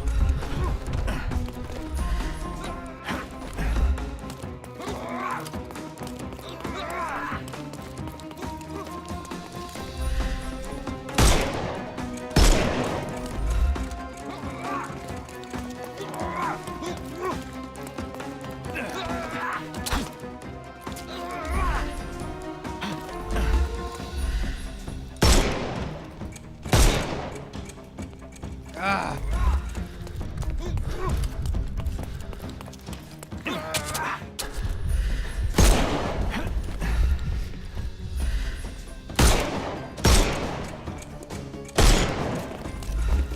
It won't work this way. Yeah. I'm coming for you. I'll be out in a minute.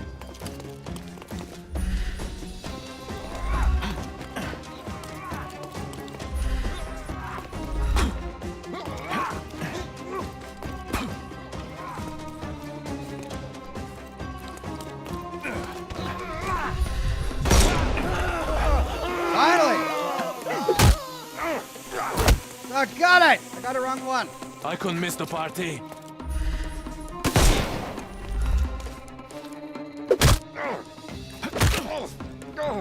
take a rest, my friend. The snuff's ready. Give him the pepper snuff. More?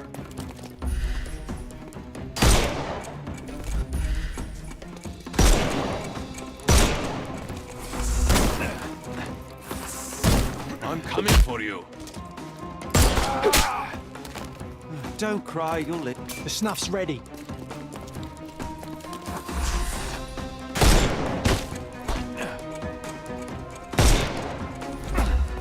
Just die! Time to knock this guy out. How do you do? Don't bother, Moo. Give him the pepper snuff. Finally, I did it without killing any of them.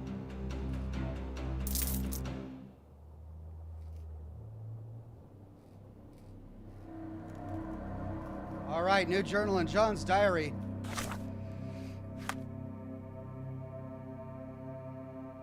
Another victory on the board, and all our foes live to lick their wounds. I'm so proud of Sherry. No one can stand against us.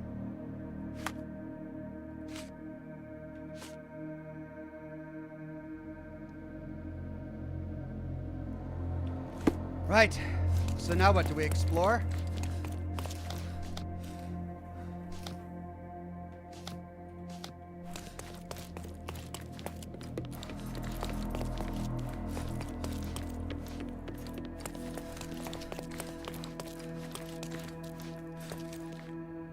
Whoops.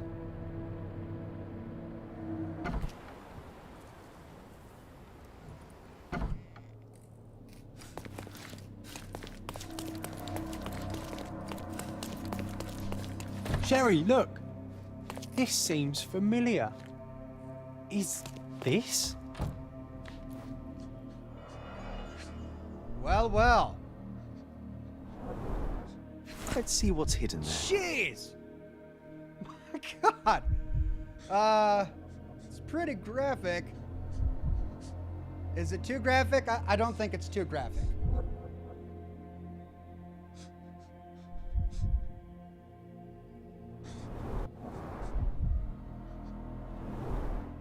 Vogel's stolen painting. Isn't it curious how it developed into a much more interesting case? New Mind Palace clue.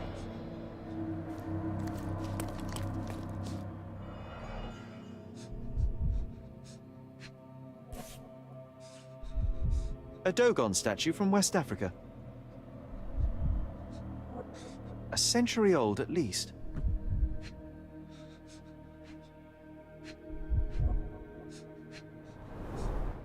Masks, traditional for the Chokwe people of Central Africa.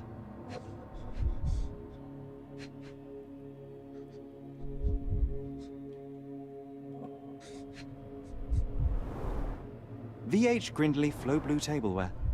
This is what lies behind the facade of Bernadotte Company Limited. A tableware company? No, sir. Don't hurt me. It's all right. I won't harm you. Like you didn't harm the folks on the way here? I didn't. I knocked them all out. An amazing piece of culture. I imagine many collectors and museums would be interested in having it.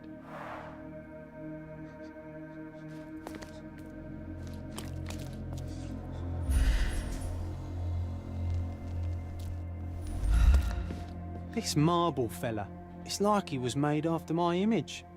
You see it?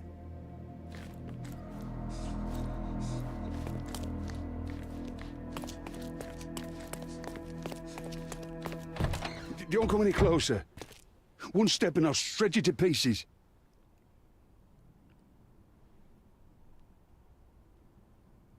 Jocelyn says, that is a heck of a screenshot to walk into.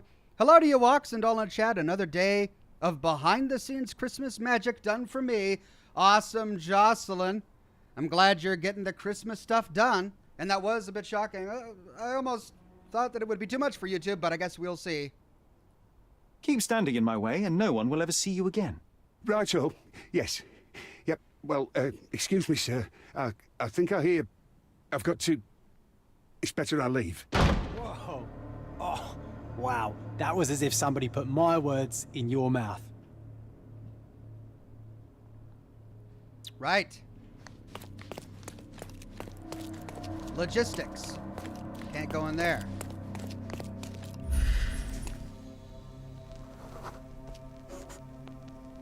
Zeppelin related. Resources.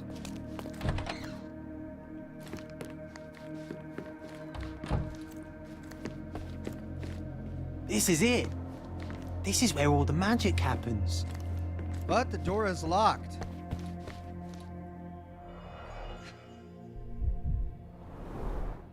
I suppose it's Mr. Bernadotte with our fine governor.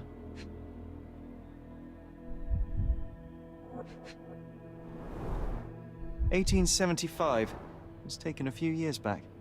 John, how many people in Cordona have a photograph with the governor, do you think? You definitely don't have one. Please don't shoot me. I have a family.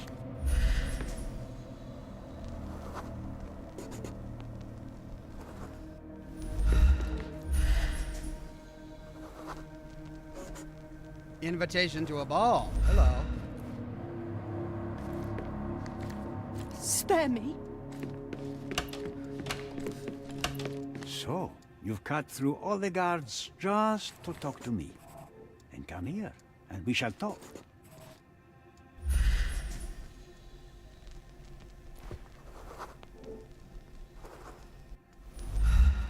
We'll talk in a minute.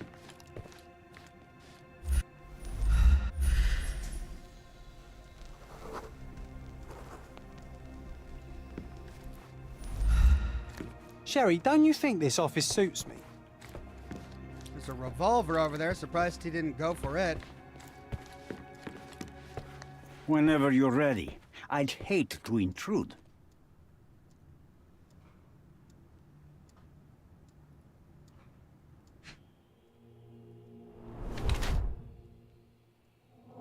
Gang tattoo different from the others.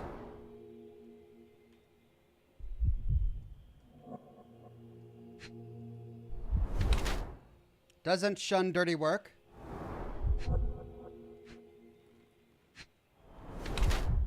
Holstered pistol, cold-blooded. Had Pelagara, damaged skin.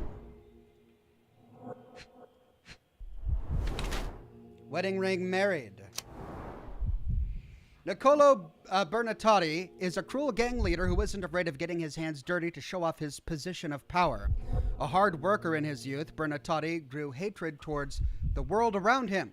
He continually expects trouble and is always ready to make some. Raised in a poor family, he had to work in the fields from a young age. This led to his suffering from Pelagara, the effects of which still show on his skin. He refuses to hide this under fancy clothes, that he might always remember where his motives and identity were born. Bernatotti and his men have different tattoos in the same style. The tattoos are most probably a code that represents different ranks within a tightly structured and secretive criminal organization.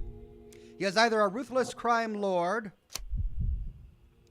or a calculating mastermind.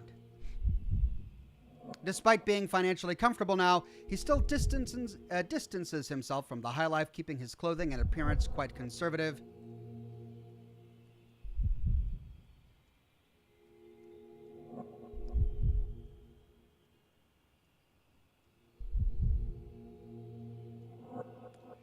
Well,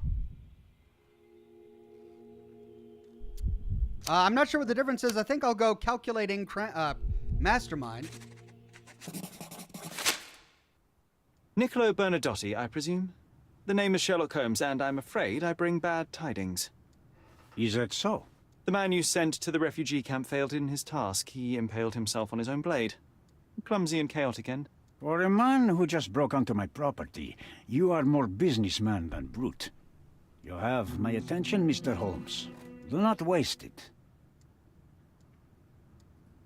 Mr. Bernadotti, do you know the name Boniface Mercurio? I do not. Mercurio was a local artist. Recently, a man broke into his apartment, ransacked the place, and killed him. The thief was looking for something. You are testing my patience, boy. In a moment, the connection will reveal itself. I was hired, privately, to investigate the recent theft of a painting from an art gallery. My investigation led me to a man from your organization, and thus, to you, Mr. Bernadotti. That is quite a stretch. Why would I need to steal a painting when I could buy anyone I wanted? Interestingly enough, I spotted the stolen painting in your storeroom. I buy and sell a lot of things, Mr. Holmes.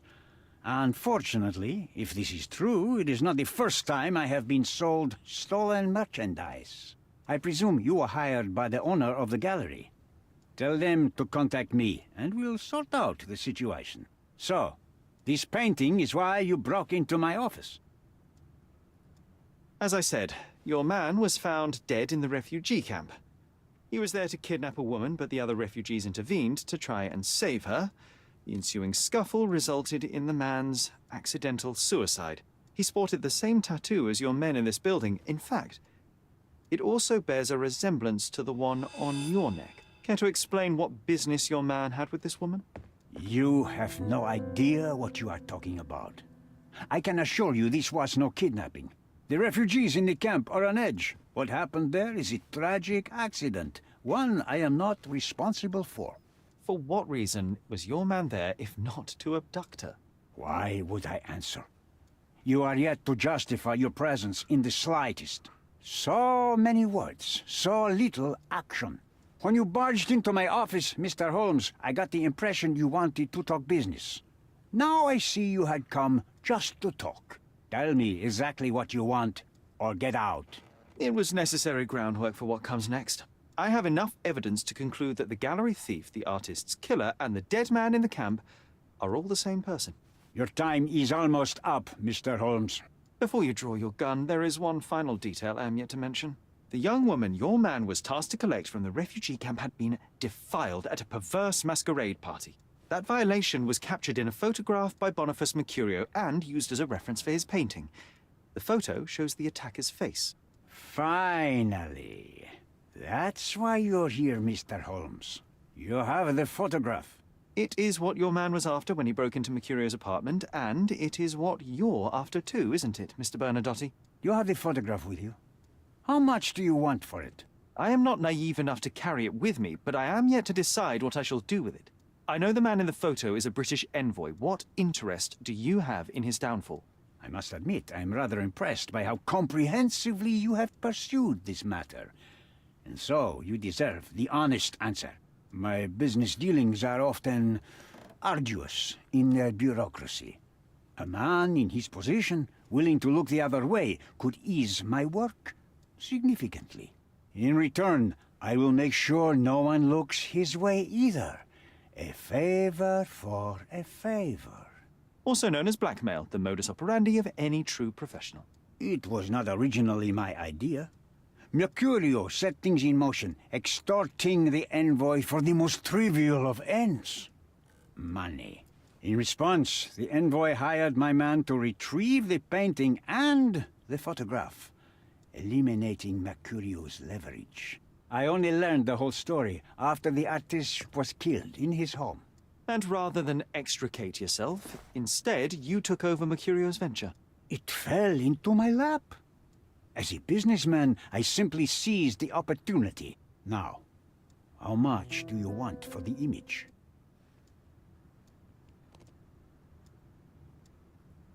I could not help but appreciate the collection of smuggled artifacts in your storeroom. You have rather diversified your business. Oh, high and mighty of you, Mr. Holmes. Not all smuggling is immoral. I pay generous rates to developing cultures and spread their culture to eager buyers. And furthermore, I supply many immigrants with a taste of home. A very convenient way of thinking. I have traveled wildly, Mr. Holmes. I've seen people in far-flung lands for whom my services are a lifeline. Without them, they would starve. The tax on cargo is often so absurd that it would be more profitable to simply sink your ship than dock it in the harbor. And trust me, I am speaking from experience. Why did you send your man to remove the woman from the camp? Without a photograph, her testimony was the next best thing. Securing her was in everyone's interest. Victims and witnesses all too often disappear. I thought the girl was safer with us. I did not anticipate what would happen at the camp. I saw refugees from the camp at your warehouse. They work for you. I have made certain arrangements with City Hall and the police. Thanks to me, refugees can work and be paid. It's a pathway to freedom. And how much do you save by capitalizing on their cheap labor? I have heard no complaints. They seem happy just to get out of that slum. Why should I give you the photograph? Just name your price. What if my price were not money? You claim to have connections, Mr. Bernadotte. Perhaps you could improve conditions for the refugees. Give them a chance for a better life. Ha! I do have connections, Mr. Holmes, but help the whole camp? You are asking too much. I could, however, make arrangements for one person. The woman who was violated will have her own home, outside the camp, solely for her and her child. She will no longer be a refugee, but a princess. That I can guarantee. Is that really possible? It will be neither fast nor easy, but I can do it. She deserves it, don't you agree? And as for her abuser, he will serve me, as much as he deserves. So, in your plan, everybody will be given their due. Especially you, Mr. Bernadotte. Seems like a fair deal, no? I doubt anyone could offer you better. Simply give me the photograph, and the world becomes a better place. I give you my word. Wow, what a twist. Key evidence collected. Give me an all evidence collected, please. No.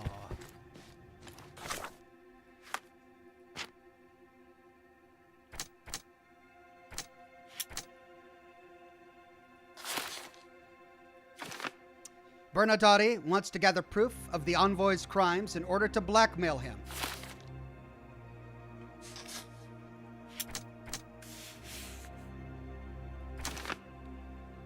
Victim of violation. Neela was violated and very nearly kidnapped. First of all, I must make sure that she and her baby are secured, or the system suffers. Sufferers. All refugees are victims of the system. The situation they are in must and can be mended. Well, if we choose this one, we get an option that the envoy wants to secure his reputation.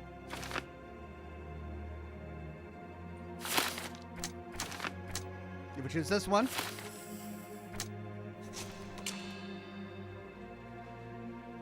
we have the option to do the unexpected collaboration. Bernadotti is a shady businessman, but his promise to arrange a happy life for Neela and her child was convincing. This is what truly matters now. Give Bernadotti the evidence to blackmail the envoy. So, we give the photo to Bernadotti. He blackmails the envoy. The envoy now serves his crime organization, but in return, he sets up Neela as a princess and she's secure for life. Or, we give the photo to the envoy and he promises to help the refugees and Neela. Nobody gets justice. They all get away with it. Or the envoy is despicable and Bernadotti is trying to take advantage of the situation. I cannot trust either of them. Only the truth will resolve matters. I must give the photograph to Vogel so he can make everything public.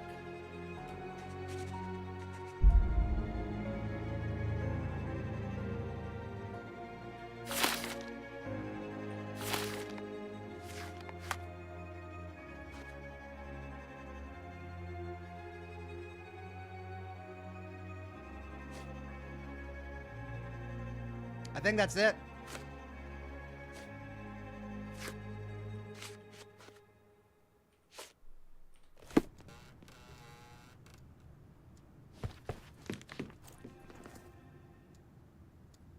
I need some time to consider your offer, Mr. Bernadotti. If you insist, Mr. Holmes. Come back when you're ready to give me the photograph. The front door's now open, sir. You can leave through it. If you want, of course. I am, confused as to why I don't have the all evidence. I think I got almost everything.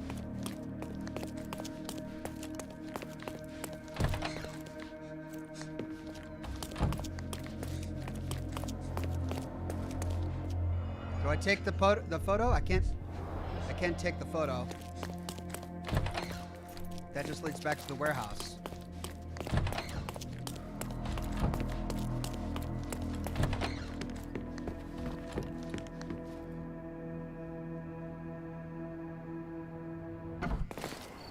Well, I'm out of time, but I want to resolve this case, and I already know what I want to do.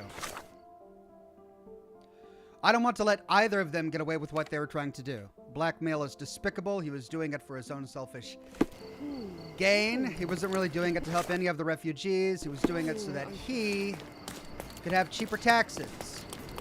What the guy did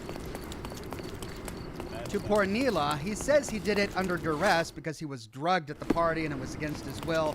But I have only his word to go on that, and he still did what he did. He still completely changed a life forever. Now, the problem is that,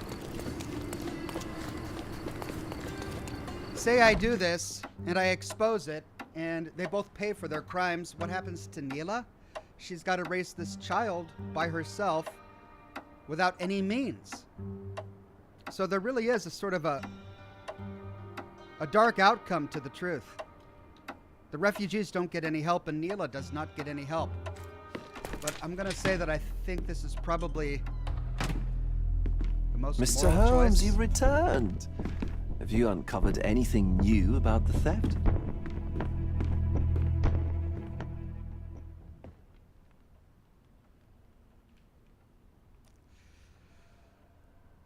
I got to do it. I can't let either of them get away with it. I've brought news, but not all of it will please you.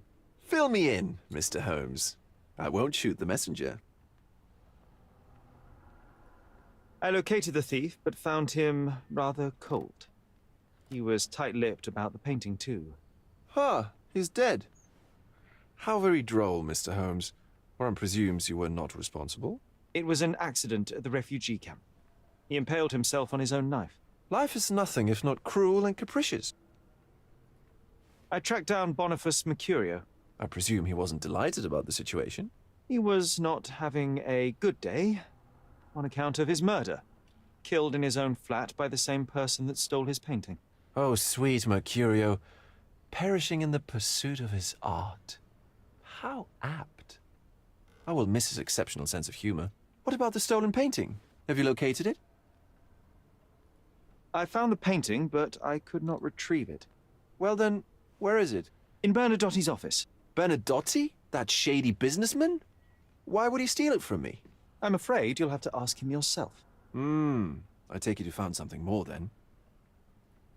I found the source of Mercurio's artistic inspiration. A photograph. What troubled me was that the sexual act captured was non-consensual. She was violated? Dear God, how despicable. Her abuser was in fact the British envoy.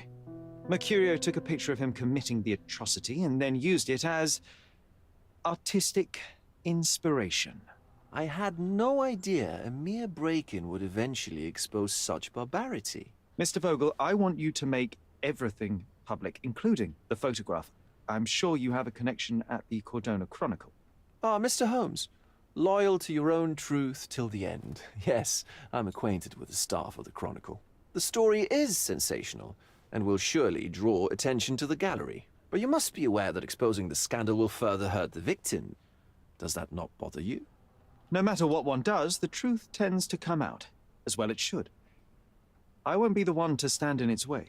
Though it's only your subjective truth being exposed. Not that I'm judging. It's perfectly reasonable for everyone to have their own views. When you called me, you knew exactly what you would get. Oh, but I'm not like you, Mr. Holmes. I cannot be sure of anything. Regardless, I must thank you, for art's sake. Well, now that we've resolved all of our outstanding matters, I have a gift for you. I took the liberty of having it delivered to Stonewood Manor. I am told it belonged to your mother. Whoops. Yeah, with the photograph published, that would further abuse the victim, hurt the victim. I wonder if they can, like, why would they publish that photograph, though? Do they have to have that photograph published? Just give it to law enforcement. And what exactly have you sent me? Frankly, I'm not sure how to answer that. I trust you'll know. Previously, you mentioned there may have been more to my mother's passing than consumption. It appears you were right. Oh, dear. I'd hoped to be wrong. She was unstable, mentally unwell. She required sustained, specialized treatment, but her madness persisted. I knew that Violet had disappeared from the public eye, but had no idea of her suffering. I cannot imagine what you're feeling. I'm fine. Yeah, I'm fine. Thank you, Mr. Vogel. I am curious to see what you have procured. Oh, wow. Well, the case is complete. We solved everything, but I feel uneasy about it.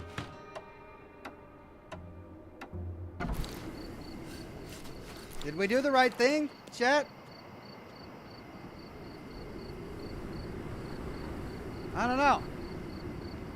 I mean, we made it so that Bernadotti isn't going to profit off of this. We made it so that the envoy is going to be arrested and meet justice for this. But did we further traumatize and damage the poor victim? Well, I don't know if it was the right decision, but it's the decision I made, and it's what I'm going to have to live with. There's a hard save. And that's me for this broadcast. I managed to finish that case from beginning to end, so we'll start on something fresh and new next time I go live. Now, as for Christmas week, I don't know exactly what my streaming schedule will be like. I'll let you guys know on Twitter as we get closer to Christmas week and as I better know my own schedule. As for the weekend, I hope to have a lore video done by then. I'm working hard on it today, and I think I'll probably get it done. So look forward to that. But have a wonderful rest of your Friday. Thank you all so much for coming, and I'll see you all again very soon with more lore videos and more live streams. Bye-bye now.